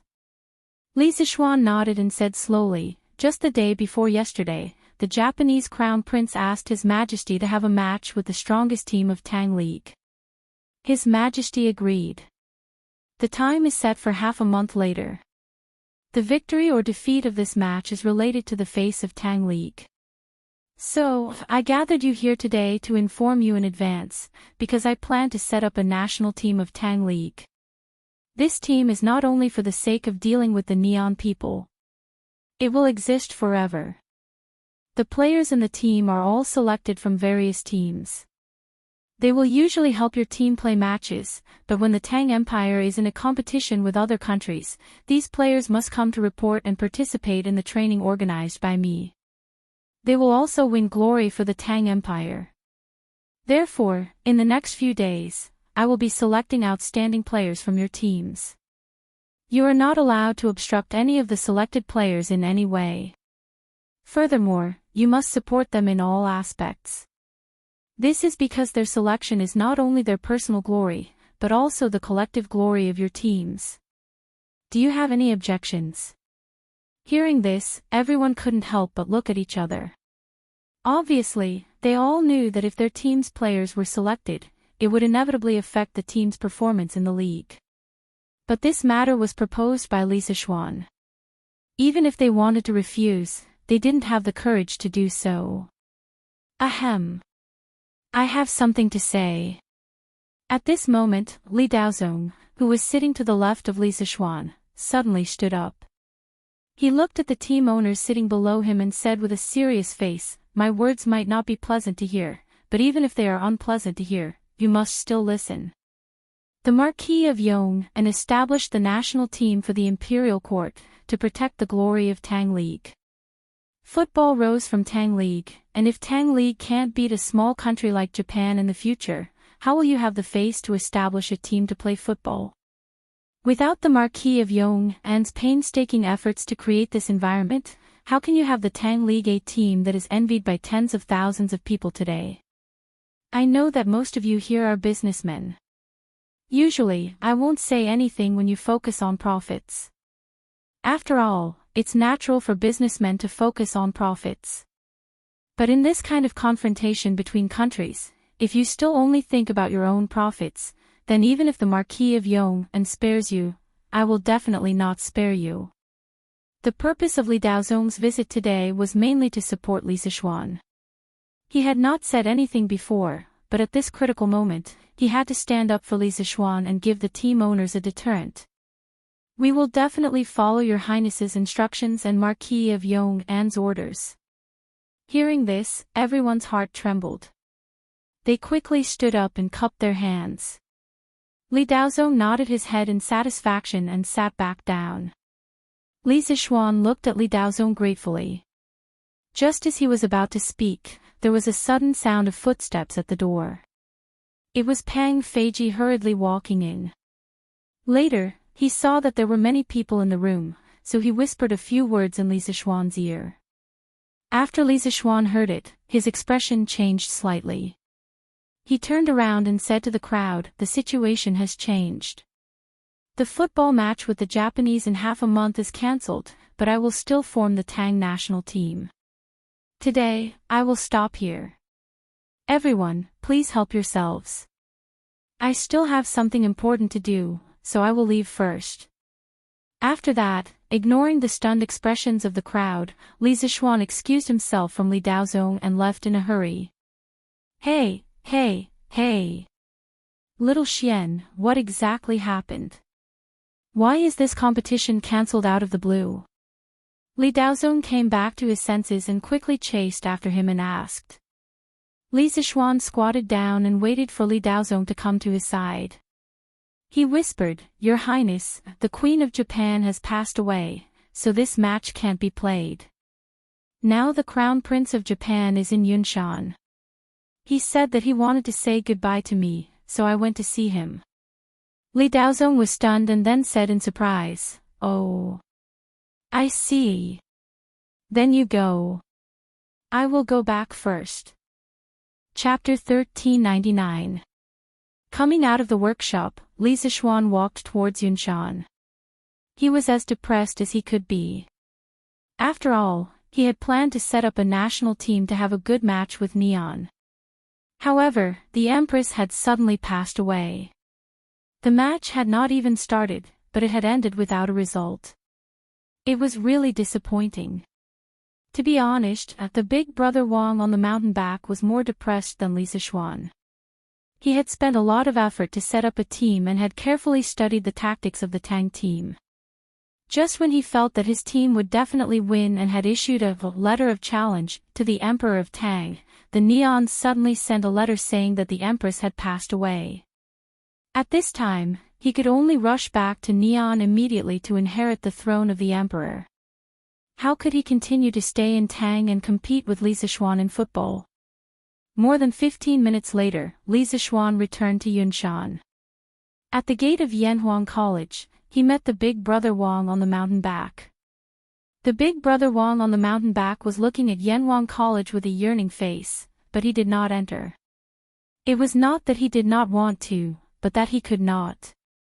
He knew very well that Li Zixuan's people would not let him enter the college. "Your Highness, the Marquis of Yong'an is here." The guard behind the big brother Wang on the mountain back saw Li Zixuan coming over and hurriedly reported in a low voice. Hearing this, the big brother Wang on the mountain back turned around and greeted him. He cupped his hands and said, "Marquis of Yong'an, long time no see. How have you been?" Li Zixuan said expressionlessly, "Of course I am well. However, I heard that the Empress of your country has passed away. I am very sorry. Your Highness should be leaving for Neon today, right?" The big brother Wang on the mountain back said with a sorrowful face, "Marquis of Yong'an is right. I do plan to leave today. Before Her Majesty passed away, she left a will for me to return to Neon as soon as possible to inherit the throne and restore the court. I have no choice but to obey. Unfortunately, I originally had an appointment with the Emperor of Tang to have a football match half a month later. However, because of this incident, the match can only be cancelled. I'm very sorry for making the Marquis of Yong'an waste of time." Li Zixuan widened his eyes and said, "Working for nothing." His efforts were not in vain. This Marquis had originally intended to form a new team to help Great Tang sweep away the surrounding countries. This time, I was just casually following the pretext of this matter. It won't take much effort. The big brother king on the mountain's back narrowed his eyes and said meaningfully, "Oh. Marquis Yong'an is so confident that he can beat the Japanese team." Li Zixuan smiled and said, "Of course. Our great Tang Empire is vast and has abundant resources. Isn't it easy to find a dozen good soccer players and form a top team?" The big brother king on the mountain's back was silent for a moment. After a while, he said with a complicated expression, "Marquis is right. Great Tang Empire is indeed vast and has abundant resources. If you want any kind of talent, as long as you put in the effort, you will definitely be able to find it. Unlike our Japan. Actually, sometimes, this Marquis envies the people of Great Tang Empire. To be able to be born in such a powerful country like Great Tang, forget it, let's not talk about this anymore." However, the previous match was still effective. After this Marquis of Great Tang Empire's affairs, this Marquis will definitely lead the team to Great Tang Empire to learn a thing or two. I hope that at that time, the Marquis of Yong'an will still be so confident. Li Zixuan said lightly, "Ah. I'll accompany you anytime." The big brother king on the mountain's back looked deeply at Li Zixuan and said, "Marquis Yong'an, you are a very special person. You have the ability to reach the heavens, but you only want to live in seclusion in the mountains, travel with your wife as your companion, and teach students at the same time. People call you a person who enters the world, but you do things in seclusion. However, it is not entirely correct to call you a person who enters the world, because you have always been concerned about the state affairs. Once Great Tang is in trouble, you will not hesitate to step forward. This Marquis Yong and really can't see through you. Li Zixuan said with a fake smile, I am the Crown Prince of Japan, and also the future King of Japan. As for this Marquis, I am the Marquis of Great Tang. Your Highness, you don't need to see through me. You just need to see through your officials and subordinates. After being stung by Li Zixuan, the big brother king on the mountain's back was not annoyed. He smiled and then said seriously, this one knows that the Marquis of Eternal Peace has always been very wary of this one, but this one does not know why. This one feels sincere respect and reverence for the Great Tang, and this one has never disrespected or schemed against it. If this one has truly done something wrong, this one asks that the Marquis of Eternal Peace speak, and this one will definitely correct his mistakes. This was a clear statement. The big brother king on the mountain's back had stayed in Great Tang for several months. He had repeatedly expressed his goodwill to Li Zixuan, but he had been mercilessly rejected by Li Zixuan. Of course, he did not understand. Now that he was about to leave Great Tang, he might as well make it clear. Otherwise, he would not be willing to return to Japan. Li Zixuan's eyes flashed. After a moment, he said, it doesn't matter whether it's right or wrong.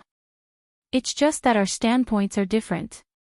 In my eyes, the interests of Great Tang will always be the first. The big brother king on the mountain's back seemed to understand. He nodded and clasped his hands. I understand. But no matter what, it is my honor to come to Great Tang and meet such a capable person like Marquis Yong En. If Marquis Yong En goes to Japan in the future, I will definitely treat you as a national hero. However, you people of the Central Plains have a saying, when the cunning rabbit is dead, the hound is cooked, when the birds are gone, the bow is put away, when the enemy's country is destroyed, the strategists die. In the past, your Emperor Gaozu of Han, Liu Bang, killed Han Xian and executed Ingbu after he obtained hegemony. The people who had followed him in his quest for hegemony either died or retreated, making him a loner. Marquis Yong En, you are so young, but you already have such a high position. If you make another contribution in the future, who can guarantee that you won't be suspected and follow in Han Xian's footsteps? If that day really comes, as long as Marquis Yong En is willing to submit to Japan, I am willing to rule the world with you for all eternity. I will never suspect you. Enough. Hearing the elder brother's words getting more and more ridiculous, Li Zixuan finally couldn't help but say coldly, you should give up. I, Li Zixuan, was born as a person of Great Tang, and even if I die, I will still be a soul of Great Tang. Even if the monarch suspects me, I will not betray my ancestors and flee to Japan. If you say such words again, don't blame me for sending people to chase you down the Cloud Mountain. In truth, Li Zixuan had also considered the problem of being overshadowed by the monarch. He was currently living in seclusion in the Cloud Mountain residence and rarely returned to his home in Chang'an. He wanted to maintain a half-official, half-hidden state and reduce his presence.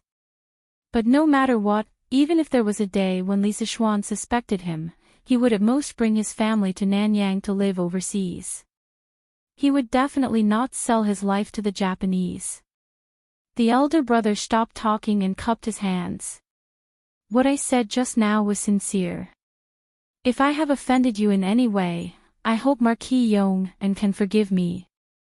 I will take my leave. We will definitely meet again in the future. After he finished speaking, he smiled and left with the group of guards. Li Zixuan narrowed his eyes and looked at the back of the elder brother on the mountain. He did not say a word. Pang Feiji said, Marquis, the Japanese crown prince is so rude. He dares to sow discord between you and the emperor. Who in the world doesn't know that the emperor treats you like enough? Li Zixuan said unhappily, just pretend you didn't hear what I said just now. You should know that trouble comes from careless talk. Although he had a clear conscience, he was afraid that some things would be spread wrongly. In the end, even if nothing happened, it would become a problem. Pang Feiji's heart skipped a beat. He quickly cupped his hands and said, "Yes. Marquis. I know what to do." Li Zixuan nodded. After a while, he suddenly smiled and said, "After the Japanese delegation leaves, you and Xiaomu will get married. Although you can't do it with great fanfare, you should treat some of your good friends to a meal. My wife and I will also go to the wedding. In the next few days, you can go down the mountain to prepare for the wedding. You don't have to wait here at Yunshan every day." Pang Feiji's face lit up with joy when he heard this. He solemnly bowed to Li Zixuan and said, "Thank you, Marquis." Although he was full of gratitude to Li Zixuan, at this moment, it was as if his throat was blocked. He could only say these 4 words. Perhaps this was a great kindness that could not be thanked with words. He could only remember it in his heart and find a chance to repay it in the future. Li Zixuan patted Pang Feiji's shoulder and said with a smile, "Live a good life. Those who follow me will eventually live a good life. This is what you deserve." After that, he turned and left with a smile. Pang Feiji stared at Li Zixuan's back and said to himself in his heart, "Marquis' kindness to me is as deep as the sea. If I can't repay him in the future, I'm afraid I won't be able to forgive myself." 3 days later, Li Er led the civil and military officials out of the city to welcome Yuqi Jingda's victorious army. At about 5 in the morning, when the sun was shining on people's bodies, they could faintly feel a trace of heat. Finally, on the official road in front of them, there were fluttering banners and a black mass of mighty soldiers. Not long after, Yuqi Jingda led more than 50,000 soldiers of the Chang and left guard and finally arrived in front of the city gate. When the 3 armies were still some distance away from the gate, they all dismounted. At this moment, tens of thousands of people bowed to Li Er and said, "Your Majesty." Their voices were like thunder, shaking the city walls. Their words carried the joy of winning the battle and returning alive. After all, before going to the north, no one knew if they could come back alive. "All soldiers, rise." Li Er was excited. He raised his hands and said loudly, "Thank you, Your Majesty." The soldiers gave their thanks and straightened their backs. Yuqi Jingda stepped forward and said, "Your Majesty, this old subject led the army to the north and fortunately did not fail, taking back Shuofang city. Liang Shidu was stubborn and was killed by his subordinates. The Turkic Khagan Xieli wanted to send soldiers to help Liang Shidu, but they were also routed by our army. Now, the mountains and rivers of the Central Plains have finally been unified by Your Majesty. This subject congratulates Your Majesty. This subject congratulates Your Majesty." Chai Xiao, Xue Wanjun, Lu Min, and the other important generals also bowed along with Yuqi Jingda. Li Er was overjoyed. "Ha! Good! This battle was well fought. Generals, with minimal casualties, not only did you take down Shuofang city, you also forced the Turkic wolf cavalry to flee, raising the prestige of my great Tang. You should be rewarded for your contributions. Let's go. Set a carriage to Taiji Palace. We will reward you according to your contributions." Although the Great Tang had taken down Shuofang city without shedding a drop of blood and repelled the Turkic reinforcements, luck and coincidence played a large role, but this battle's bountiful results were definitely enough to be recorded in the annals of history. Under the lead of Li Er, the civil and military officials, as well as the soldiers of the 3 armies, entered the city one after another. When the people in the city heard that the army that had pacified the northern army was returning today, they had long been waiting on both sides of the road to welcome them. Some of the passionate women even gave handkerchiefs to some of the handsome soldiers. The hidden meaning of their actions was beyond words. Regarding this, Li Er, Yuchi Jingde, and the others didn't really care. In their eyes, after winning a battle, it should be this lively. This glory was earned by the soldiers of the three armies fighting with their lives on the battlefield. No one could find fault with it. TSK. Didn't we just chase away 20,000 Turkic soldiers? Look at how proud Yuchi Old Hay is. Back then, Old Qing even fought 70 to 80,000 Turkic wolf cavalry. As the commander-in-chief of the three armies this time, Yuchi Jingde had the right to accompany Li Er. Qing Yao Jin, on the other hand, did not have this fate. Old Qing rode his horse and followed behind. Looking at the high-spirited Yuchi Jingde, he could not help but say sourly. Hearing this, Qin Qiong was stunned and could not help but roll his eyes. Then, he slapped his horse and pulled away from Qing Yao Jin. Obviously, he did not want to bother with this shameless old man. Ha!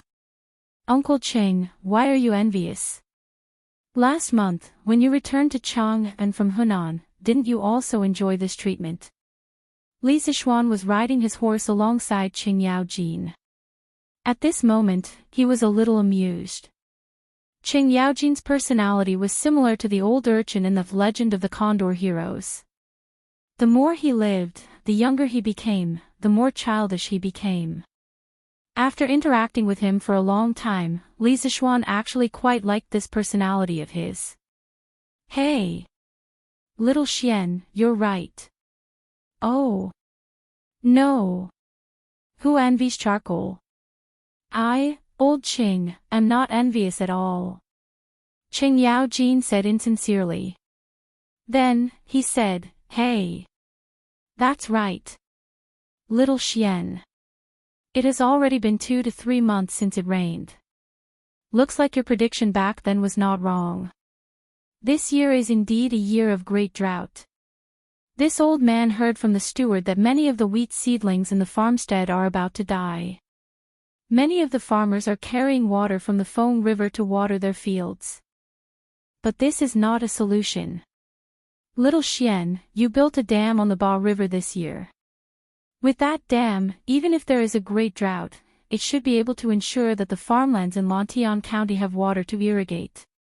But what about the farmlands in our Qing family's farmstead? Little Xian, you have many ideas. Help your Uncle Qing come up with some ideas. Hearing Qing Yao Jin mention this, Qin Qiong slowed down his horse and came to Li Zixuan's side. He said, Little Xian, Jijia is right. If you have a good idea, then save those farmers. The Qin family and Qing family do not lack that bit of rent, but we can't watch the farmers starve to death without any harvest. Yes, yes. Little Xian, you have to help think of a way. At this time, Niu Jinda also joined in. Li Zixuan nodded and said, Uncles, this nephew has also noticed the problem of this year's drought. For now, other than hoping for rain from the heavens, we have to rely on ourselves to send people to build water wheels and clear the canals. Chapter 1400. Water Wheel. When Qing Yao Jin heard Li Zixuan say that he wanted to build a water wheel, he couldn't help but look confused. After thinking for a moment, he couldn't help but say, Xiao Xian, you're right. A water wheel should be a rollover, right? Hearing Qing Yaojin's words, Li Zixuan realized that he had said something wrong. According to his memory, there was no such thing as a water wheel. In most situations, people called it a rollover, so he quickly corrected himself. Ah. Yes, Uncle Qing, it's a rollover. According to folklore, the earliest water-drawing tool used by the ancient people was a tangerine. Simply put, it was a strong wooden pole with a wooden bucket hanging on one end and a heavy object similar to weights hanging on the other end. It used the lever principle that Chinese people had discovered many years earlier than foreigners to achieve the goal of saving the energy needed to draw water. The water wheel in China's official written records was only created in the Eastern Han Dynasty. At the end of the Eastern Han Dynasty, Emperor Ling of Han ordered Bai Lan to build a rollover, which already had basic equipment such as wheels, axles, grooves, and plates. It was also said that during the Three Kingdoms period, the people of Wei and Ma also made rollover. The Wei Lu said, Ma Jun lived in the capital. He had land for a garden, but there was no water to fill it. It was a rollover, so the children turned to fill it with water. However, at that time, the water wheel was only a basic concept and some basic structures derived from it, and its driving method was relatively backward. This was the first stage of the development of the water wheel in China, and it was also the most primitive stage. Qing Yaojin couldn't help but shake his head and say, Xiao Xian, the rollover can be used to water a small number of fields, but for thousands of acres of land, it's not as convenient as using manpower to carry water. Qin Qiong nodded and said, Jijia is right. This water wheel is indeed not suitable for large-scale irrigation.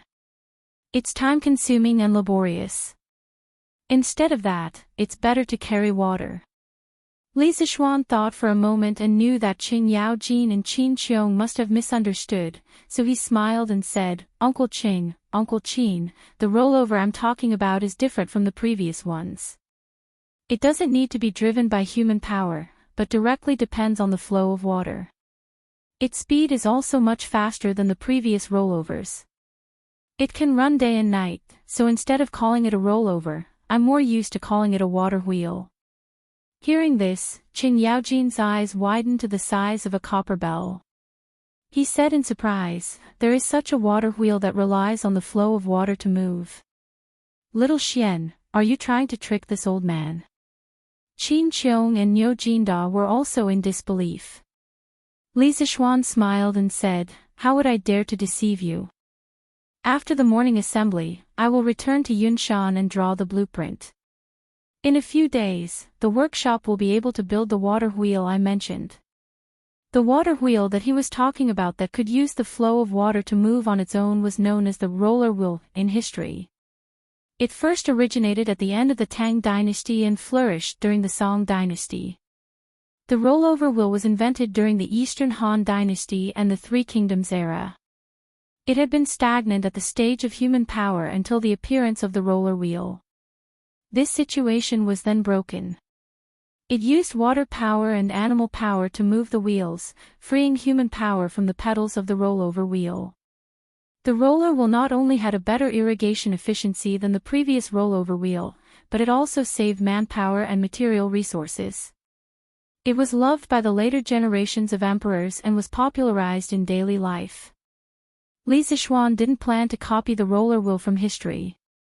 He would optimize and modify the original foundation, adding gears, bearings, and other transmission mechanisms to further optimize the operation efficiency and friction loss of the water wheel. Now, his workshop definitely had the technology and ability to do so. At this time, Li Zixuan couldn't help but admire his own foresight. When he first transmigrated to the Tang dynasty, the first thing he did was to establish the Strange Taste Pavilion workshop. Now, most of his glory and disgrace were related to this workshop. Ha! Good! When the time comes, little Xian, when you make this kind of water wheel, you must tell me. This old man has lived for more than half of his life, but I have never seen a water wheel that can move on its own, ha! Qing Yaojin laughed excitedly. Li Zixuan nodded and said, of course, of course. They chatted and laughed along the way and soon arrived at the palace. The 50,000 soldiers of the left guard naturally couldn't enter the palace. When they were at Vermilion Bird Avenue, they had already turned to the main camp. As for the important generals in the army, they followed Li Er into the palace to receive their rewards. Li Zixuan didn't have anything to do with this. He just stood there and dozed off. He faintly heard that Yuqi Jingde, Chai Xiao, and the others were being rewarded with money, silk, satin, and food. Then, he quickly fell asleep. Yes, he fell asleep standing up. After being in the imperial court for so long, Li Zixuan had long mastered the skill of sleeping while standing up. Speaking of this skill, he had learned it from Qing Yaojin. Old Qing had been in the imperial court for more than a decade, so he was much better at this than Li Zixuan. Reporting to your majesty, Left Minister Wei has returned to the capital. He is now outside Taiji Palace. In the midst of his drowsiness, a sharp voice came from inside the palace, waking Li Zixuan up from his sleep. When he came back to his senses, he couldn't help but say in his heart, Wei Jing is back. No, no. I can't sleep anymore. If Wei Yaojin sees this, he will definitely accuse this young master. Li Zixuan hurriedly wiped the corner of his mouth and pretended to be full of energy as he stood up straight. It was said that dozing off in the imperial court was something that almost every official had done before. Thus, when everyone saw it, they would turn a blind eye to it. However, Wei Jing, who couldn't tolerate sand in his eyes, was different. If it was light, he would wake you up. If it was heavy, he would scold you for being disrespectful in front of the emperor. Li Zixuan's position in the imperial court was very close to Wei Jing. There were only 2 people in between them. He didn't know if Li Er had purposely arranged this position for him or not, but he didn't allow him to change positions without permission. Thus, when he heard that Wei Yaojin was back, Li Zixuan's sleepiness immediately disappeared. Oh. Beloved Minister Wei is back. Quickly, invite him in. Li Er, who was sitting high up, said with a face full of joy. However, no one knew what old Li was thinking. After all, Wei Yaojin was back and often pressured Li Er. Whenever old Li did something wrong, Wei Yaojin would immediately scold him. Understood. The eunuch cupped his hands and left. After a while, Wei Jing strode in with a travel-worn face. He bowed to Li Er and said, Your Majesty, I, Wei Jing, greet you. To be honest, ever since he left Chang and in the first month and went to Hunan province, Wei Jing had missed Li Er a little. This was not a gay relationship, but a relationship between an emperor and an official. Old Wei respected and loved old Li from the bottom of his heart. He hoped that old Li could become a famous emperor. Especially after the rebellion in Hunan province and the narrow escape, Wei Jing was even more eager to return to the imperial court. Thus, once the matter in Hunan province was settled, he rushed back without stopping.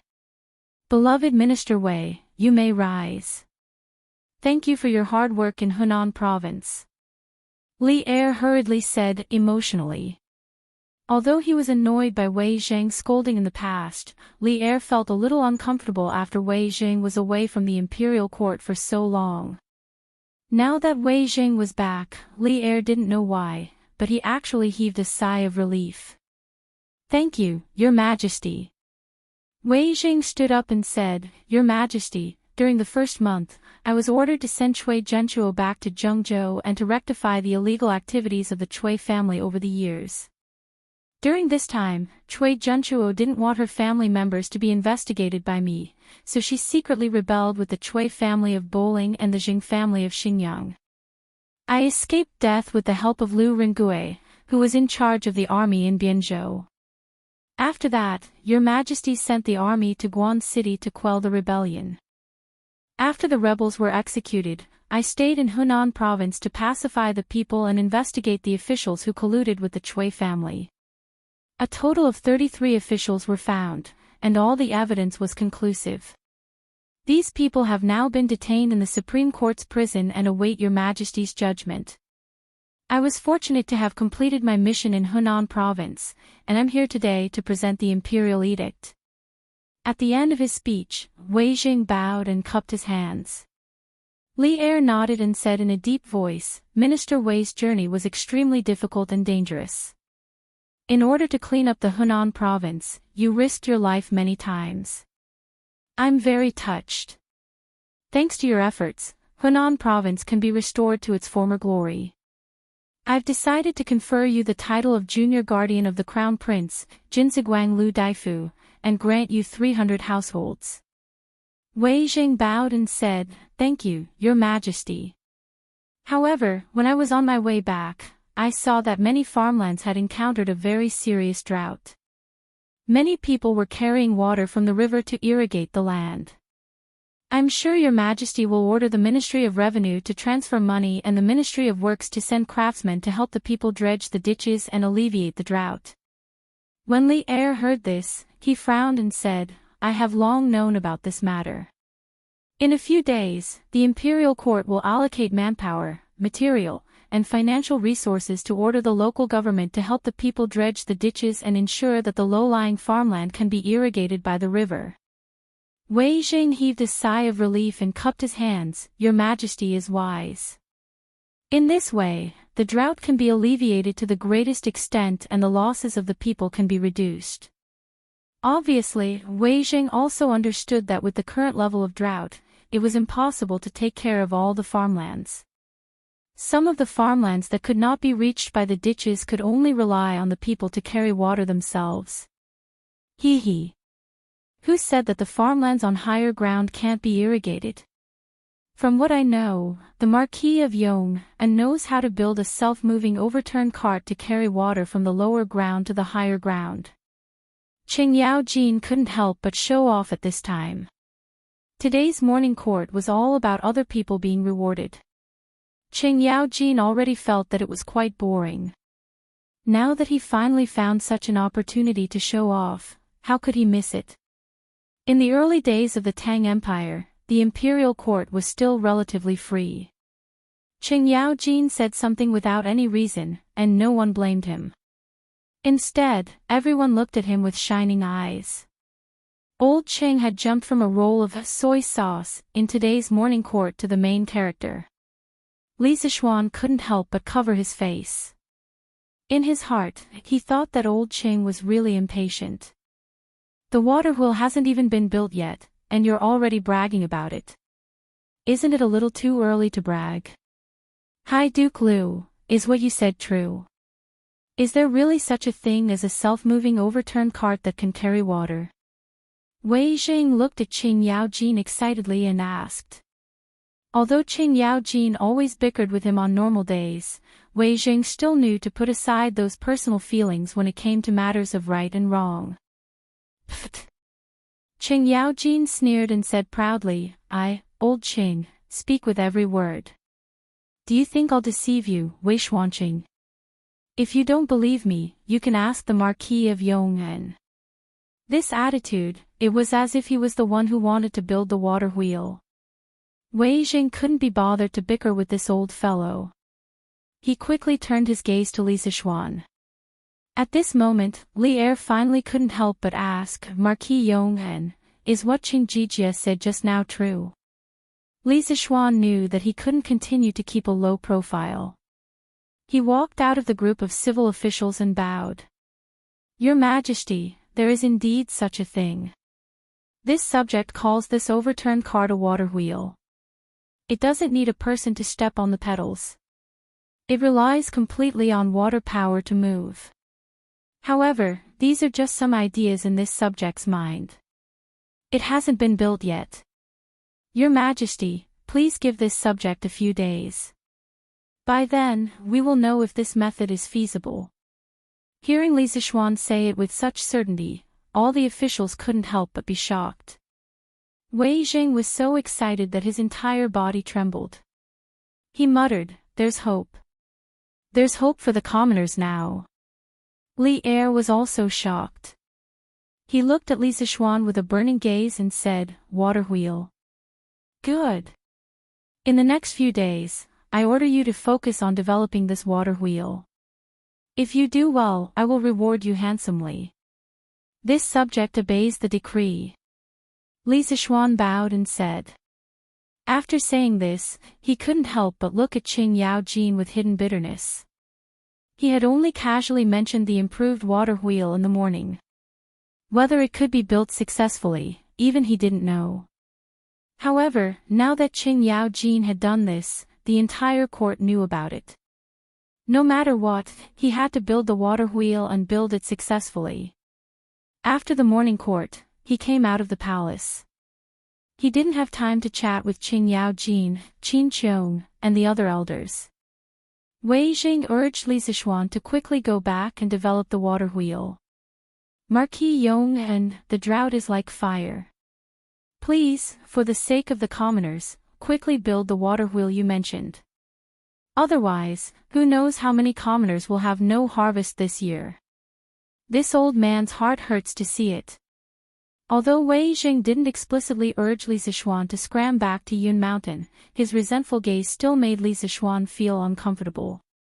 Therefore, Li Zixuan quickly cupped his hands in response and immediately rode back to Yun Mountain. Although Wei Jing sometimes liked to be stubborn, this old man was thinking of the commoners from the bottom of his heart. It was also because of this that Li Zixuan respected Wei Jing. Husband, you're back. Han Yushi saw that Li Zixuan had returned and hurriedly went up to him and said, Wife, your husband has some things to do. I won't be eating lunch. Don't let anyone disturb me in the study. Li Zixuan said to his wife and hurriedly went to the study.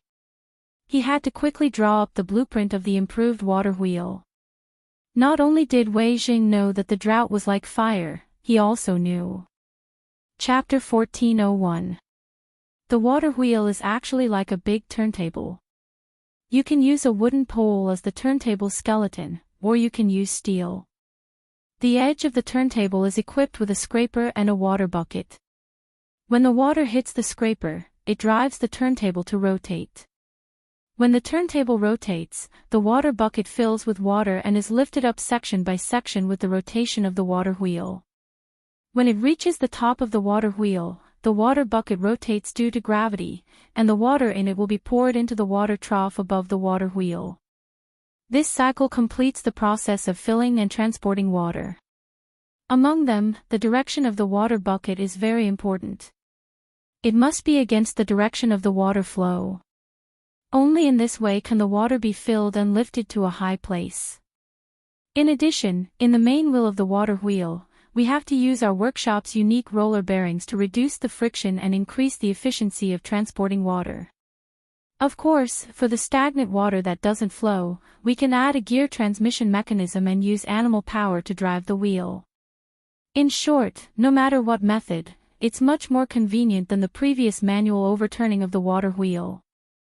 That afternoon, Li Zixuan brought the completed drawings to the workshop of the Strange Taste Pavilion.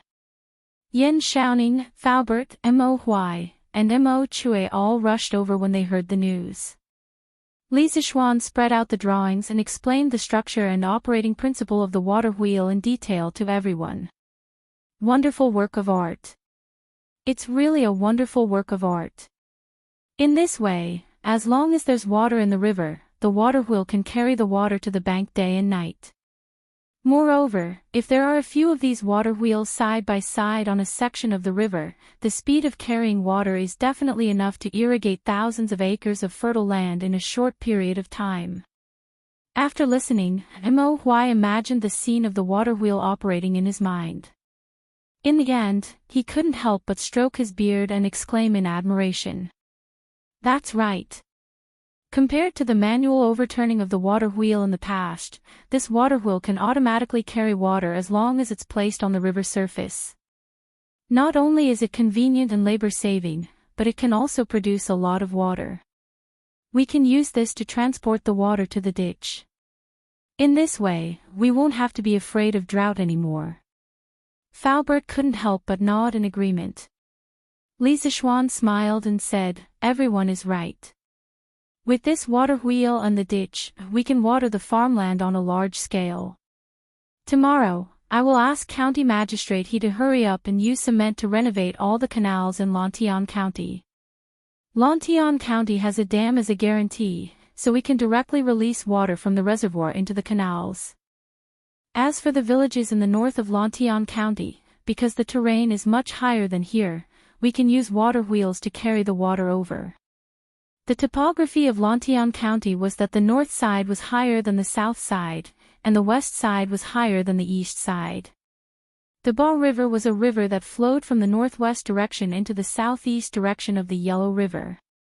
Plum Village and the Han family manor, which were close to the Ba River, could directly draw a canal from the vicinity of the dam to ensure that all of the farmland could be irrigated. However, for a manor like the Yu family manor, which was close to the north. Wanting to use a canal to draw the water from the Ba River was tantamount to wishful thinking. They could only rely on a water wheel to carry the water from the south side of the canal to the north. Using cement to repair the ditch. Little Xian, did I hear wrongly? When Yan Xiaoning heard this, he couldn't help but widen his eyes in disbelief. At this time, Faubert, Mo Huai, and Mo Chui were also looking at Li Zixuan in surprise. They guessed that Li Zixuan had accidentally said something wrong just now. Li Zixuan nodded and said, "Yes. That's right. It's to use cement to renovate the ditch. Firstly, this kind of ditch built with cement can reduce the loss of water during the process of water flow. Secondly, compared to the previous mud ditches, cement ditches are more convenient to maintain. There's no need to dredge them every year. This saves manpower and material resources. Compared to the little bit of cement used, it can be said that it's too cost-effective." Yan Xiaoning nodded thoughtfully and said, "That's true, but such a luxurious method can only be used in Lantian County. When building canals in other places, they only needed to hire some workers to do some work. It wasn't like Li Zixuan, who not only had to pay for the wages, but also the cement materials. Hee. All these efforts are definitely worth it." Li Zixuan said with a smile, then looked at Faubert and said, "Faubert, you've seen this blueprint. Are there any difficulties in the process?" Faubert thought for a while, then shook his head and said, "There's no difficulty. Some of the techniques used in it are ready-made in the workshop. If I can't make it even after looking at the blueprint, then I'll have no place to show my face. Young master, don't worry. The workshop will make the water wheel as soon as possible, and then we can immediately test it." Li Zixuan nodded. With the workshop's current level of technology, making the water wheel was indeed not difficult. He smiled and said, "That's good. It's been hard on you guys recently. The drought is like fire. The sooner we make the water wheel, the less the people will suffer. Young master, Yamacho, don't worry. We'll do our best." Faubert, Mo Huai, and Yan Xiaoning all knew the severity of the matter, so they cupped their fists and said solemnly. Li Zixuan nodded, said goodbye to everyone, and left the workshop. It was already evening when they left the workshop. Outside, people were still watering the fields. In this era, water projects were far less developed than in his previous life. If there were no officials from the county government presiding over a major project like the renovation of canals, no one would do it. Those abandoned canals, under the erosion of rain over the years, would collapse and become blocked again. It was very troublesome to clean them up. It was basically the same amount of work as digging a new canal. This was one of the reasons why Li Zixuan insisted on renovating all the canals in Lantian County with cement. Yo! It's young master. Coincidentally, not long after they left the workshop, they bumped into Hu Hanyun, who was carrying a bucket of water. Ever since Han Lijing became the landlord in Lan province, Hu Hanyun became the new village chief of the Han family manor. Old Hu was a man who valued friendship. When the world was in chaos, he fled to the Han family manor with his wife. Many of the villagers in the manor helped him. Now that he was the village chief of the Han family manor, he was even more cautious and conscientious. He didn't dare to slack off for even a day. Whenever a family in the manor encountered a problem, he was always the first to solve it. Naturally, the villagers in the Han family manor had a good impression of Hu Hanyun. "Uncle Hu, did you just come back from watering the canals?" Li Zixuan asked with a smile. Hu Hanyun wiped his sweat and said with a grin, "Isn't that so? The weather has been dry recently, and the nutrient bowl in the ground has just been planted. If I don't water it, the white pile seeds won't survive even if they germinate. This thing is very precious." It wasn't just old Hu. Recently, all the citizens of Lantian County were busy watering the freshly planted white fold seed flowers. Li Zixuan had spent a lot of money to buy these flowers, so no one paid any attention to them. It could be said that the white fold seed flowers in this one mu of land were more valuable than all the crops in each household. If they could get a good harvest, they wouldn't have to worry about food for a whole year. Li Zixuan understood. He thought for a while and said, "Uncle Hu, later tell the villagers that the canals in our county will be dredged soon. When the time comes, they won't have to carry water from so far away to water the fields." Hu Hanyun's eyes widened in surprise and said, "Young master, is what you said true? The county is going to help us dredge the canals?" Li Zixuan smiled and said, "Of course it's true. In a few days, the county government will organize the workers to start the construction. When the time comes, if the farmers are free, they can help.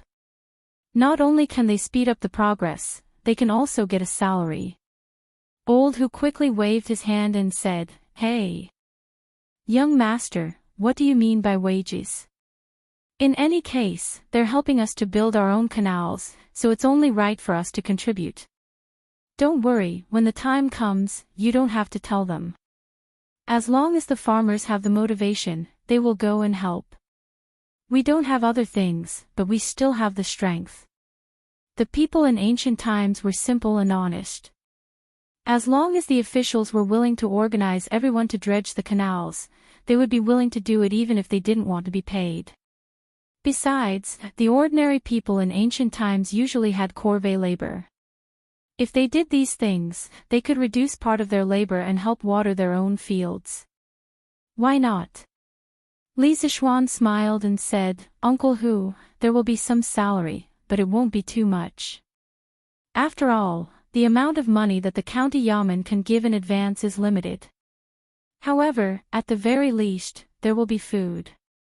When the time comes, you can have the farmers call for those half-grown children who can carry shovels and eat a lot. After helping out, they will be able to eat their fill, right?" What he was doing was not considered child labor. In ancient times, 13 or 14 years old was considered an adult. Moreover, at this time, the children of ordinary families were generally not fat. This was because it was impossible for them to eat until they burped every meal. It was not a bad idea to let them take advantage of the opportunity to eat until they were full for a few more days. Hu Hanyun grinned and said, "Yes. Yes. Yes. Those little bastards, they just squat in the manor every day and don't do anything serious. Let them come and help out, it'll be a good way to temper their temperament." Li Zixuan smiled noncommittally and chatted with Hu Hanyun for a while before taking his leave. It was already late, so he didn't plan to go to the county town. He went straight back to Yunshan. The next morning, after Li Zixuan finished his practice and breakfast, he went down the mountain and headed to Lantian County. Pang Feiji had to prepare for his wedding, so Li Zixuan gave him a few days of leave. So, he didn't come with him today. Now, the two brothers beside Li Zixuan were Lu Feng and Lu Yun. Li Zixuan was now the marquis of 10,000 households, so he had to have guards following him when he went out. It wasn't for safety reasons, but it was also for the sake of his reputation. Speaking of which, these two brothers were from the Imperial Guard. They were originally sent by Li Zixuan to help Li Zixuan search for ores and to be his personal guards. However, Li Zixuan was busy with the vanadium mine, the dam, and the drought. He didn't know what ores to mine next, so he didn't give them any missions to search for ores. So, they became temporary guards. After entering Lantian County, Li Zixuan went straight to the county government. When he passed by another street beside the county government, Li Zixuan inadvertently saw a luxurious mansion with the words, Marquis of Yong, and written on it. He couldn't help but be startled. Then, he realized that this should be his new mansion in Lantian County. Speaking of which, he was ashamed. Previously, he had heard from County Magistrate He that the new mansion had been built, but until now, he had not had the time to go in and take a look. After that, the decorations and furniture in the new mansion were all handled by his parents. Apart from paying for it, it could be said that he had not made any contribution to the new mansion at all. However, just by looking at it from the outside, this new mansion was much more imposing than the one in Chang'an. At the very least, the two stone lions at the entrance were very imposing. Li Zixuan liked it very much. Yunshan Villa was a small building with a modern style. It was suitable for a short stay for a vacation. This mansion in Lantian County could be considered an official marquee mansion. This had a symbolic meaning. It symbolized that the owner of Lantian County lived here. Therefore, the architectural style of this mansion was authentic Tang-style architecture. After living in Yunshan Villa for half a year, it might be nice to change back to a Tang Dynasty-style mansion. Li Zixuan thought to himself. After he finished explaining things to the county government, he should go to the new mansion to take a look. He didn't aspire to be a virtuous person like Yu the Great. He couldn't do something like passing by the house 3 times without entering it. Speaking of which, if this luxurious mansion was placed in modern times, it would be worth at least a few billion, right? However, Li Zixuan only spent less than 10,000 strings of coins to build such a luxurious mansion. Just thinking about it made him feel like he was dreaming. Even so, there would probably be people who would say that he was extravagant. However, to Li Zixuan, he had earned so much money. Couldn't he enjoy it and let his family live better? Moreover, he wasn't the kind of person who was heartless. He had used his own money to make the people rich. He couldn't even count how many examples he had. Marquis, why don't we go in and have a seat? Old Master and Old Madam should be awake by now. Lu Feng suggested after seeing Li Zixuan staring at the mansion for a long time. Li Zixuan came back to his senses and shook his head. Business is more important. Let's go to the county government first. After saying that, he urged Big White to go to the county government. When they arrived at the county government, Li Zixuan didn't ask anyone to announce his arrival. Instead, he went straight to the back office. County magistrate he happened to be going through official documents at the back office. Seeing Li Zixuan suddenly arrive, he was shocked. Could it be that he had done something wrong recently? Could it be that Li Zixuan had come to question him personally? Suppressing the doubts in his heart, county magistrate he hurriedly came forward and greeted, "Greetings, Marquis." Li Zixuan nodded and walked into the hall. Then, he asked, "County magistrate the weather has been dry recently. Many crops in the fields have withered. Do you know about this?" County magistrate he was shocked. Only now did he understand Li Zixuan's intentions. He hurriedly cupped his hands and said, "Marquis, I already know about this. 2 days ago, I had already discussed a solution with the county deputy and official registrar. We have decided to gather all the villagers and dredge the ditches. Then, we will divert the water from the dam that you built. I had planned to look for you today to discuss this matter, but I didn't expect you to come to the county government so soon." Chapter 1402. Although only the first signs of the Guangzhou drought had appeared, the county yamen of Lantian County still had not come up with a response policy. This made Li Zixuan somewhat dissatisfied. No matter what was said, the officials of the county yamen were definitely lazy in their work. Li Zixuan had personally come to the Lantian County yamen today with the intention of denouncing them. However, when he heard county magistrate he say that the yamen was already preparing for the drought, his expression softened. Building the canals and opening up the reservoirs is a must. It's best for the yamen to start recruiting workers in the next 2 days and use cement to refurbish all the main canals in the county. As for the branch canals, they only need to be cleared. The wages paid to the commoners will be allocated by the county government, and the cement required will be distributed by the workshop of the Strange Interest Pavilion. Using cement to refurbish the canals? County magistrate he was shocked when he heard this. He asked doubtfully, "Marquis, isn't this a little too extravagant? Also, there's no need for this. Li Zixuan frowned and said, "Why is there no need for this? Now that there's a shortage of water, the cement canals can reduce the loss of water during the flow of water. Also, it'll be easier to clean them up every year. Don't tell me you want to mobilize the workers to clean the canals every year." County Magistrate he swallowed his saliva and said, "No, no, no, I don't want to." Marquis is wise. Although he understood that Li Zixuan was speaking the truth, he still couldn't accept such an extravagant matter from the bottom of his heart. After all, the cement produced by the workshop was still a priceless item. Merchants outside couldn't buy it even if they wanted to. Li Zixuan seemed to have seen through County Magistrate his thoughts. He said, "The cement produced by the workshop hasn't been sold, so we've accumulated a lot of stock in the past half a year. County Magistrate you don't have to worry about the problem of insufficient cement. After the drought is resolved, the Yamen can organize people to refurbish the roads in Lantian County.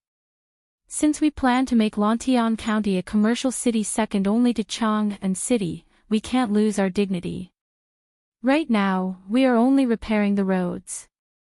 In the future, when the number of people in the city increases, we will have to expand this county. But that's all for later. The most important thing now is to repair the cement ditch as soon as possible." The roads in Lantian County were all bluestone roads. However, even though they were both bluestone roads, the roads in Lantian County were not as smooth as the roads in Chang'an City. Li Zixuan had been dissatisfied with this for a long time. As the saying goes, if you want to be rich, you have to first fix the roads. He was able to fix the cement road from Yunshan to Chang'an City. Of course, he had to fix the roads in Lantian County. County Magistrate he was shocked by Li Zixuan's plans to repair roads and expand the city. But at the same time, he was also fascinated. If he could really turn Lantian County into a commercial city second only to Chang'an, then he, the county magistrate, would be famous all over the world. How could he be an exception to this rule? Gulp. County Magistrate he swallowed his saliva and said, "Marquis is right. I will do my best to assist Marquis." Li Zixuan smiled and nodded. He asked again, "How is the scale of business in our city compared to the past?" Speaking of this, County Magistrate he was suddenly energized. He said excitedly, "It's flourishing. Marquis, the business in Lantian County is flourishing. Where there are people, there are business opportunities." In these few months, the Football League not only attracted a large number of spectators, it also attracted a large number of businessmen to open shops, teahouses, inns, and pubs in Lantian County. The number of shops and pubs is 3 times more than before. The business tax collected by the county government every month is almost 5 to 10 times of the previous years. In the long run, the business tax in our county will exceed the land tax. That's just around the corner. These are all within expectations. What I want to ask is, the business in Lantian County is developing so rapidly. Are there any new problems in the middle? Li Zixuan nodded and asked. Football was one of the most charming sports. Lantian County was hosting a portion of the Football League this time. To be able to attract so many businessmen was within Li Zixuan's expectations. However, this method could be described as pulling up seedlings to help them grow. It was inevitable that there would be hidden dangers in the middle. Hearing Li Zixuan's question, County Magistrate He's face showed a hint of difficulty. After hesitating for a while, he opened his mouth and said, "Marquis, if you want to talk about problems, it's not that there aren't any. The most prominent problem is that as the number of shops in our county increases, there are more and more hooligans who seek protection fees from the businessmen. Many merchants would report to the county yamen after being blackmailed. The yamen's constables would arrest the ruffians, but the merchants who reported to the yamen would often be retaliated against. The most serious case was a silk shop that suddenly caught fire one night. After this matter spread, very few of the merchants came to report it to the authorities. Li Zishuan heard this and his face turned cold. He said sternly, "There was such a thing. Why didn't you tell me before?" This, county magistrate, he opened his mouth to say something, but in the end, he lowered his head and didn't say anything. Li Zishuan said angrily, "This is county magistrate, he's dereliction of duty. Those hooligans want to use these little tricks to instill fear in the hearts of the businessmen, so as to achieve their goal of extorting protection fees. If the county government doesn't do anything, won't it encourage those hooligans' arrogance? In the long run, our Lantian County's business environment will get worse and worse, and our reputation will even spread far and wide. Now there is the football league to help us attract businessmen, but what about after the football league ends? What do you plan to use to keep them?" This was the first time county magistrate he saw Li Zishuan lose his temper. His face couldn't help but turn pale. After Li Zishuan finished speaking, he hurriedly cupped his hands and said, "Marquis is right. I will do my best to clean up this bunch of hooligans in the city in the future. However, those people will run away as soon as they see the wind blowing and the grass blowing. If we want to catch them, we will need a lot of manpower. Our county government's 3 groups of bailiffs only add up to about 50 people. If you don't have enough manpower, then go and recruit more. Lantian County is no longer the small county it used to be. County magistrate you have to broaden your horizons. The 3 groups of bailiffs in the county government must have at least 100 people. You must ensure the safety of the city, and resolutely protect the safety of the people and the businessmen." Li Zishuan mercilessly interrupted county magistrate he and said. The bailiffs were different from the army. If Li Zishuan wanted to recruit more people, he could do so. He didn't have to worry about anyone impeaching him. "Yes, yes, yes. I will do as you say in a moment." County magistrate he hurriedly cupped his hands and said, "Yes." Li Zishuan turned around and clasped his hands behind his back and said, "In addition, this marquis also intends to set up a department of commerce in the county government. It will specialize in dealing with the tax collection of the businessmen and ordinary disputes. This marquis' purpose in setting up the Department of Commerce is to tell those businessmen that they can enjoy the same treatment as ordinary people in Lantian County. They will not be discriminated against. From now on, Lantian County would only be divided into the ranks of soldiers and commoners. Although the children of businessmen can't participate in the imperial examinations, they can still attend the county school in the county. In the future, they can even enter Yanhuang College." Before this, the businessmen of Lantian County were helplessly bullied by the local ruffians. However, county magistrate he didn't do his best to help. The reason for this was because of the low status of the businessmen in this era. The reason why the businessmen didn't dare to report to the officials, other than being afraid of being retaliated by the local ruffians, another important reason was that they felt that even if they reported to the officials wouldn't take their matter to heart. They might as well spend money to avoid disaster. Li Zishuan wanted to change this situation. However, he didn't radically raise the status of the businessmen to a very high level. At least, it wasn't as high as it was in the modern era. He only wanted to divide the businessmen into commoners. This way, the opposition he received would be much smaller. County magistrate his eyes widened when he heard this. He couldn't help but say, "Marquis, you can't do this. I'm afraid this is very inappropriate." "What's inappropriate about it?" "This marquis respects the rights of the scholars and didn't give any special treatment to the businessmen. I only unified the businessmen and craftsmen in Lantian County into commoners. Who would object? This Department of Commerce, you first send someone to take care of it. If your people don't do a good job, then this marquis will personally send someone to take care of it. However, when the time comes, this Department of Commerce won't listen to you." Li Zishuan said very unyieldingly. If a superior always treated his subordinates with a pleasant countenance, then it would cause the subordinates to lose respect and slack off on their own work. County magistrate he was like this now. Li Zixuan wanted to take this opportunity to give him a good beating. Seeing Li Zixuan being so firm and decisive, county magistrate he couldn't refute. He could only cup his hands and say, "This official obeys and will do my best to help Marquis manage this Department of Commerce." Li Zixuan's expression cleared up a little. He nodded and said, "In this world, there are gains and losses.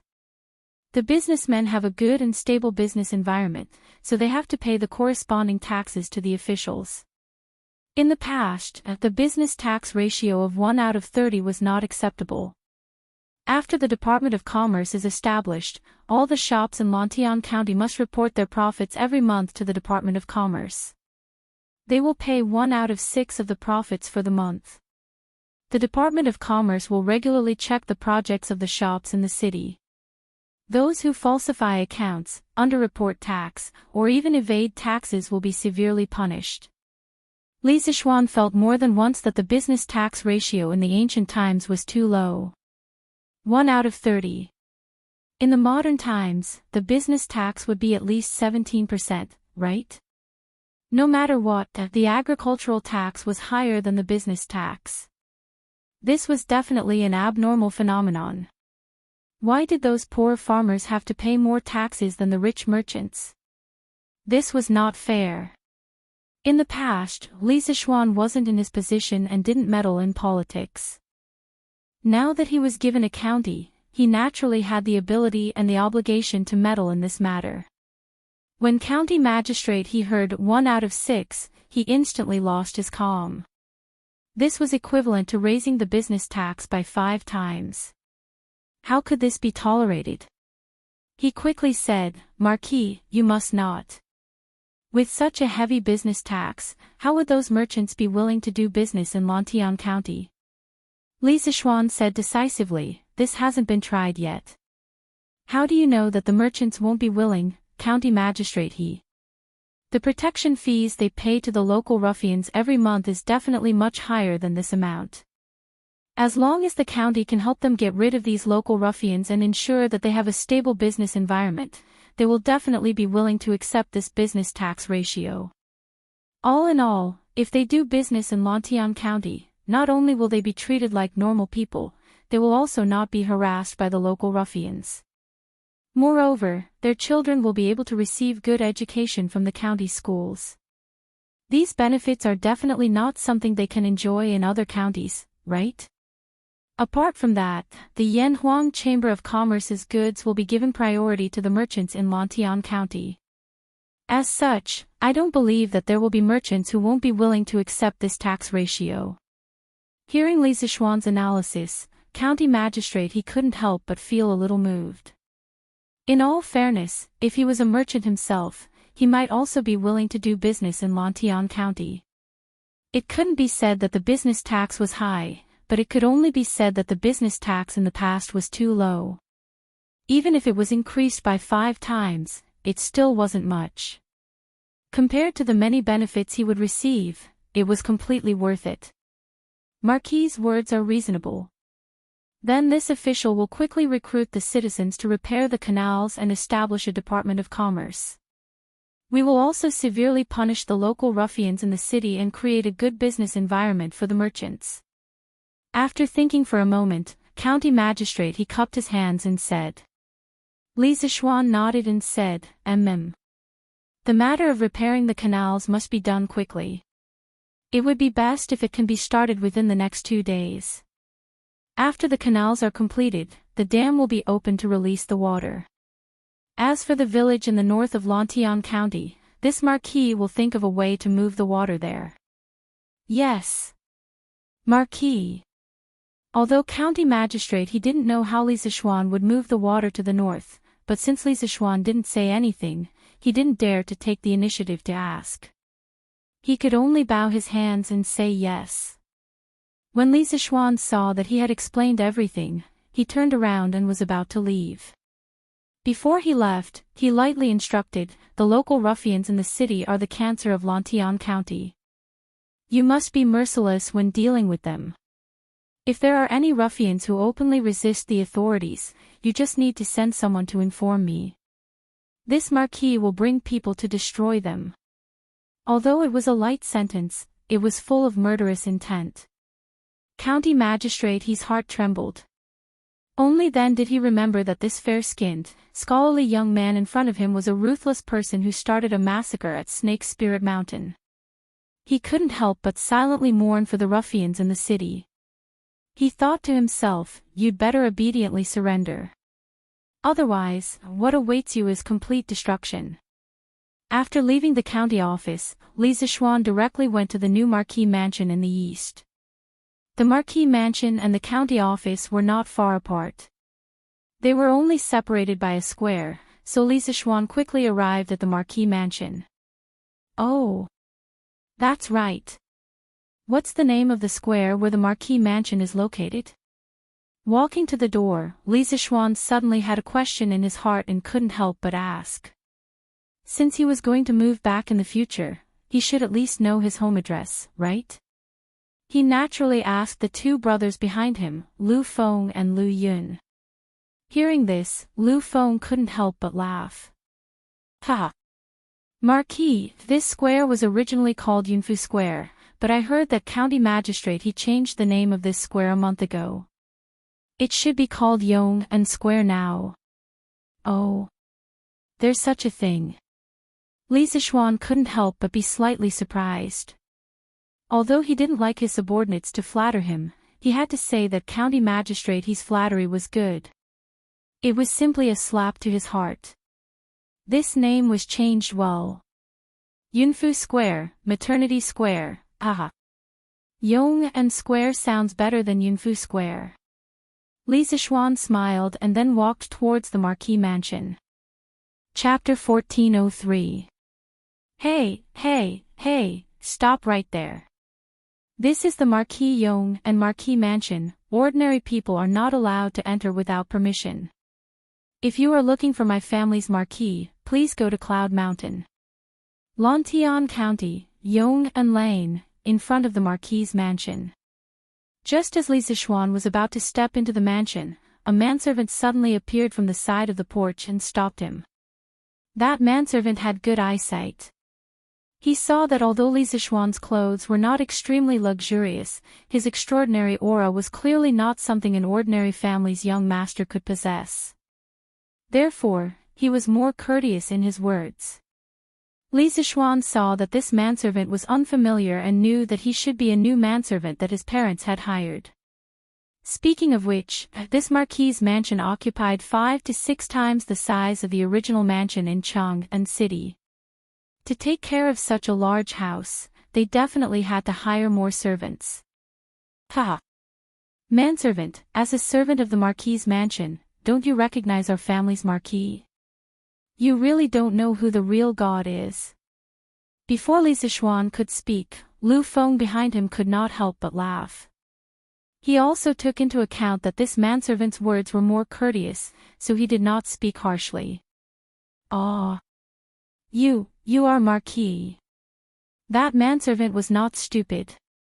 He did not think that anyone would dare to impersonate a marquis in front of the Marquis's mansion.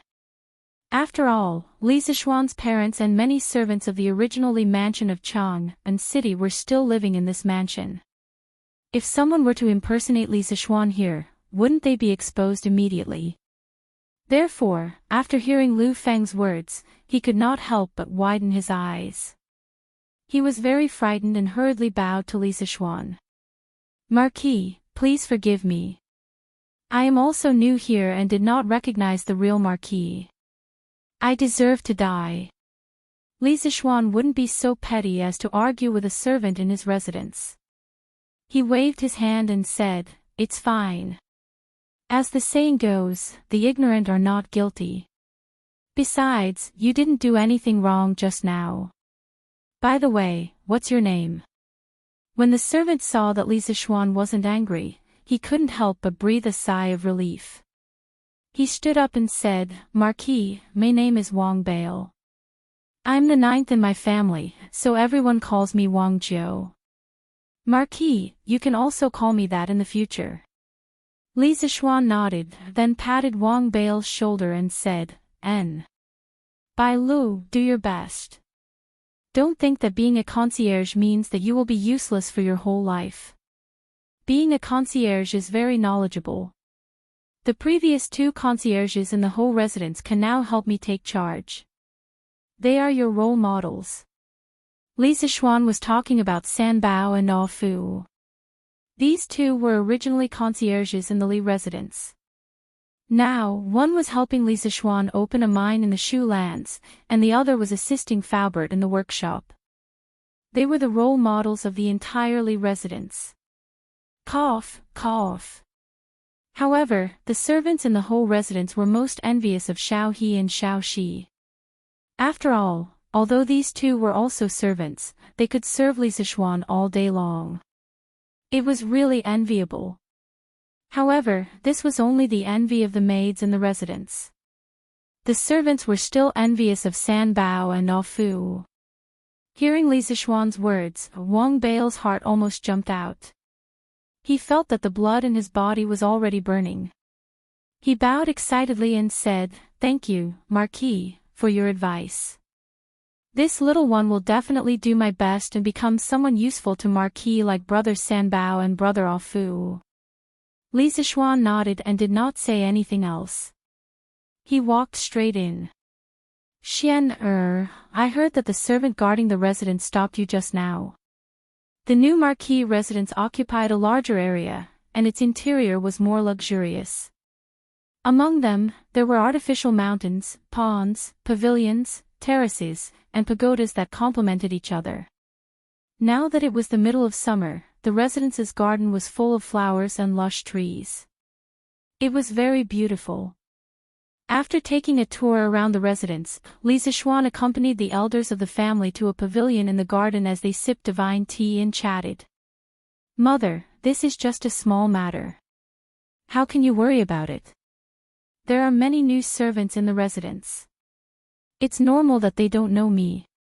They'll know me after a few more times." Lisa Xuan was embarrassed when he heard this and quickly said. Speaking of which, he was stopped by his own servants when he returned home. If this were to spread, he would probably be laughed at. Madame Li looked at her son reproachfully and said with a smile, You still have the nerve to say that. Isn't it because you're busy with work? The new residence has been built for so long, but you don't even come back to take a look.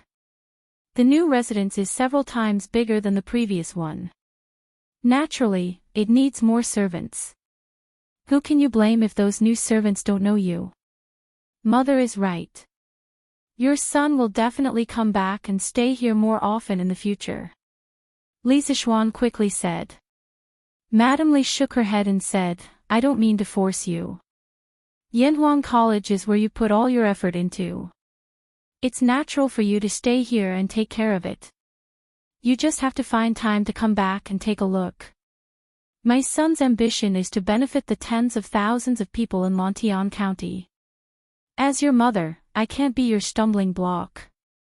Although Lisa Xuan was moved by his mother's understanding, he could not bear to see the two elders guarding this huge but empty residence all day long. What was the difference between them and those old people who had empty nests? So he quickly said, Mother, look at what you're saying. Yunshan is only half an hour away from Lontian County. Your son can stay here and take care of Yanhuang College. When I'm done with my work, your son and Yushi will move back here. He was now not only the Yamacho of Yanhuang College, but also the master of tens of thousands of people in Lontian County. He had to consider not only Yanhuang College, but also the livelihood of these tens of thousands of people.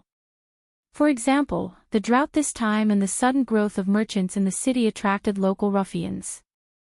He needed to deal with them personally. His subordinates did not have the courage to do so, so staying in the city and commanding was the long-term plan. Madame Li was pleasantly surprised when she heard this. She said, is what you said true? Lisa Xuan smiled and said, Of course it's true. Oh, that's right. Mother, where did you buy all the new servants in the residence from?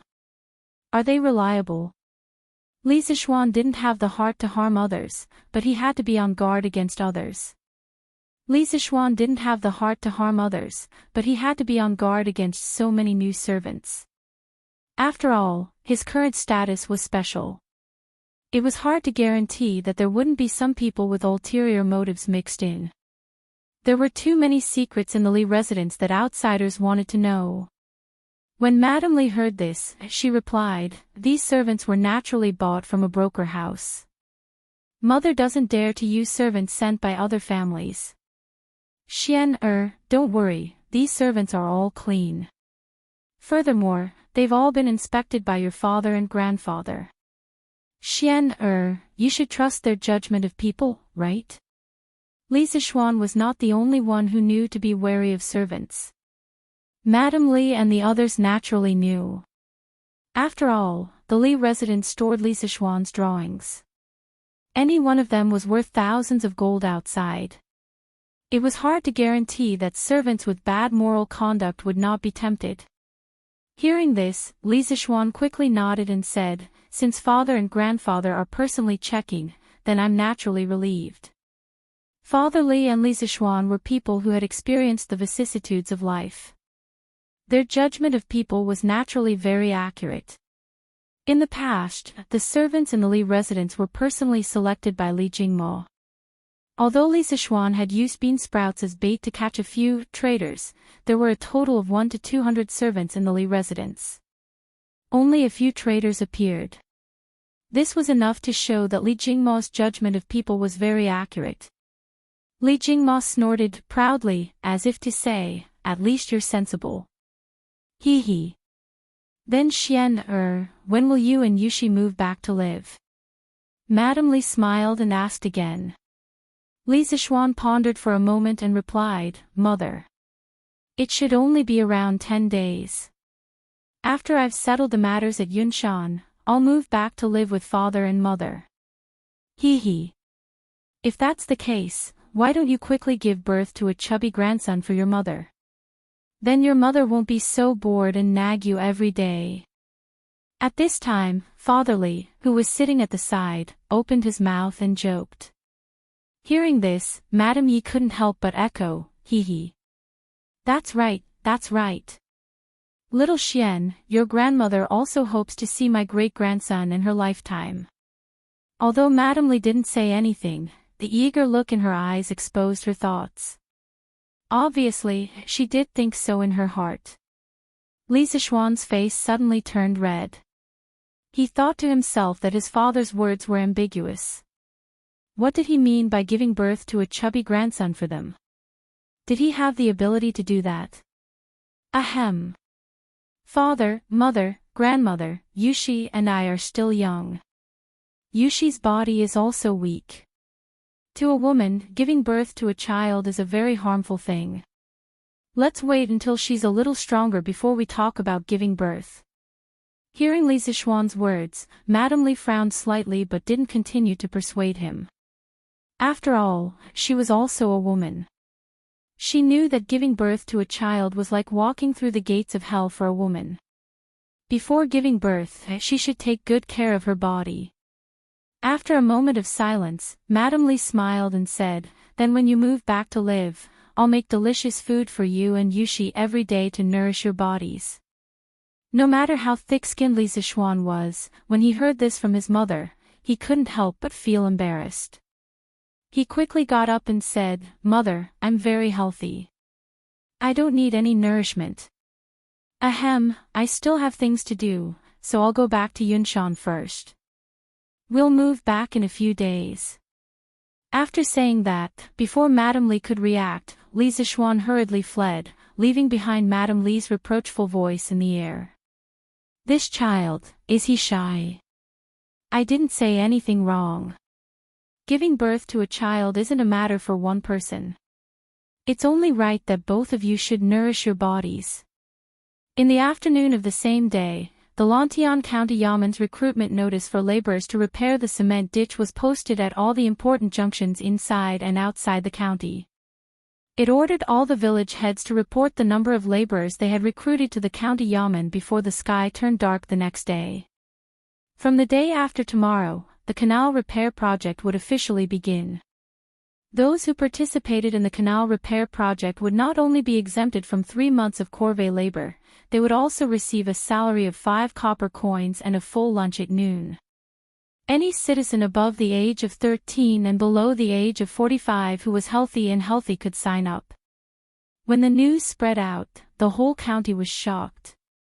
There was especially little rain this year. Many farmlands had dried up and cracked. All signs indicated that this year would be a year of drought. To the ancient people, drought meant a reduction in grain production. A reduction in grain production meant death. A lot of people would starve to death. Therefore, although it was very difficult to carry water and water the fields, there were still many commoners who would go to the river to carry buckets of water. Now that the county government was willing to organize the workers to repair the canal, even if the commoners didn't want to be paid, they would still be extremely happy. Moreover, not only would they be paid, but they would also be provided with food. Furthermore, they would be able to reduce 3 months of corvée labor. Although the Tang Empire had greatly reduced the amount of corvée labor for the commoners, this was something that no one would complain about, right? Therefore, the commoners who saw the notice, regardless of whether they were male or female, old or young, as long as they had some free time recently, all flocked to the village managers' homes and asked to sign up for the canal repair project. If there wasn't an age limit of 45 years old, it was likely that all the old men and women in their 50s and 60s would rush to sign up. Everyone understood that once the cement ditch was built, they would no longer need to carry buckets of water from the river. All the crops in their fields would be saved. However, there were a few villages where the commoners weren't so enthusiastic. For example, the Yu family village in the northernmost part of Lantian County. Village manager, even if the canal is built to our Yu family village, will the water from the Ba River be able to flow over? When the time comes, won't the fields in our village continue to be dry? That's right. Zhong Lizheng. Our Yu family village's terrain is much higher than the Ba River. Instead of repairing the canal, we might as well continue to carry water and water the fields. If we can save some fields, then we can save some. It's better than repairing the canal. That's right. That's right. The nutrient bowls in my family's fields haven't been watered yet. I, third Yu, can't go to repair the canal. In the Yu family village, there were many villagers gathered in the courtyard of Zhong Lizheng's house. The villagers were all talking at once. In short, everyone wasn't very enthusiastic about repairing the canal. My fellow villagers, please be quiet and listen to me. At this moment, Yu Dehang held a notice and walked to the front of the crowd. She shouted loudly. It's Elementary Scholar Yu. Elementary Scholar Yu, if you have anything to say, just say it. We're all listening. That's right. Elementary Scholar Yu, you're well read, so you can help us make some suggestions. The commoners respected Yu Dehang, who was a scholar, very much, so they quickly quieted down. When Yu Dehang saw this, she opened her mouth and said, "Fellow villagers, look at this notice. It is clearly written that after the canal is repaired, it can guarantee that the water from the Ba River will irrigate all the farmlands in Lantian County, so that the people of Lantian County will not suffer from drought." What does this mean? It means that the land in our Yu family village can also be nourished by the water from the Ba River. This notice came from the Lantian County Yamen. Such a huge project definitely wasn't decided by County Magistrate he alone. Marquis must also know about it. However, since this notice was released, what does it mean? It means that this is Marquis's guarantee to us. You may not believe that the water from the Ba River can flow to the Yu family village, but don't you believe in Marquis? Regardless of whether you believe it or not, I, Yu Dehang, definitely believe in Marquis.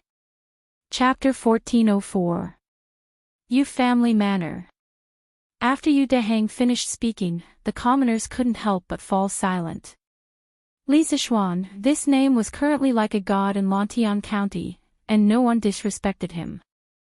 Some people even set up a longevity monument for Li Zixuan and prayed for Li Zixuan every day. They prayed that Li Zixuan could live to 100 or 1,000 years old, so that they and their descendants could also enjoy happiness. Therefore, when Yu Deheng mentioned Li Zixuan, the commoners no longer dared to make a ruckus like before. Scholar Yu, Marquis has done us a great favor, so of course we believe in Marquis. However, no matter how capable Marquis is, he can't move the water from the Ba River to our Yu family manor, right? A villager couldn't help but say loudly at this time. He had voiced out the thoughts of the majority of the people. Therefore, as soon as his voice fell, countless people immediately echoed his words. That's right. Moving the water from the river is the means of an immortal. Even if Marquis is skilled in both civil and martial arts, it's impossible for him to do such a thing. Maybe Marquis didn't know about this notice, or maybe Marquis didn't consider the terrain here. That's right. We believe in Marquis, but it doesn't mean that we believe that someone can move the water from the Ba River to the Yu family manor. Instead of wasting time building canals, it's better to water the land from the well. Zhong Lijing was a little helpless when he saw this, so he couldn't help but look at Yu Deheng. Although he also didn't believe it in his heart, he still chose to firmly believe in Li Zixuan. However, he couldn't convince others to believe that Li Zixuan could bring the water over like him. He was only a villager who relied on the sky to make a living. In terms of eloquence, he was far inferior to a scholar like Yu Deheng. Yu Deheng didn't disappoint Zhong Lijing. At this time, he shouted, "Fellow villagers, please listen to Deheng again. What you said just now is not wrong. Moving the river and transporting water is indeed an immortal's method. But have you forgotten Marquis' identity? Marquis is a descendant of an immortal. He can ascend to the heavens and enter the earth. You guys know about the immortal lamp from before, right? Also, Marquis grew vegetables in the winter. You should all know about that, right? Which of these things did you think was possible? But what was the result? These impossible things were all accomplished by Marquis. Although I don't know what method Marquis will use to transport the water to the Yu residence, I believe that Marquis will be able to do it. Gentlemen, think about it. If we don't use manpower to clear the canals, and only rely on the water from the wells to irrigate the land, how many mu of land can each family save? But what if we dig a canal and Marquis brings the water here? Then the drought in all the land in our village can be alleviated. Besides, the county yamen asked everyone to help repair the canals. Not only did they give you wages, but they also reduced your corvée labor by 3 months. Where else can you find such a good thing? Taking a step back, if you still don't believe that Marquis can transport the water to the Yu residence, then each family can only send 1 or 2 people to repair the canals, and the rest of you can continue to irrigate the land with water. But no matter what, the canals of the Yu residence must be repaired this time. Because this time, the county yamen provided cement to help us repair the canals, so we must not miss such a good opportunity. At this time, Yu Lijing also nodded and said, Scholar Yu is right. This time, the county is mobilizing all the people in the county to repair the canals. The people of the Yu residence must not be left behind. After all, cement is a rare thing. It is our good fortune that the county yamen is willing to provide it to us to repair the canals. Marquis is also taking care of us behind the scenes. This kind of treatment is something that people in other counties can't even dream of, so we must know what's good for us. Therefore, each family must send at least 1 or 2 young and strong laborers to help repair the canals. This is a matter that will benefit future generations, so each family must contribute. After he finished speaking, the villagers couldn't help but talk in private. After a while, everyone finally began to agree with him. Scholar Yu is right. Marquis is the son of an immortal, so he must have the means of an immortal to transport the water from the Ba River to our Yu residence. I, Yu Dashin, firmly believe in Marquis. My family is willing to send 3 people to help repair the canals. I, Yu Ching, am also willing to believe in Marquis. My family is willing to send 4 people. My family is willing to send 3 people. Suddenly, the villagers' enthusiasm for repairing the cement canal surged, and they all eagerly asked Zhong Lijing to sign up. Seeing this, Zhong Lijing finally let out a sigh of relief and began to call the villagers to line up and register. At night, the Lantian County Yamen was brightly lit. The officials in charge of the county Yamen all worked overtime at the request of County Magistrate He. During the day, Li Zixuan came to question him and scared County Magistrate He out of his wits. Therefore, when it came to the construction of the canals, he was even more vigilant and didn't dare to slack off. Li Zixuan wanted to build the canals as soon as possible, so he directly set the start date for the day after tomorrow. However, the construction of the canals in the county was a huge project, so it had to be done in sections and at many places at the same time. This way, the canals in the county could be dredged in the shortest time possible. The specific tasks assigned to each village had to be arranged in advance.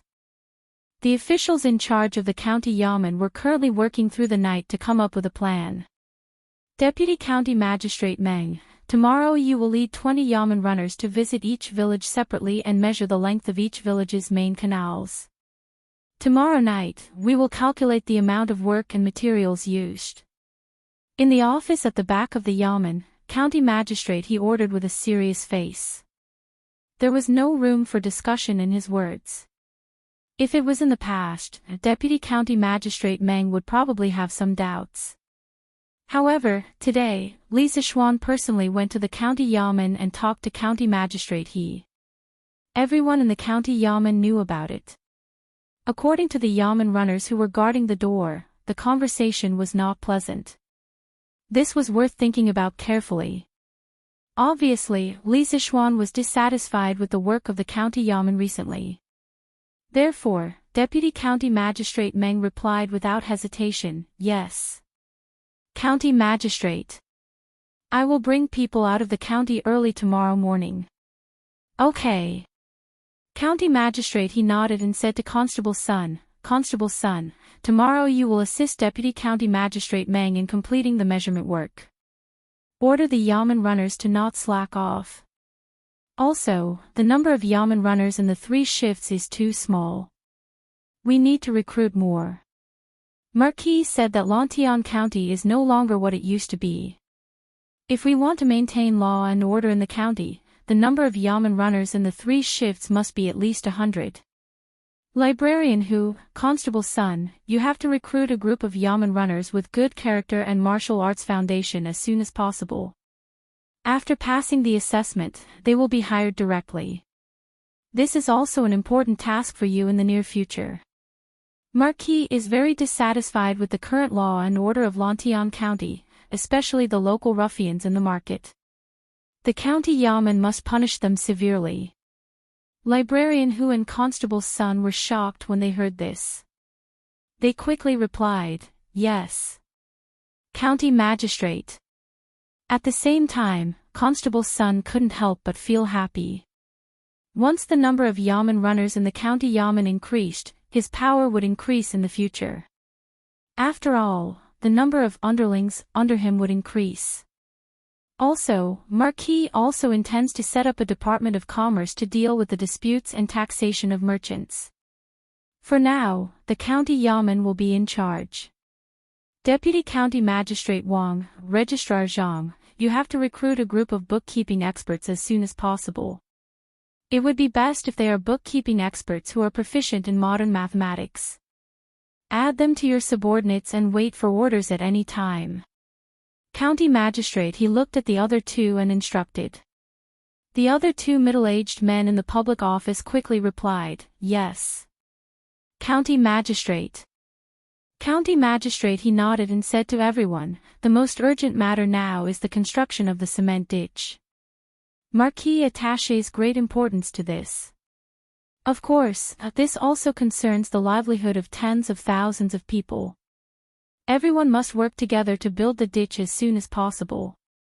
Yes. Everyone agreed. At this moment, Deputy County Magistrate Meng suddenly couldn't help but ask, "County Magistrate, the village in the north of Lantian County is on higher ground. How do we channel the water from the Ba River through the ditch?" As soon as he said that, everyone looked at County Magistrate He. Obviously, everyone had the same question in their minds, but they didn't dare to ask. County Magistrate He frowned and replied, "Marquis has his own way of doing this. We don't have to worry about it. All right, go and do your work. Once you're done, go back and rest." "Yes." County Magistrate. Early the next morning, Deputy County Magistrate Meng of the County Yamen led more than 20 Yamen runners out of the city. There were more than 50 villages in Lantian County. Even if they split up, it would probably be evening by the time they finished their work. At the same time, the news of the Lantian County Yamen organizing the villagers to build the ditch with cement had already spread to the surrounding counties of Chang'an. The people in other counties who were suffering from drought were naturally envious of Lantian County. Although the announcement of the construction of the ditch was issued by the County Yamen of Lantian County, everyone knew that it was definitely Li Sichuan's idea behind it. For a moment, countless people were praying that one day, their villages would become Li Sichuan's fiefdom. When the imperial court heard the news, it was impossible for them to remain indifferent. The Ministry of Revenue and Ministry of Works both sent people to the various counties with funds from the imperial court to urge the county yamen to start dredging the ditch. Although it wasn't a cement ditch, it could still alleviate the drought to a large extent with the water wheel that Li Sichuan was currently developing. At the same time, in the new workshop of Strange Taste Pavilion, it was a busy scene. Since Li Sichuan handed the water wheel blueprint to Faubert yesterday, Faubert, Mo Huai, Yan Shaoning, and the rest discussed and divided the task of building the water wheel into many small parts and distributed them to the various departments of the workshop. After that, all the craftsmen in the workshop focused on building the water wheel. The scale of the workshop today was no longer what it used to be. The number of craftsmen was more than 10 times more than before. With thousands of people working on the same thing at the same time, how terrifying the progress was. At noon, a giant wheel that was 4 to 5 feet tall had been erected in the open space in the front yard of the workshop. It looked just like a Ferris wheel. However, this wasn't the kind of Ferris wheel that was only for viewing and entertainment.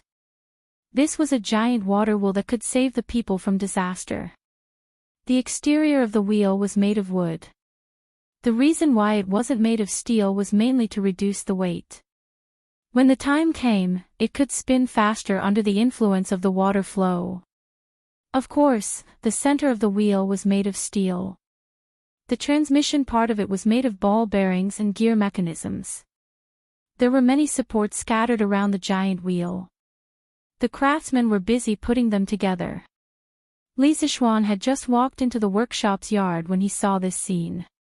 He had been worried about the progress of the water wheel's construction. Although he knew in his heart that the water wheel couldn't be completed in a day or two, he couldn't help but come over after lunch. The craftsmen in the yard were busy with their work at the moment. For a moment, no one noticed Li Sichuan coming over. Li Sichuan looked at the giant wheel in the yard and couldn't help but open his mouth in shock. The progress of the water wheel's construction was far beyond his imagination. "Hey! Young master, you're here." Faubert had just squatted on the ground to instruct a carpenter. When he got up, he saw Li Sichuan and greeted him. Li Sichuan nodded. Suddenly, he noticed Faubert's unconcealable tiredness, so he quickly asked with concern, "Faubert, did you stay up late again last night?" Hee. No worries. No worries. Young master, don't worry. I just slept a few hours later. No worries. The construction of the water wheel is the most important thing. Faubert heard the deep concern in Li Sichuan's words and couldn't help but feel warm in his heart. He quickly waved his hand and said. Li Sichuan frowned and said, "Faubert, no matter how urgent the water wheel is, it's not as important as your health. Go back and rest. I'll help you keep an eye on this place. The academy had a midterm examination these 2 days. The Lantian county government had also just been warned. Since Li Zixuan had nothing to do these 2 days, he thought it would be good for him to stay in the workshop. Faubert quickly shook his head and said, "Young master. You're the head of a county and have a lot of work to do. How can you stay in the workshop and waste your time? Don't worry, my body is still strong. When I'm tired, I'll naturally go and rest." Speaking of this, he suddenly pointed to the giant wheel in the courtyard and said, "Young master, you came at the right time. Take a look at the main wheel of the water wheel. What do you think of the craftsman?" Seeing Faubert's unyielding attitude, Li Zixuan couldn't persuade him anymore. Hearing this, he looked at the giant wheel again. He saw that there were protruding scrapers on the wheel's circumference at intervals. These were used to block the water. When the water hit the scrapers, it would impact the wheel. On top of the scrapers, there was a thick iron pipe placed at an angle of 45 degrees.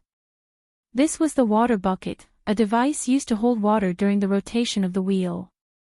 After looking at it carefully for a while, Li Zixuan nodded and said, Very good. This is basically the model of the water wheel in my mind. The progress of the construction is really beyond my expectations. Faubert, you've worked hard." Faubert laughed and said, "Haha. It's not hard for me. This is the result of the joint efforts of all the craftsmen in the workshop. I estimate that the water wheel can be installed on the Ba River tomorrow. When the time comes, the corresponding water trough will be built. It should be ready for trial operation the day after tomorrow."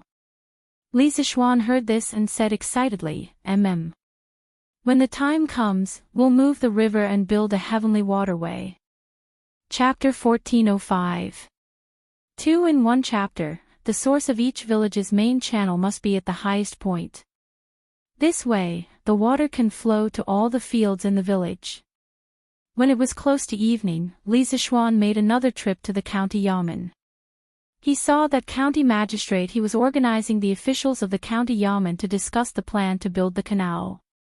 He sat down and listened quietly. After he finished listening, he stood and pointed at a map hanging in the hall. In his previous life, he was a village boy. His village would also pump water from the river to the canal during summer, so he had some experience in this area. Moreover, when he was young, he would often run to the canal in front of the door to play with water. For this reason, he was beaten quite a lot. However, at that time, they used a water pump to pump water. In this era, where could he get a water pump? He knew the principle of a water pump. If you asked him to make one, he would do it. However, the water pump needed to be powered by electricity or diesel. He couldn't provide these two sources of energy now. Therefore, after thinking about it, the best way was to use a water wheel. Marquis, if the source of each village's main channel is placed at the highest point, how can the water be brought up? County magistrate he heard this and finally couldn't help but ask the question in his heart. This question was also what everyone in the room wanted to ask but didn't dare to ask.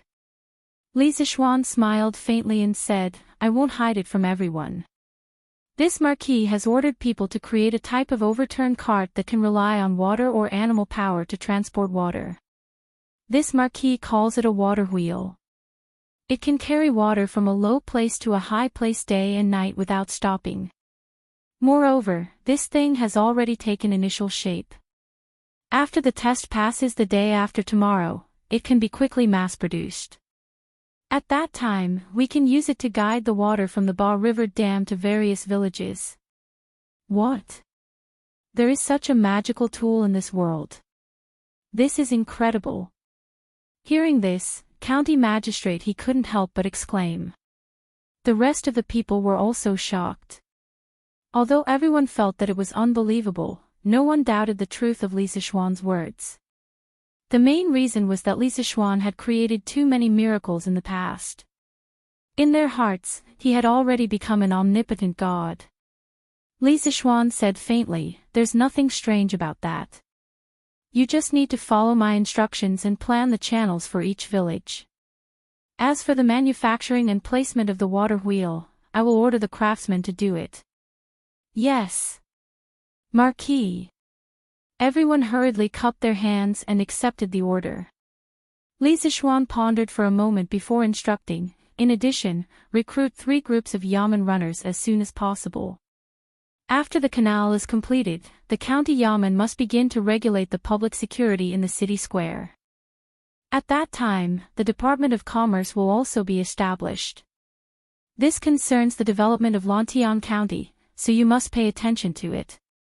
Here. Imperial Palace, Suite du Hall. Any news from Li Zixuan's side? Didn't he say that he wanted to build a water wheel? What's the progress now?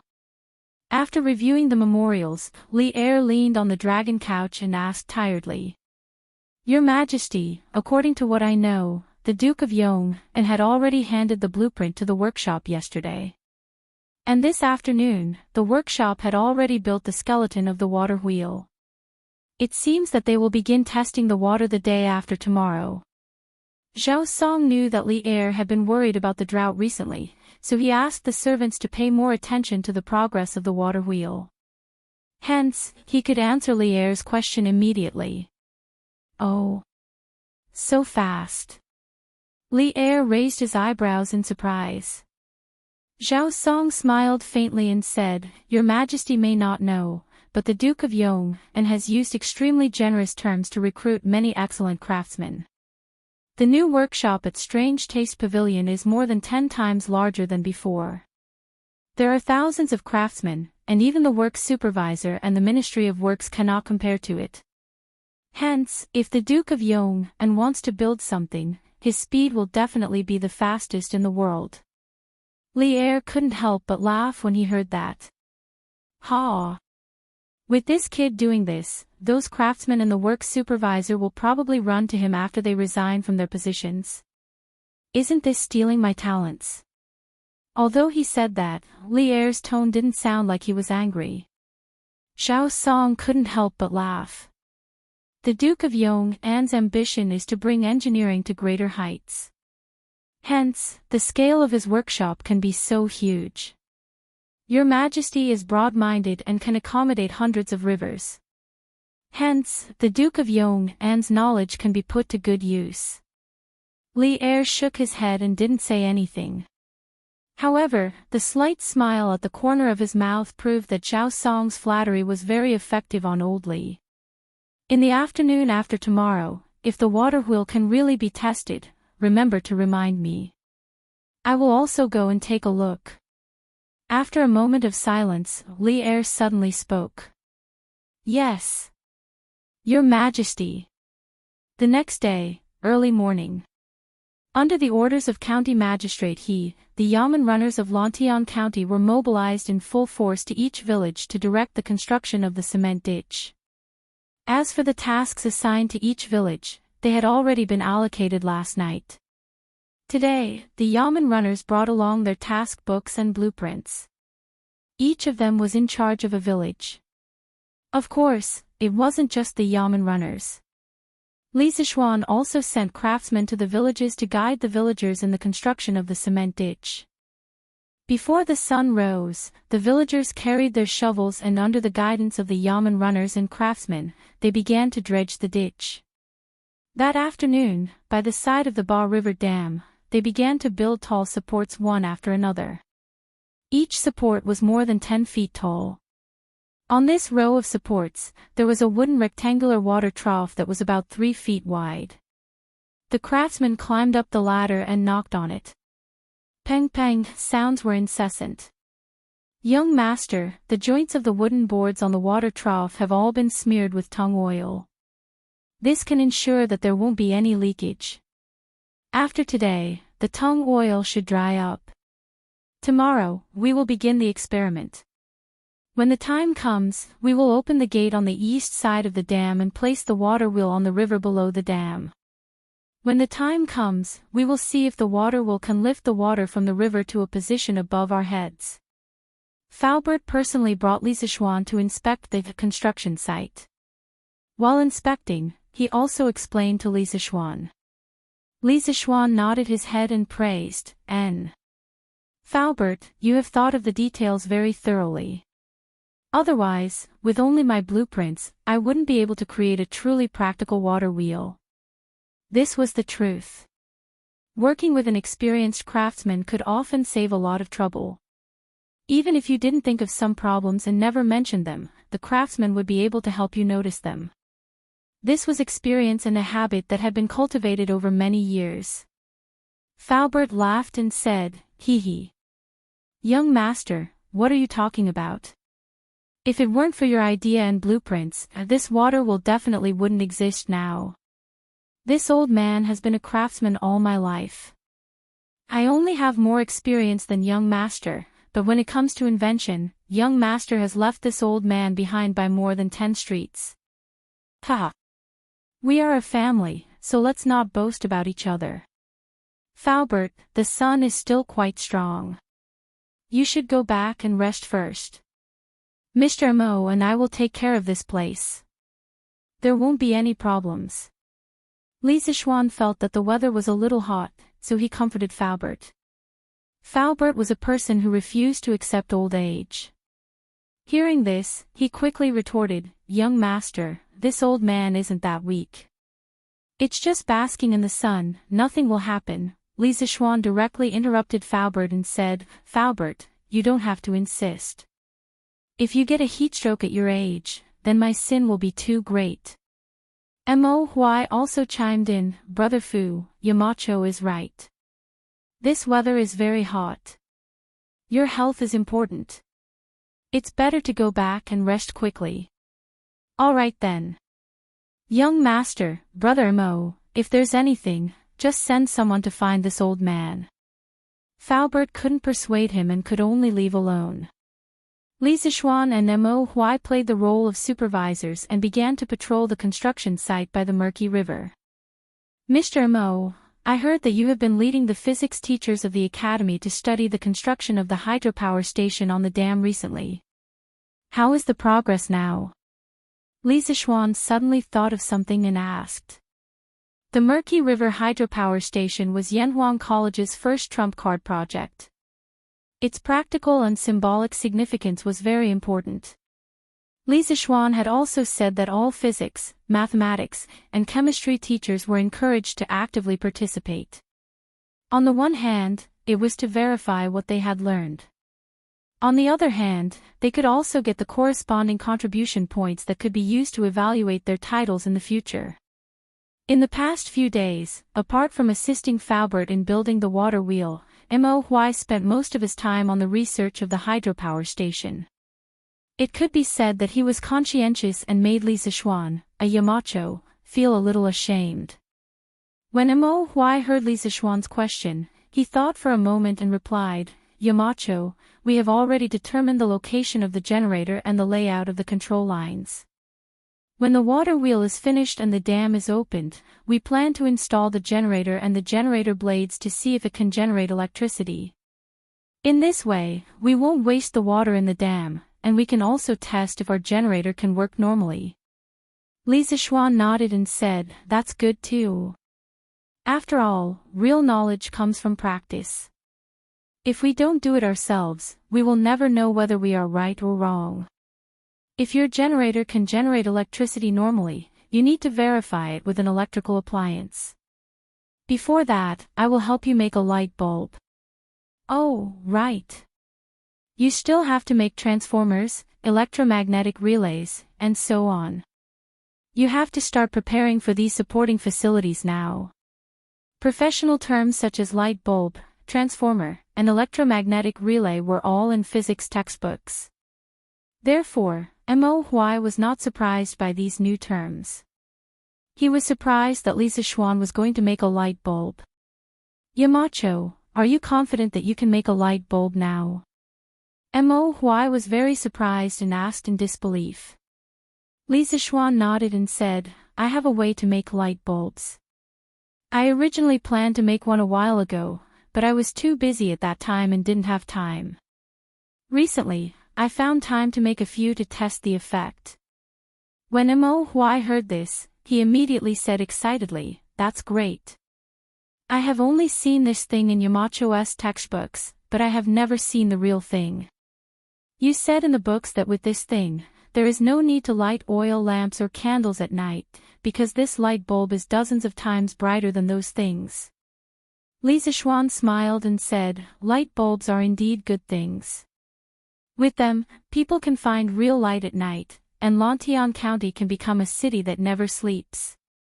The next day. After 2 days of hard work by the craftsmen, the water wheel, the supporting frame, the water trough, and other parts of the water wheel were finally all installed near the downstream of the Ba River Dam. Ever since the Ba River Dam was completed and the sluice gate was closed to store water, the water level of the downstream river was getting shallower by the day. Therefore, the place where the water wheel was placed was more than 1 or 2 feet above the water level. Fortunately, there was a water wheel. Otherwise, even if a ditch was dug from here, the river water would not flow out. "Young master, the water wheel is in place, but the water level of the downstream river is too low, and the river water has almost no flow speed, so the water wheel is not turning. Should we open the sluice gate now and let the river flow downstream?" Faubert came over at this time to ask for instructions. Li Zishuan pondered for a moment and said, "It's fine." Li Zishuan nodded and said, "Just open one sluice gate and test the effect first." "Okay. Then this old man will give the order." Faubert responded and went down. "Ha! At such an important moment, you didn't even send someone to inform me." At this time, a familiar voice came from behind Li Zishuan.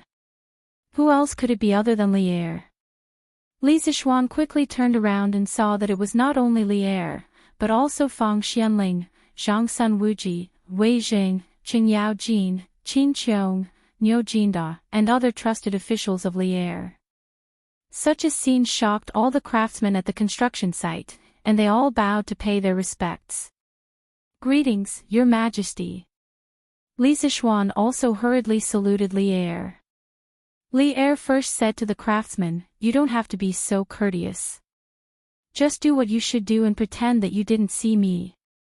After that, he looked at Li Zishuan and said, "All right, you can dispense with the formalities as well." "Ha! Is this the water wheel you mentioned?"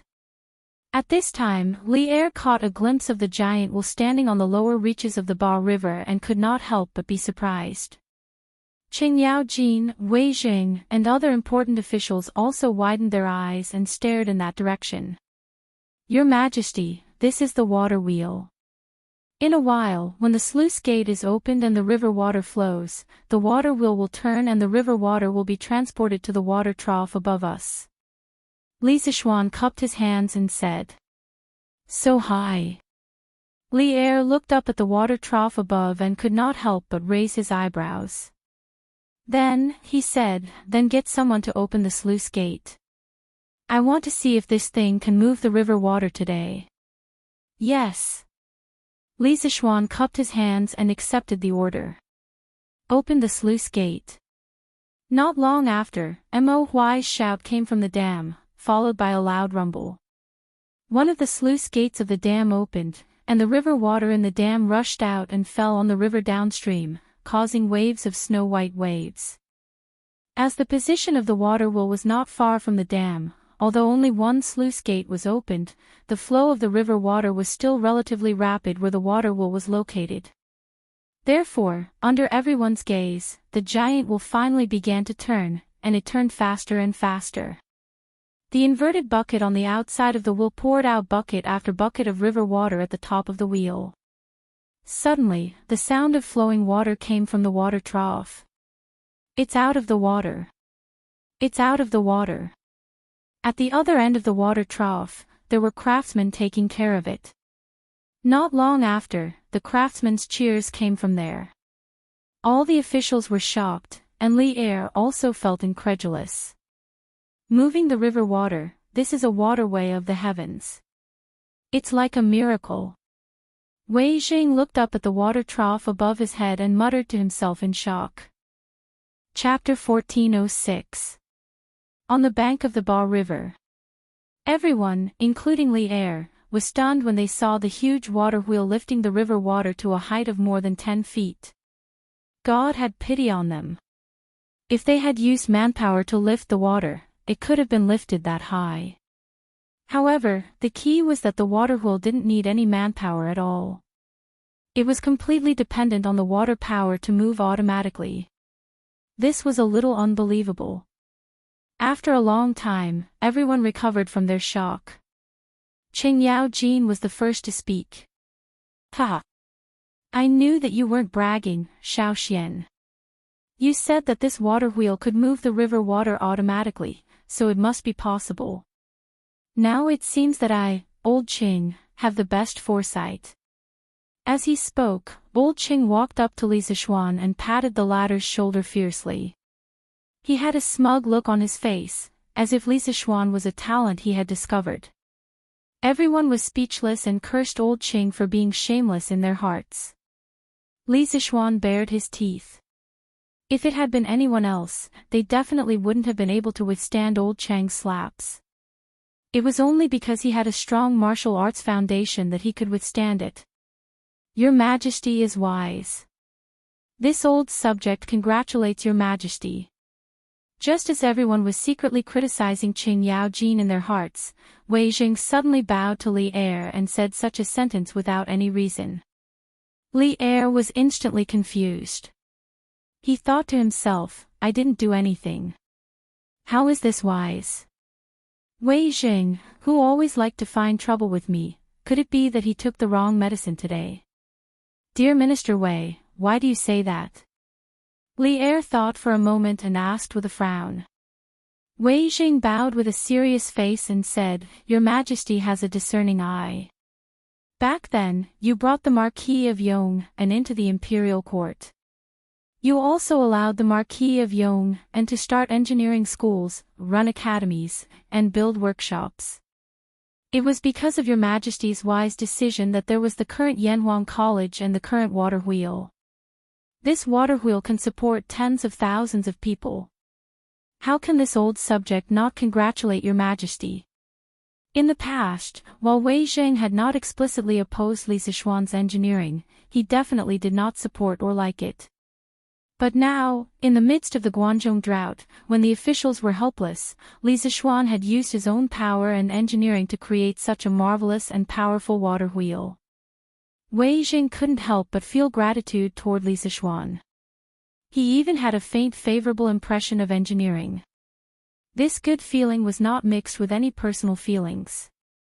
It was just a good feeling Wei Jing had because Li Zixuan had saved millions of lives in Guanzhong. Just as Wei Jing finished his words, the few important officials present reacted. Under Zhang Sun Wuji's lead, they bowed to Li Er and said, Your Majesty, congratulations on obtaining such a divine item. Your Majesty, we congratulate Your Majesty on obtaining such a divine item. The water wheel on the river was still turning noisily.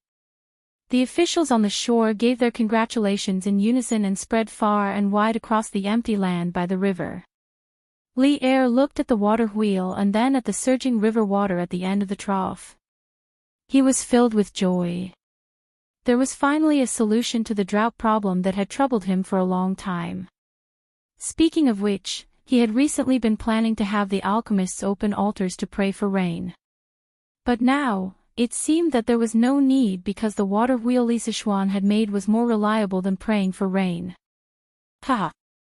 Officials, you should not be congratulating me, you should be congratulating the people of the world.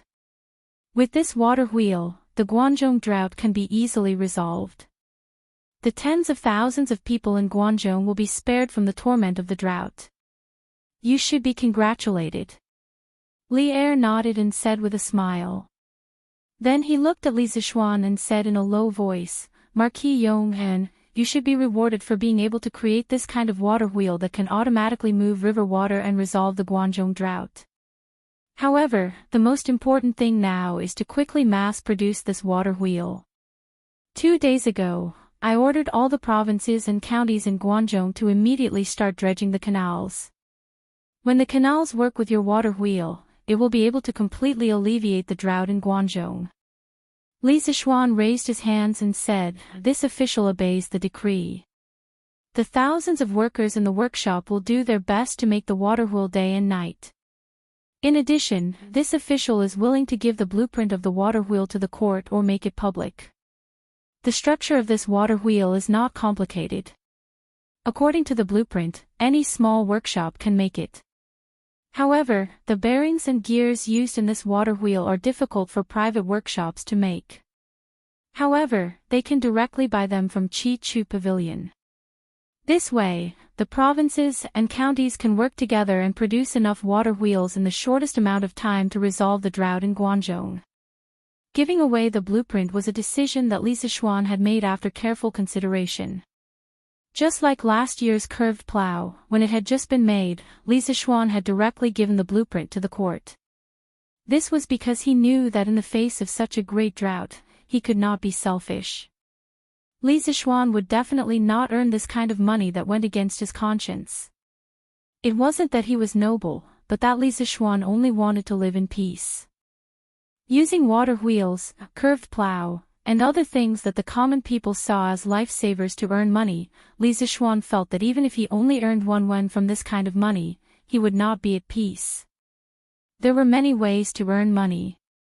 He would definitely not earn money that made him feel uneasy. Also, even though the scale of the workshop was much larger than before, no matter how large it was only a workshop. It only had 1 or 2,000 workers. In a short amount of time, it could not satisfy the needs of Guangzhou for water wheels. Marquis Yong and is righteous. This old man thanks Marquis Yong and on behalf of the common people. Hearing that Li Zishuan was going to hand over the water wheel blueprint, everyone was stunned for a moment. Wei Zheng looked at Li Zishuan in surprise, then bowed and said with sincerity. Li Zishuan didn't dare to accept Wei Zheng's courtesy. He hurriedly moved aside and said, "What's the matter? Why do you say this, Left Minister Wei? When one is at the top of the court, one worries about the common people. When one is far away from the Jianghu, one worries about the ruler. You and I are in the court, fighting for the common people's well-being. Is this not the right thing to do? This mere water wheel blueprint can save millions of people. What reason do I, Li Zishuan, have to keep it for myself? Only by giving it away can I live up to His Majesty's expectations. Only then can I live up to the country's salary. When one is at the top of the court, one worries about the common people. When one is far away from the Jianghu, one worries about the ruler." Hearing Li Zishuan's words, Wei Zheng could not help but be stunned. These 2 sentences were Li Zishuan's self-admonition. How was it not Wei Zheng's lifelong pursuit? At this moment, Wei Zheng realized that he seemed to have just gotten to know Li Zishuan. Just based on these 2 sentences, Li Zishuan could be considered his kindred spirit. Thinking back to the few times he had accused Li Zishuan last year, Wei Zheng could not help but feel ashamed. He cupped his hands and said, "Marquis Yong and is of noble character. Wei Zheng admires you." These words were said with sincerity. Li Er could not help but be surprised. So Wei Zishuan actually admired others? This was like the sun rising from the west. After looking at Wei Zheng curiously, Li Er looked at Li Zishuan and said with a gratified expression, "I am very pleased that you can have this kind of awareness. Since you are willing to give away the blueprint, I will send people to send the blueprint to each county and order them to hire craftsmen and workers to build water wheels as soon as possible to alleviate the drought. Your Majesty is wise." Li Zishuan let out a sigh of relief and said. This way, the workshop's task would be greatly reduced. They only needed to produce a small batch of water wheels for the counties around Chang'an. The other counties could follow the blueprint and build water wheels according to it. As for the gears, bearings, and other parts that they could not make, they could buy them from Chi-Chu Pavilion or Chi-Chu Pavilion's branches. The second day. Yesterday's water wheel experiment was a great success and it made the headlines of Datong Daily. Water wheel success, drought hope. What is a water wheel? Hey! Don't you know how to read? The water wheel was a new thing made by Master Ho. It was a kind of vehicle that could automatically carry water from a low place to a high place. It was made by thousands of craftsmen in the workshop of the fantastic house and had been tested successfully yesterday. With this, do you think the people of Tang will still be afraid of drought? Whoa! There is such a magical thing in this world. Of course. I heard that yesterday, His Majesty brought the important officials of the court to verify the functions of the water wheel. Furthermore, the Duke of Yong has already given the blueprint of the water wheel to His Majesty. His Majesty will announce it to the world and order the various counties to build water wheels as soon as possible. What? The Duke of Yong handed over the blueprint of the water wheel. What a fool. Those blueprints are worth tens of thousands of gold taels. Why would the Duke of Yong hand them over so easily? *T. The Duke of Yong is an immortal. Why would he use something that can save the lives of the common people to earn money? Wang Lauer, don't force your dirty thoughts on the Duke of Yong. Be careful or we will beat you up. That's right. The Duke of Yong cares about the common people and is benevolent and righteous. Last year, he didn't earn a single copper coin from the common people and directly made the blueprint public. Wang Lauer, if you dare to speak nonsense again, we will beat you to death. The Duke of Yong is benevolent and righteous. If it's really as you say, then this old man's family's fields can be saved. That's right, that's right. May the heavens bless the Duke of Yong and allow him to live a long life of 100 years, 1,000 years. Only this way can the common people continue to live good lives. That's right. When this old woman returns, I will erect a longevity stele for the Duke of Yong and pray for him every day. The reason Li Zixuan had the editorial department of Datong Daily spread the news of the water wheel's successful development was to calm the people's hearts and allow them to confidently resist the drought. A while ago, when the land was dry, most of the common people chose the stupidest method, carrying water to irrigate the land. Actually, that was the most instinctive behavior of people when they were in despair. Because they knew that they couldn't resist the drought, they carried the idea of saving as much of the land as possible and carried water to irrigate the land. Now, following the news of Datong Daily's successful development of the water wheel, the common people were all elated when they heard the news and rushed to spread the news. After the hopeless common people found hope, they exploded with a strong desire to survive. Especially the workers who were building the cement ditch in Lontian County, they worked even harder. Uncle Zhong. Uncle Zhong. Good news. Good news. Very good news. At the entrance of the Yu family manor, Zhong Lijing was leading the villagers of the Yu family manor to dig the ditch. Yu Deheng suddenly held a newspaper and ran over in a hurry. Moreover, as she ran, she shouted excitedly. Zhong Lijing had never seen the usually refined Yu Deheng lose her composure like this. He couldn't help but ask curiously, "Deheng, what good news is there? Look at how happy you are." The villagers who were digging the ditch couldn't help but stop what they were doing at this moment. They wanted to hear what good news Yu Deheng had brought. Uncle Zhong. It's really good news. Yu Deheng took a breath and said excitedly, "Today's Datong Daily said that Marquis built a water wheel that can automatically carry water to a high place. Moreover, it was tested successfully yesterday. His Majesty was also present. Marquis said that the common people of Lontian County can use the water wheel. When the water wheel works with the canal, all the fields in our manor can be irrigated by the river." After Yu Deheng finished speaking, no one made a sound because everyone was stunned at this moment. After a long while, Zhong Lijing finally reacted. His excited voice trembled a little. He looked at Yu Deheng with trembling lips and asked, "What are you doing?" There's such a magical thing in this world.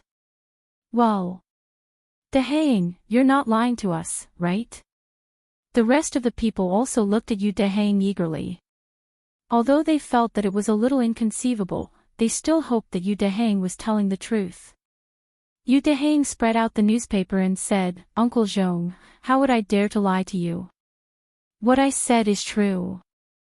Look, it's clearly written in this newspaper. Marquis not only wants to use the water wheel for our Lantian County, he also offered the blueprint so that all the common people in the world can use the water wheel. If you don't believe me, you can go to the bank of the Ba River and take a look. It's said that the water wheel that His Majesty saw yesterday hasn't been removed yet. Hearing Yu Dehaying's solemn vow, the villagers finally believed her. That's great. That's great. Marquis really has a way to move the water from the Ba River to our Yu family manor. The land of our manor can all be saved. Zhong Lijing was so excited that he didn't know where to put his hands. It looked like he was dancing with joy, which was quite funny. However, no one laughed at him because at this time, everyone was trembling with excitement like him. Ha! I said before that since Marquis can fly into the sky and enter the earth, he must have a way to send the water from the Ba River to our Yu family manor. At that time, Uncle Dashin, you didn't believe me, but now you should believe me, right? Yu Dehaying couldn't help but laugh. Yu Dashin said with a face full of smiles, I believe you, I believe you. From now on, I, Yu Dashin, will believe no one but Marquis.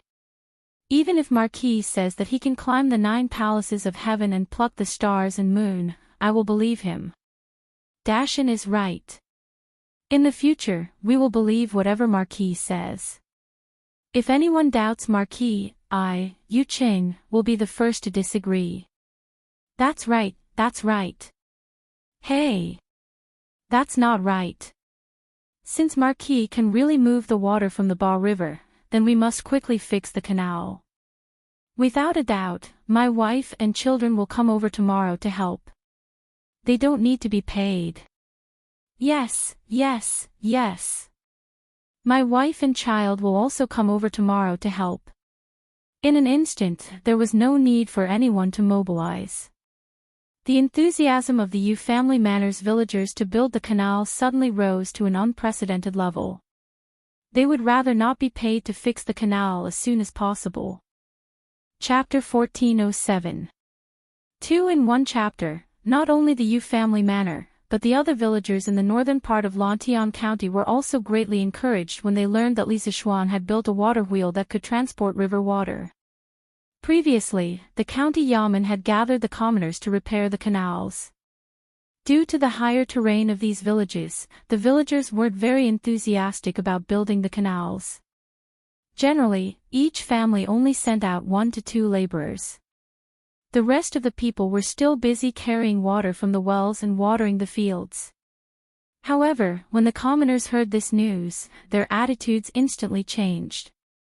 The villagers who were carrying water from the wells and watering the fields all put down their carrying poles and buckets and joined the army that was digging the canals. Moreover, when the county yamen counted the number of people who were willing to repair the canals, these people didn't sign up. Therefore, in theory, they wouldn't be paid for helping to repair the canals and wouldn't reduce their corvée labor. However, even so, the commoners were still willing to help repair the canals. This was because the earlier the canals were repaired, the earlier the villagers' dry fields could be saved. In comparison, the small amount of money they would receive was a small profit.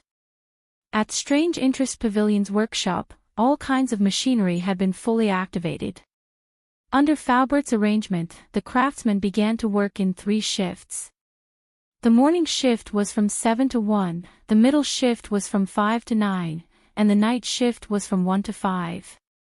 The craftsmen were divided into 3 teams and worked 24 hours a day in the workshop to make the water wheels.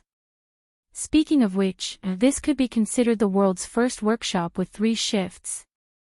Although Li Zishuan had already announced the water wheel blueprints, which of the important officials in the imperial court, such as Zhang Sunwuji, Xiao Yu, Qing Yaojin, Yuqi Jingde, and other important officials, didn't have a few villages under them?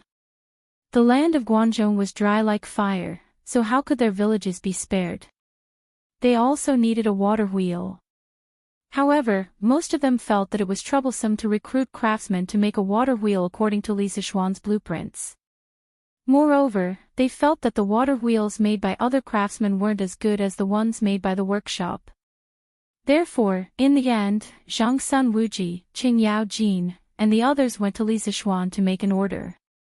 As someone in the imperial court, Li Zixuan naturally understood the ways of the world. If he could help make a few water wheels, he would be able to gain a favor from the big shots in the imperial court. This was a good deal. Therefore, he accepted all the orders from the courtiers. In just one day, he received a total of more than 100 water wheels. Therefore, it was impossible for the craftsmen in the workshop to be idle. However, Li Zixuan did not mistreat the craftsmen in the workshop. First of all, the craftsman's salary was doubled this month. Secondly, the craftsmen who worked the night shift would receive an additional allowance. As a result, although the craftsmen felt that it was hard work, they were all more motivated to work. Under such a passionate atmosphere, a construction frenzy was set off in Lantian County. Tens of thousands of people and craftsmen worked tirelessly all day long. The progress of the construction of the canal was different by the day, and the workshops could make more than 10 water wheels every day. The people saw that there was hope to alleviate the drought, and their gloomy faces finally showed a smile again. Xiao Xian. Yamacho, you're here to watch the game too. That day, coincidentally, was Saturday. Qing Chumo, who had just experienced the torment of the midterm exam, bought 2 tickets and brought Yuchi Baolin to the football field in Lantian County to watch the game. He planned to let go of himself in the passionate football game. Oh, no, it was to forget his troubles in the passionate football game. However, he did not expect to see Li Zixuan when he was looking for a seat in the stands, so he greeted him with a smile. Li Zixuan turned his head to look at Qing Chumo and asked subconsciously, "Oh, Virgin, you're here to watch the game too. But how did you do in the midterm exam?" It was an occupational disease. This was definitely an occupational disease. After being a teacher for a long time, he would unconsciously ask about the students' grades when he saw them. Li Zixuan promised that he would never ask these questions in the past, but now it had become a habit. It was a sin, a sin. As soon as he heard him ask about his grades, Yuchi Baolin immediately lowered his head and wanted to bury his head in the ground. This was because studying had never been Yuchi Baolin's strong point. Of course, it was definitely not Qing Chumo's strong point, but this guy's skin was thick. Qing Chumo's face did not show any signs of shame. Instead, he looked a little proud. He laughed and said, "The exam was okay. I think I'll definitely pass every subject." Li Zixuan was speechless for a moment, then he said unhappily, "Pass. Kid, is that all you want?" Qing Chumo looked like a dead pig that was not afraid of boiling water. He said indifferently, "What else can I do? My dad doesn't expect me to be the top scorer. I just want to pass every subject and not embarrass him." Hey! In my opinion, our Qing family has not been good at studying for generations. My dad asked me to come to Yanwang College to study probably because he doesn't want me to be illiterate and be deceived by others. So, Xiao Xian, you can't use this to attack me. Li Zixuan was speechless. He didn't expect that Qing Chumo, this idiot, would be so clear on some key matters even though he was usually a scoundrel. This was very similar to Qing Yao Jin in this aspect. You. Li Zixuan pointed at Qing Chumo, thought for a moment, and said, "Forget it. I know your ambition is not here, so I won't force you. Anyway, so what if you can't read? You're still my brother. As long as I, Li Zixuan, am here, no one will dare to deceive you in this lifetime." Qing Chumo was the first friend Li Zixuan made after he transmigrated. When he was still a commoner, Qing Chumo treated him as an equal. When he encountered trouble, Ching Chumo was the first to jump out to help him. Although he was rich now, there was a saying that went, "Don't forget your friends when you're rich." Li Zixuan would never forget this friendship for the rest of his life. Ha! Xiao Xian, with your words, I, Ching Chumo, am satisfied for the rest of my life. I didn't acknowledge you as my brother for nothing. Ching Chumo heard this and his emotions surged. His face was flushed red, and he could not help but laugh out loud. Although Li Zixuan was a Yamacho in the academy and he was a student, brothers were brothers. Nothing could change that. Yuchi Baolin looked at the two men in front of him, and a trace of envy flashed in the depths of his eyes. He also wanted such brotherly affection, but he was not good at expressing his feelings. In order to prevent Li Zixuan from sensing it, he quickly lowered his head and concealed the envy in the depths of his eyes. Oh! That's right. Xiao Xian, there's a drought in Guangzhou. I heard that you've been busy getting people to build canals and water wheels. How come you're in the mood to watch a football match today? Ching Chumo suddenly asked, puzzled. Li Zixuan rolled his eyes and said unhappily, watch a football match. Do you think I'm as free as you to watch a football match? I'm here to choose a player. To be honest, the current level of football in Tang Dynasty was not very good. After all, it was still in its infancy. It was not on the same level as the exciting football matches of the modern era. At the beginning, it might be interesting to watch, but after watching for a while, it would be boring. Therefore, Li Zixuan did not come to the stadium for a while. Today, he was here mainly to choose a national player. Choose a player. What player? Ching Chumo was even more curious when he heard this. Is Yamacho thinking of forming a football team? Yuchi Baolin could not help but ask. He had only asked subconsciously, but he did not expect Li Zixuan to nod. Baolin's guess is right. I do want to form a football team, a national team of Tang Dynasty. Now that football has become popular in Tang Dynasty, it will definitely spread to other countries in the future. When the time comes, the surrounding countries will not be able to win against Tang Dynasty in war. Perhaps they will try to regain their ground through football matches. My purpose in forming the national team of Tang Dynasty is to prepare for emergencies. Moreover, I also plan to hold a World Football Championship every few years. Every country in the world can participate. This national team of Tang Dynasty will then represent Tang Dynasty to conquer the other countries. Previously, I asked Mr. Zhang San to help me keep an eye out for some good seedlings. A few days ago, he gave me a name list. When the players on the name list have a match, I will take some time to observe their performance. If they pass, I will call them into the national team. When the time comes, it will be time for them to be used in national competitions. After all, football was developed in Tang Dynasty. No matter what, Tang Dynasty cannot lose face in this. Hearing this, Ching Chumo's eyes suddenly lit up. He said, Hey! Xiao Xian, you are right. Football was developed in Tang Dynasty. No matter what, our football team should be the best. Oh, by the way, I heard from my father that the Crown Prince of Wanation had formed a football team and wanted to compete with Tang Dynasty. Later, because the Wanation's queen passed away, the Crown Prince of Wanation went back. Hey! If you ask me, the Crown Prince of Wanation should thank their queen for saving him. Otherwise, even if other people were not willing to compete, Ching Chumo would definitely go up and beat those arrogant Wanation people. Pfft. Li Zixuan sneered and said, if it were not for the fact that martial arts were not used, there would not be many teams in Tang Dynasty that could defeat the Crown Prince of Wanation's football team. Ugly bull, stop bragging. Li Zixuan had asked Jing Qianjun in private about the football team formed by the big brother king of Mountain Back. According to Jing Qianjun, the football team did have some skills. The tacit understanding between the players was definitely better than most of the current football teams in Tang Dynasty. Ching Chumo was obviously not convinced. He said, "Xiao Xian, you are boosting the morale of others and diminishing our prestige. Nation is just a small country. How can they have good players? If you are not convinced, you can fight again.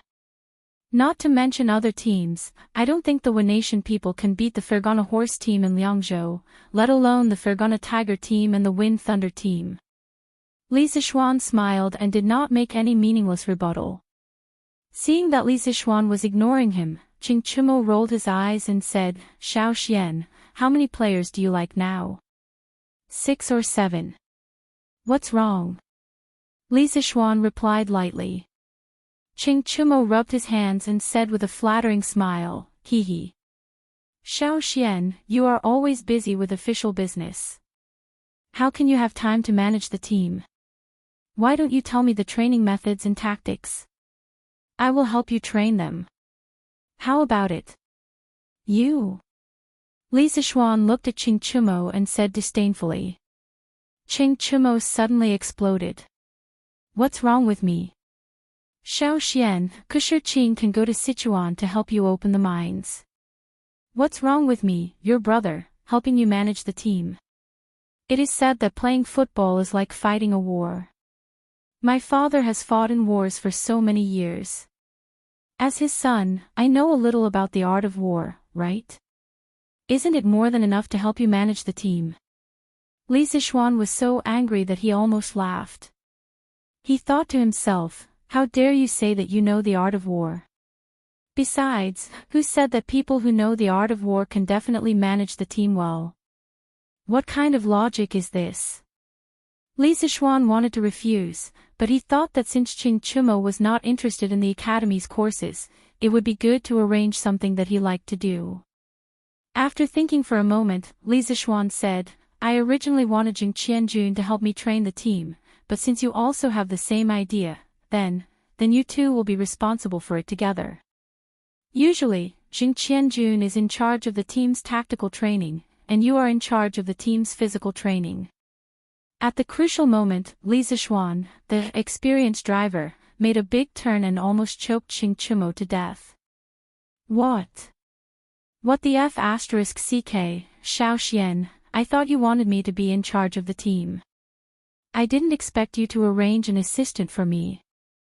You obviously don't trust me. Ching Chumo looked like he was wronged. Li Zixuan could not help but say in a strange voice, "It's time to make the keys. 10 coins for 3 keys. Are you worthy, Chumo?" No, Ching Chumo did not understand. He subconsciously wanted to say that he was not worthy, but then he felt that something was wrong and quickly shut his mouth. Yuchi Baolin came back to his senses and laughed, "Ha ha ha. Brother Cho Nyo is not worthy." Zhang Yinhong's Wind and Thunder team contained more than half of Jing Qianjun's efforts. Jing Qianjun loved football very much and was also very good at studying. That was why the Wind and Thunder team was now the hot favorite to win the championship. Jing Qianjun was in charge of the tactical training of the national team, and Ching Chumo was in charge of the physical training of the national team members. The combination of one civil and one military was really complementary. In addition, this morning, Jing Qianjun brought good news to Li Zixuan. The second batch of tea leaves had arrived in Chang'an City. The first batch of tea leaves was rushed, and the tea master in Jiangnan was not good at producing tea leaves, so the first batch of tea leaves was only about 50 kilograms. The tea leaves distributed to the members of the Flaming Yellow Chamber of Commerce were even less. But the second batch was different. Zhang Yinhong directly sent people to deliver 600 kilograms of tea leaves. Even if they had to give out a portion, Li Zixuan would still get a lot. Perhaps it was time to use the divine tea to make the Department of Commerce famous. At the same time, let the merchants of Lantian County enjoy the convenience and benefits of the Department of Commerce. Chapter 1408. The next day. Boss Wang. What did you say? Immortal tea is on sale. Can merchants like us buy it? Of course it's true. This is the latest news I got. As long as you're a merchant in Lantian County, you can buy a caddy of immortal tea from the Drunken Immortal Inn with the store contract. That's a caddy of immortal tea. You can't buy a tale of it no matter how much money you have. Brother Bai, if you don't hurry up, you won't be able to buy it soon. What? A caddy of immortal tea. Brother Wang, wait for me, I'll go get the store contract. Ah. Wait. How much is a caddy of immortal tea? It's not expensive. Only 60 Tang Yuan. Brother, hurry up. Okay. I'll be right there. If it was in the past, if someone said that a caddy of immortal tea was 60 strings of coins, this merchant named Bai would definitely slap that person to death. But now, although he also felt that it was expensive, a caddy of immortal tea was 60 strings of coins.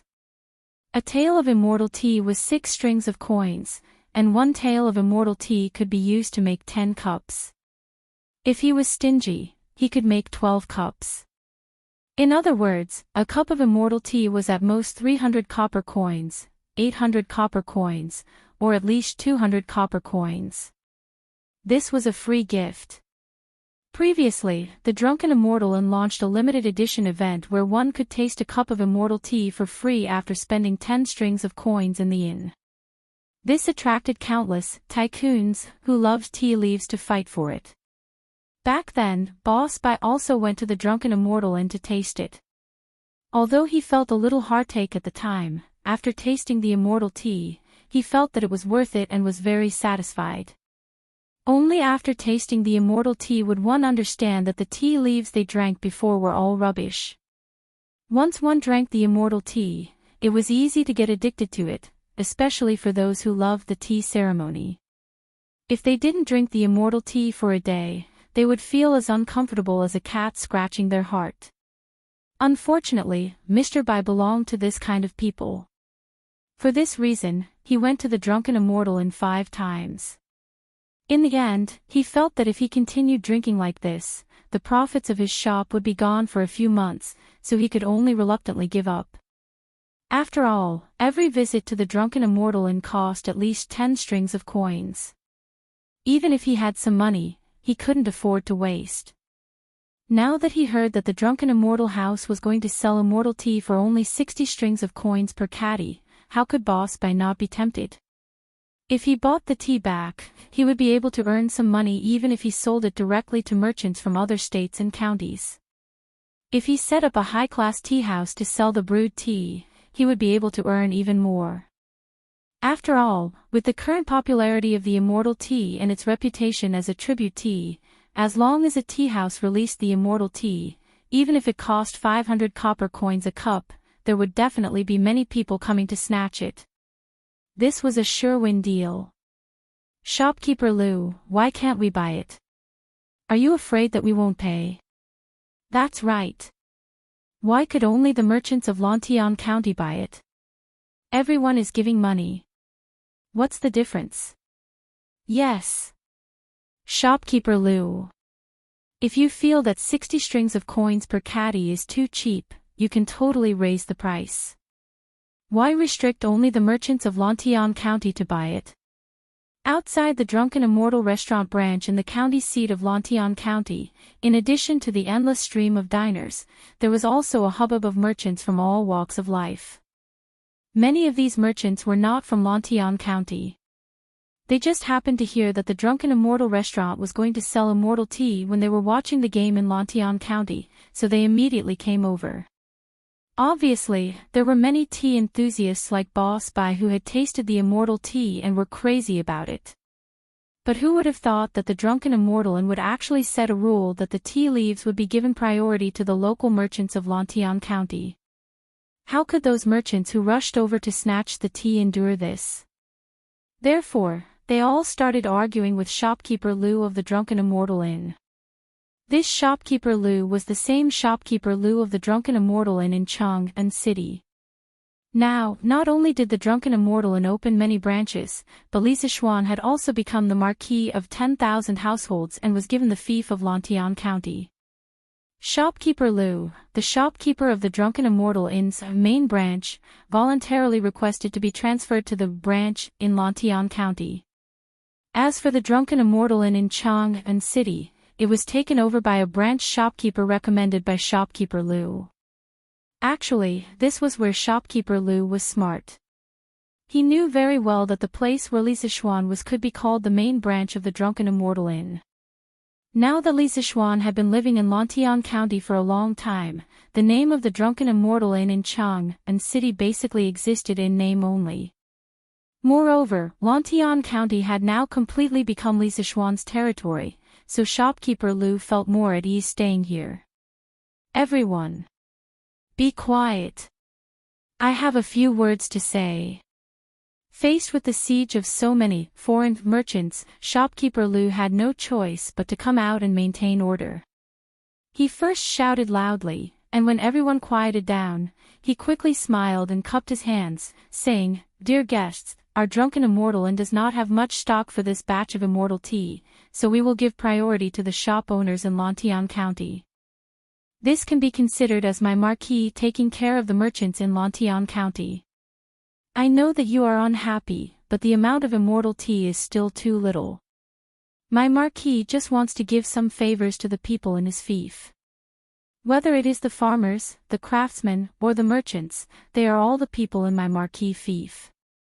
Marquis will treat them equally. Recently, Marquis has been building canals and water wheels for the people. Now, Marquis just wants to use the immortal tea to bring some benefits to the merchants in his fief. I hope that you can understand. I know that all of you like immortal tea very much, but I ask that you wait patiently.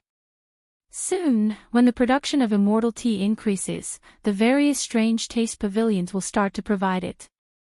When that time comes, you can buy as much as you want." Cough cough, shopkeeper Liu's words contained a lot of personal information. Many of them were taught to him by Lisa Schwann.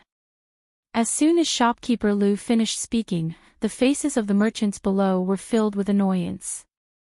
"Ah. So that's how it is.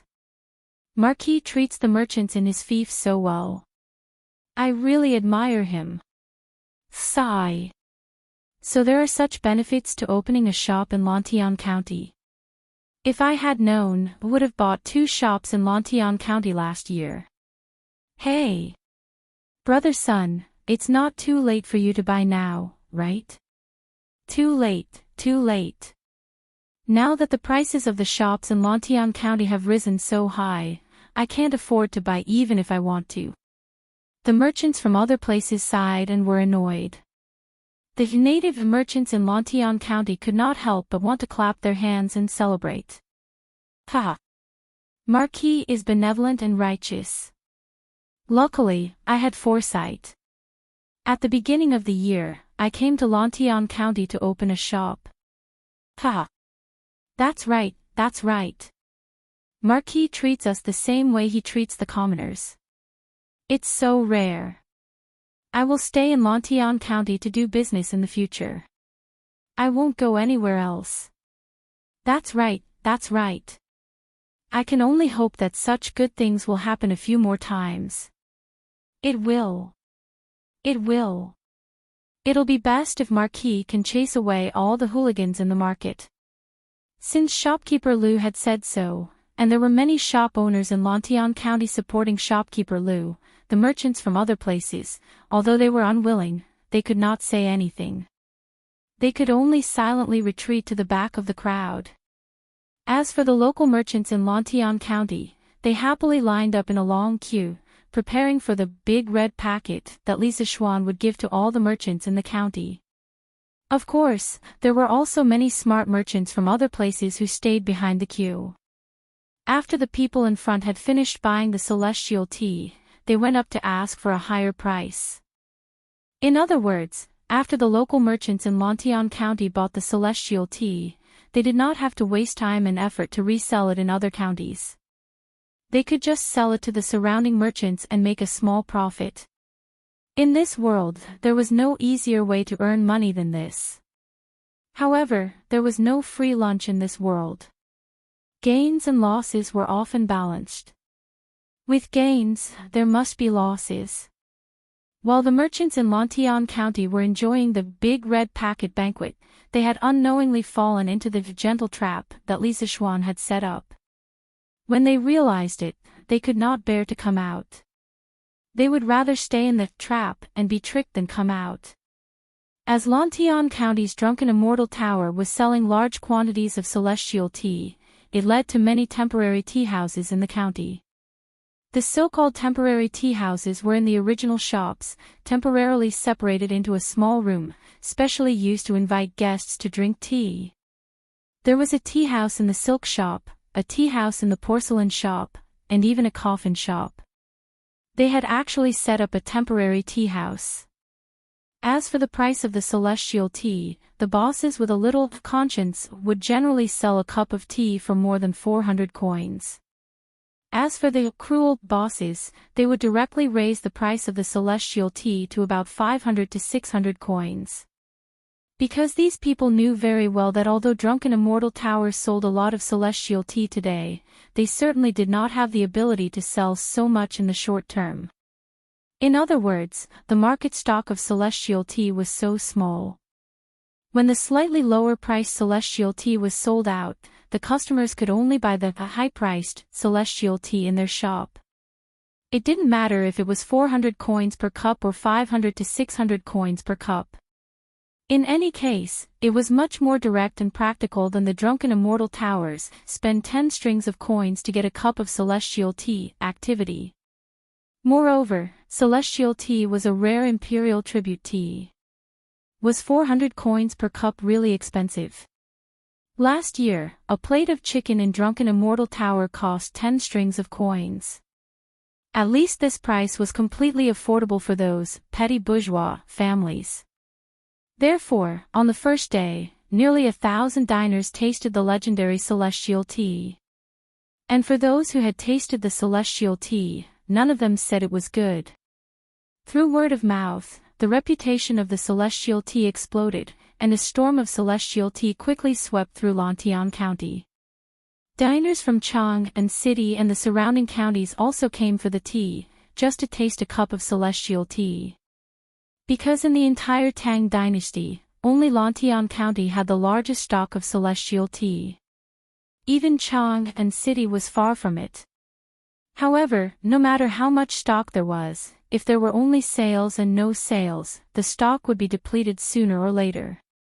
5 days. Only 5 days had passed. Under the crazy consumption of tens of thousands of diners in Chang and City and the surrounding counties, the celestial tea stock of Lantian County's merchants was completely sold out in just 5 days. Those Lantian County merchants who were queuing up to receive the celestial tea had all earned a fortune. After consuming the celestial tea, they also went to drunken immortal tower to look for shopkeeper Lu, wanting to buy more celestial tea. However, shopkeeper Lu had no stock at all, so naturally, he couldn't take out any extra celestial tea. However, shopkeeper Lu promised them that when the next batch of celestial tea arrived, he would still give priority to the merchants of Lantian County. The merchants were naturally grateful to shopkeeper Lu and Li Zixuan. However, they didn't notice that after they left, shopkeeper Lu's lips curled into a sweet smile. The next day, the constables of Lantian County were all dispatched, and at the most eye-catching places in Lantian County, as well as at the city gates, they posted a notice about the establishment of the Department of Commerce in Lantian County. From today onwards, all merchants, farmers, and craftsmen in Lantian County will be classified as commoners, and the government will treat them equally. Within Lantian County, there will only be commoners and scholars in the future. The children of merchants can also enter the county school and enroll in Yanhuang College. In order to allow the merchants to receive fair and just treatment, Lantian County's county yamen followed the Yong and Marquis order and officially established the Department of Commerce today. The Department of Commerce specializes in handling disputes between merchants, and its goal is to protect the merchants' private and legal property from being infringed upon, creating a good business environment for the merchants of Lantian County. When any merchant's interests are threatened by others, they can report to the Department of Commerce in Lantian County, and the officials of the Department of Commerce will handle it impartially. In addition, the Department of Commerce will also be responsible for collecting business tax from the merchants. From next month onwards, Lantian County's business tax ratio will be changed from 1 out of 30 to 1 out of 6. All merchants in Lantian County must report their profits for the month to the Department of Commerce before the end of each month. From the total profits, 1 out of 6 will be used as business tax. In order to prevent merchants from underreporting or even evading taxes, the Department of Commerce will organize personnel at the beginning of each month to conduct a spot check on the accounts of the merchants in the county. Once found, they will be punished with 5 times the total amount of tax evaded, and will be listed as a target of focus. Any merchant who evades taxes 3 times will be directly expelled from Lantian County, and will never be allowed to return to Lantian County to open a shop. Hiss. After the merchants in Lantian County finished reading the county yaman's announcement, they all sucked in a breath of cold air. Then, the merchants could not help but discuss among themselves. What? The business tax ratio has been changed to 1 out of 6. Such a heavy business tax is extremely rare even if you flip through the history books. Why is county magistrate he so ruthless towards us merchants? Yeah. When I saw the beginning, I thought that the county yaman was thinking for us merchants, but when I saw the end, I realized that the county yaman wants to suck our blood. Isn't that so? 1 out of 6 of the total profits for the month as business tax, how are we going to live? You can't say that, right? At least in Lantian County, the status of us merchants has become higher, and our sons can even go to the county school. You have to know that in this county school, there will occasionally be teachers from Yenwang College who come to give lectures. We can't get this kind of opportunity in other counties even if we beg for it. That's right. But this 1 out of 6 business tax ratio is still too heavy. In my opinion, it's not heavy. Didn't you see the announcement that as long as someone endangers our interests, we can report to the Department of Commerce, and the officials of the Department of Commerce will deal with it impartially? Just based on this point, it's much better than other places. In the future, if someone comes to the shops to cause trouble or collect protection fees, we can directly go to the officials of the Department of Commerce for help. This way, our monthly expenses might be less than before. That's right. That's indeed the case. I just don't know if the Department of Commerce is willing to completely clean up those ruffians in the market square. Chapter 1409. The establishment of the Department of Commerce caused a huge uproar in Lantian County. The merchants were all discussing about the new business tax ratio. Most of them were against it. After all, it used to be 1 out of 30, but now it was 1 out of 6. This was a 5 times increase. The merchants found it hard to accept at that moment. But there were also a small number of merchants who agreed. The main reason was that when the government increased the business tax ratio, it also raised the social status of the merchants. Spending money to buy recognition was a good deal in the eyes of the far-sighted merchants. Other things aside, just the preferential policy of allowing the children of merchants to study in the county schools was enough to offset the increase in business tax. Whether it was modern or ancient times, which parent didn't want their children to succeed? Studying was a very good way to stand out. But ever since the rise of the social hierarchy, merchants had always been looked down upon. During the Sui and Tang dynasties, the children of merchants were not allowed to enter government schools or take part in the imperial examinations. This completely blocked the future of the children of merchants. Today, Lantian County treated merchants as commoners on equal footing with farmers. Furthermore, they allowed the children of merchants to study in the county school. This county school was rebuilt by Li Zishuan after he took over Lantian County, spending a lot of manpower and resources. The curriculum within was infinitely close to the engineering taught by Yanhuang Academy. In other words, students in the county school had a higher chance of enrolling in Yanhuang Academy in the future than students outside. This was undoubtedly a fatal temptation to those merchants who wanted their children to succeed. Apart from that, if it was only in terms of monetary gains and losses, although the new business tax law required the merchants to pay more business tax, but the government was willing to protect the legal property of the merchants. This meant that in the future, if they encountered a situation where the local ruffians demanded protection fees, the merchants could request the Department of Commerce to step in and deal with it. In this way, the monthly expenses of the merchants in Lantian County did not increase. Instead, it might decrease. It was equivalent to handing over the protection fees to the Department of Commerce, the official organization that managed the merchants. But many people were doubtful of the government's determination to deal with the local ruffians. This was the reason why most of the merchants were unwilling to support the new business tax law. The strange thing was, the government seemed to know what the merchants were thinking. That afternoon, a large group of Lantian County Yamen bailiffs, led by over 10 personal guards of the Marquis of Eternal Peace's Marquis household, left the county Yamen and headed straight for Taikong Market in the southwest of the county. The fuse was that a merchant in the market had reported to the authorities that he had encountered a local ruffian named Lai San who had come to extort protection fees. At the same time, the 4 city gates of Lantian County were all closed. Only people were allowed to enter and not leave. Combined with the actions of the county Yamen constables, the answer was obvious. As the saying goes, justice has a long arm, but nothing escapes. Under Li Zishuan's instructions, county magistrate he finally gave the order that all the dark, evil forces in Lantian County would be wiped out today.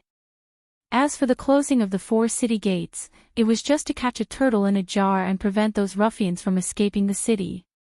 General Liu, this son has already investigated Lai San's background. He is a subordinate of Jin Wanbiao from Taikong Market. This Jin Wanbiao used to be a government soldier in his early years and is good at using knives and sticks. He is a ruthless character and has over 50 ruffians working for him. They call themselves the Golden Stone Gang. In the past, the Golden Stone Gang relied on helping merchants from other places to make a living. But ever since the number of merchants in Lantian County increased, Jin Wanbiao had his eyes on this fat piece of meat in the city. Every month, he would send people to collect protection fees from all the merchants on the south street of the market. If anyone didn't pay, he would cause trouble every few days and make it impossible for them to do business. If a merchant reported to the authorities, his revenge would be even more vicious. If it was light, he would beat them up. If it was heavy, he would send people to burn down their shops. A few months ago, a cloth shop in the market caught fire and it was done by Jin Wanbiao's subordinates. Constable Sun Qing of the Lantian County government walked beside Lu Feng. As they walked, he carefully reported to Lu Feng about the power behind Lai San. Ever since he knew that Li Zishuan planned to recruit 3 more teams of Yamen runners and deal a heavy blow to the public security and business environment of Lantian County, Constable Sun began to seriously investigate the source of the disaster in the market. He had been waiting for this day. This kind of villains who use their strength to commit crimes and bully the weak do not deserve to be called a government soldier of the Tang Empire. After listening to Sun Qing's report, Lu Feng couldn't help but snort coldly. He then asked doubtfully, "This Jin Wanbiao has been committing crimes for so long. Could it be that county magistrate he can't do anything to him?" Constable Sun smiled bitterly. "General Liu, you don't know.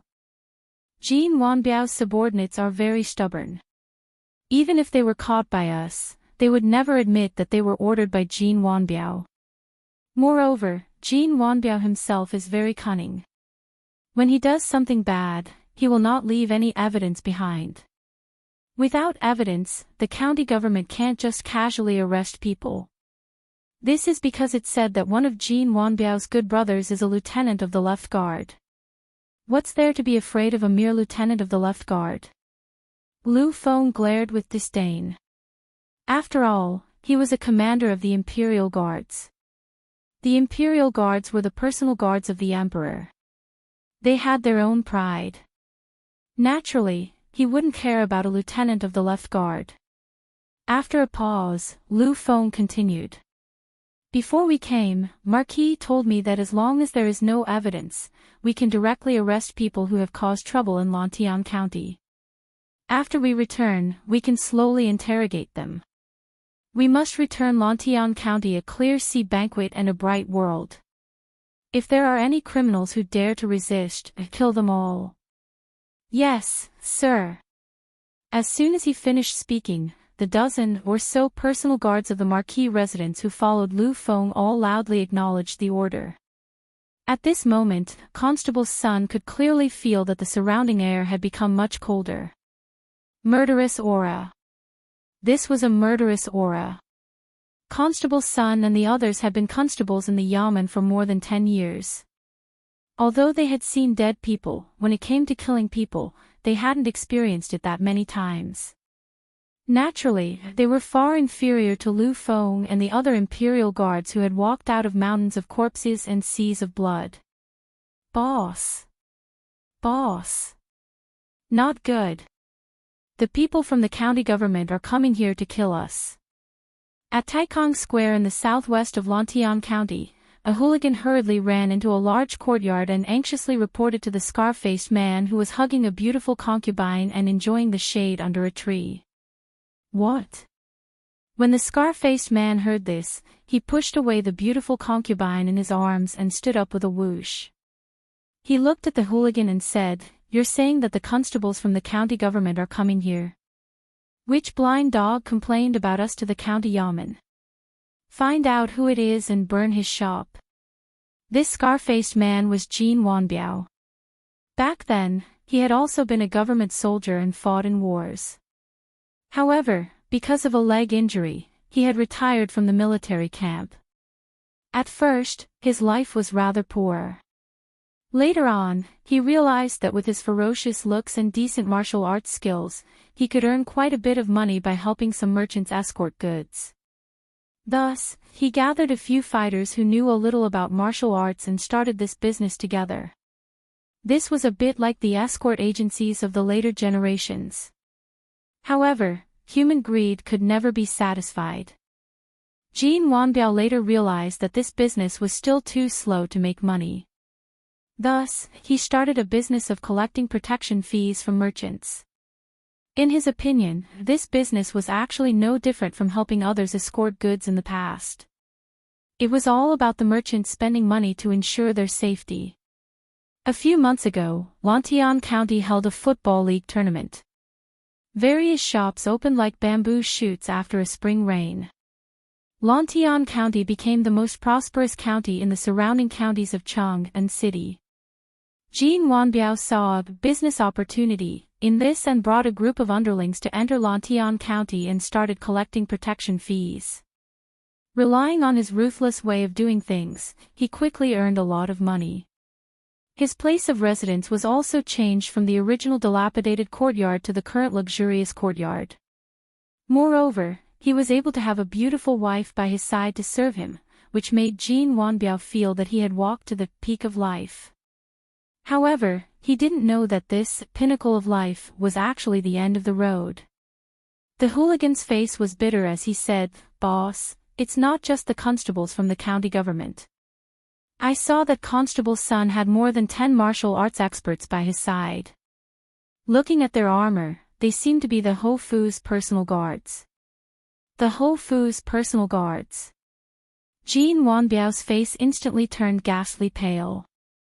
Although he had some martial arts skills, this little bit of skill was enough to bully ordinary people, but it was completely insufficient to deal with the personal guards of the Marquis's household. After all, he also knew that among the Ho Fu's personal guards, many were from the Imperial Guards.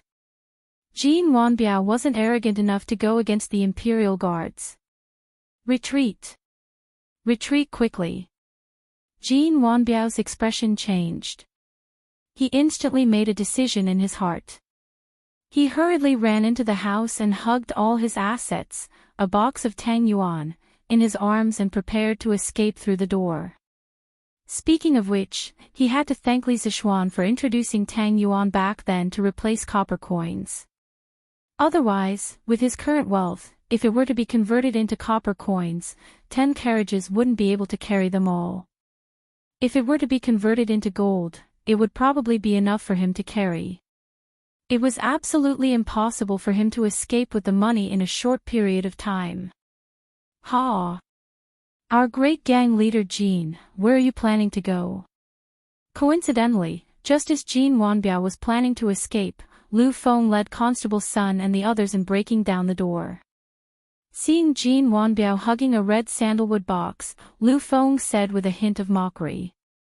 When Lu Feng entered Taikong Square, he discovered a wretched man who immediately ran towards this yard upon seeing them.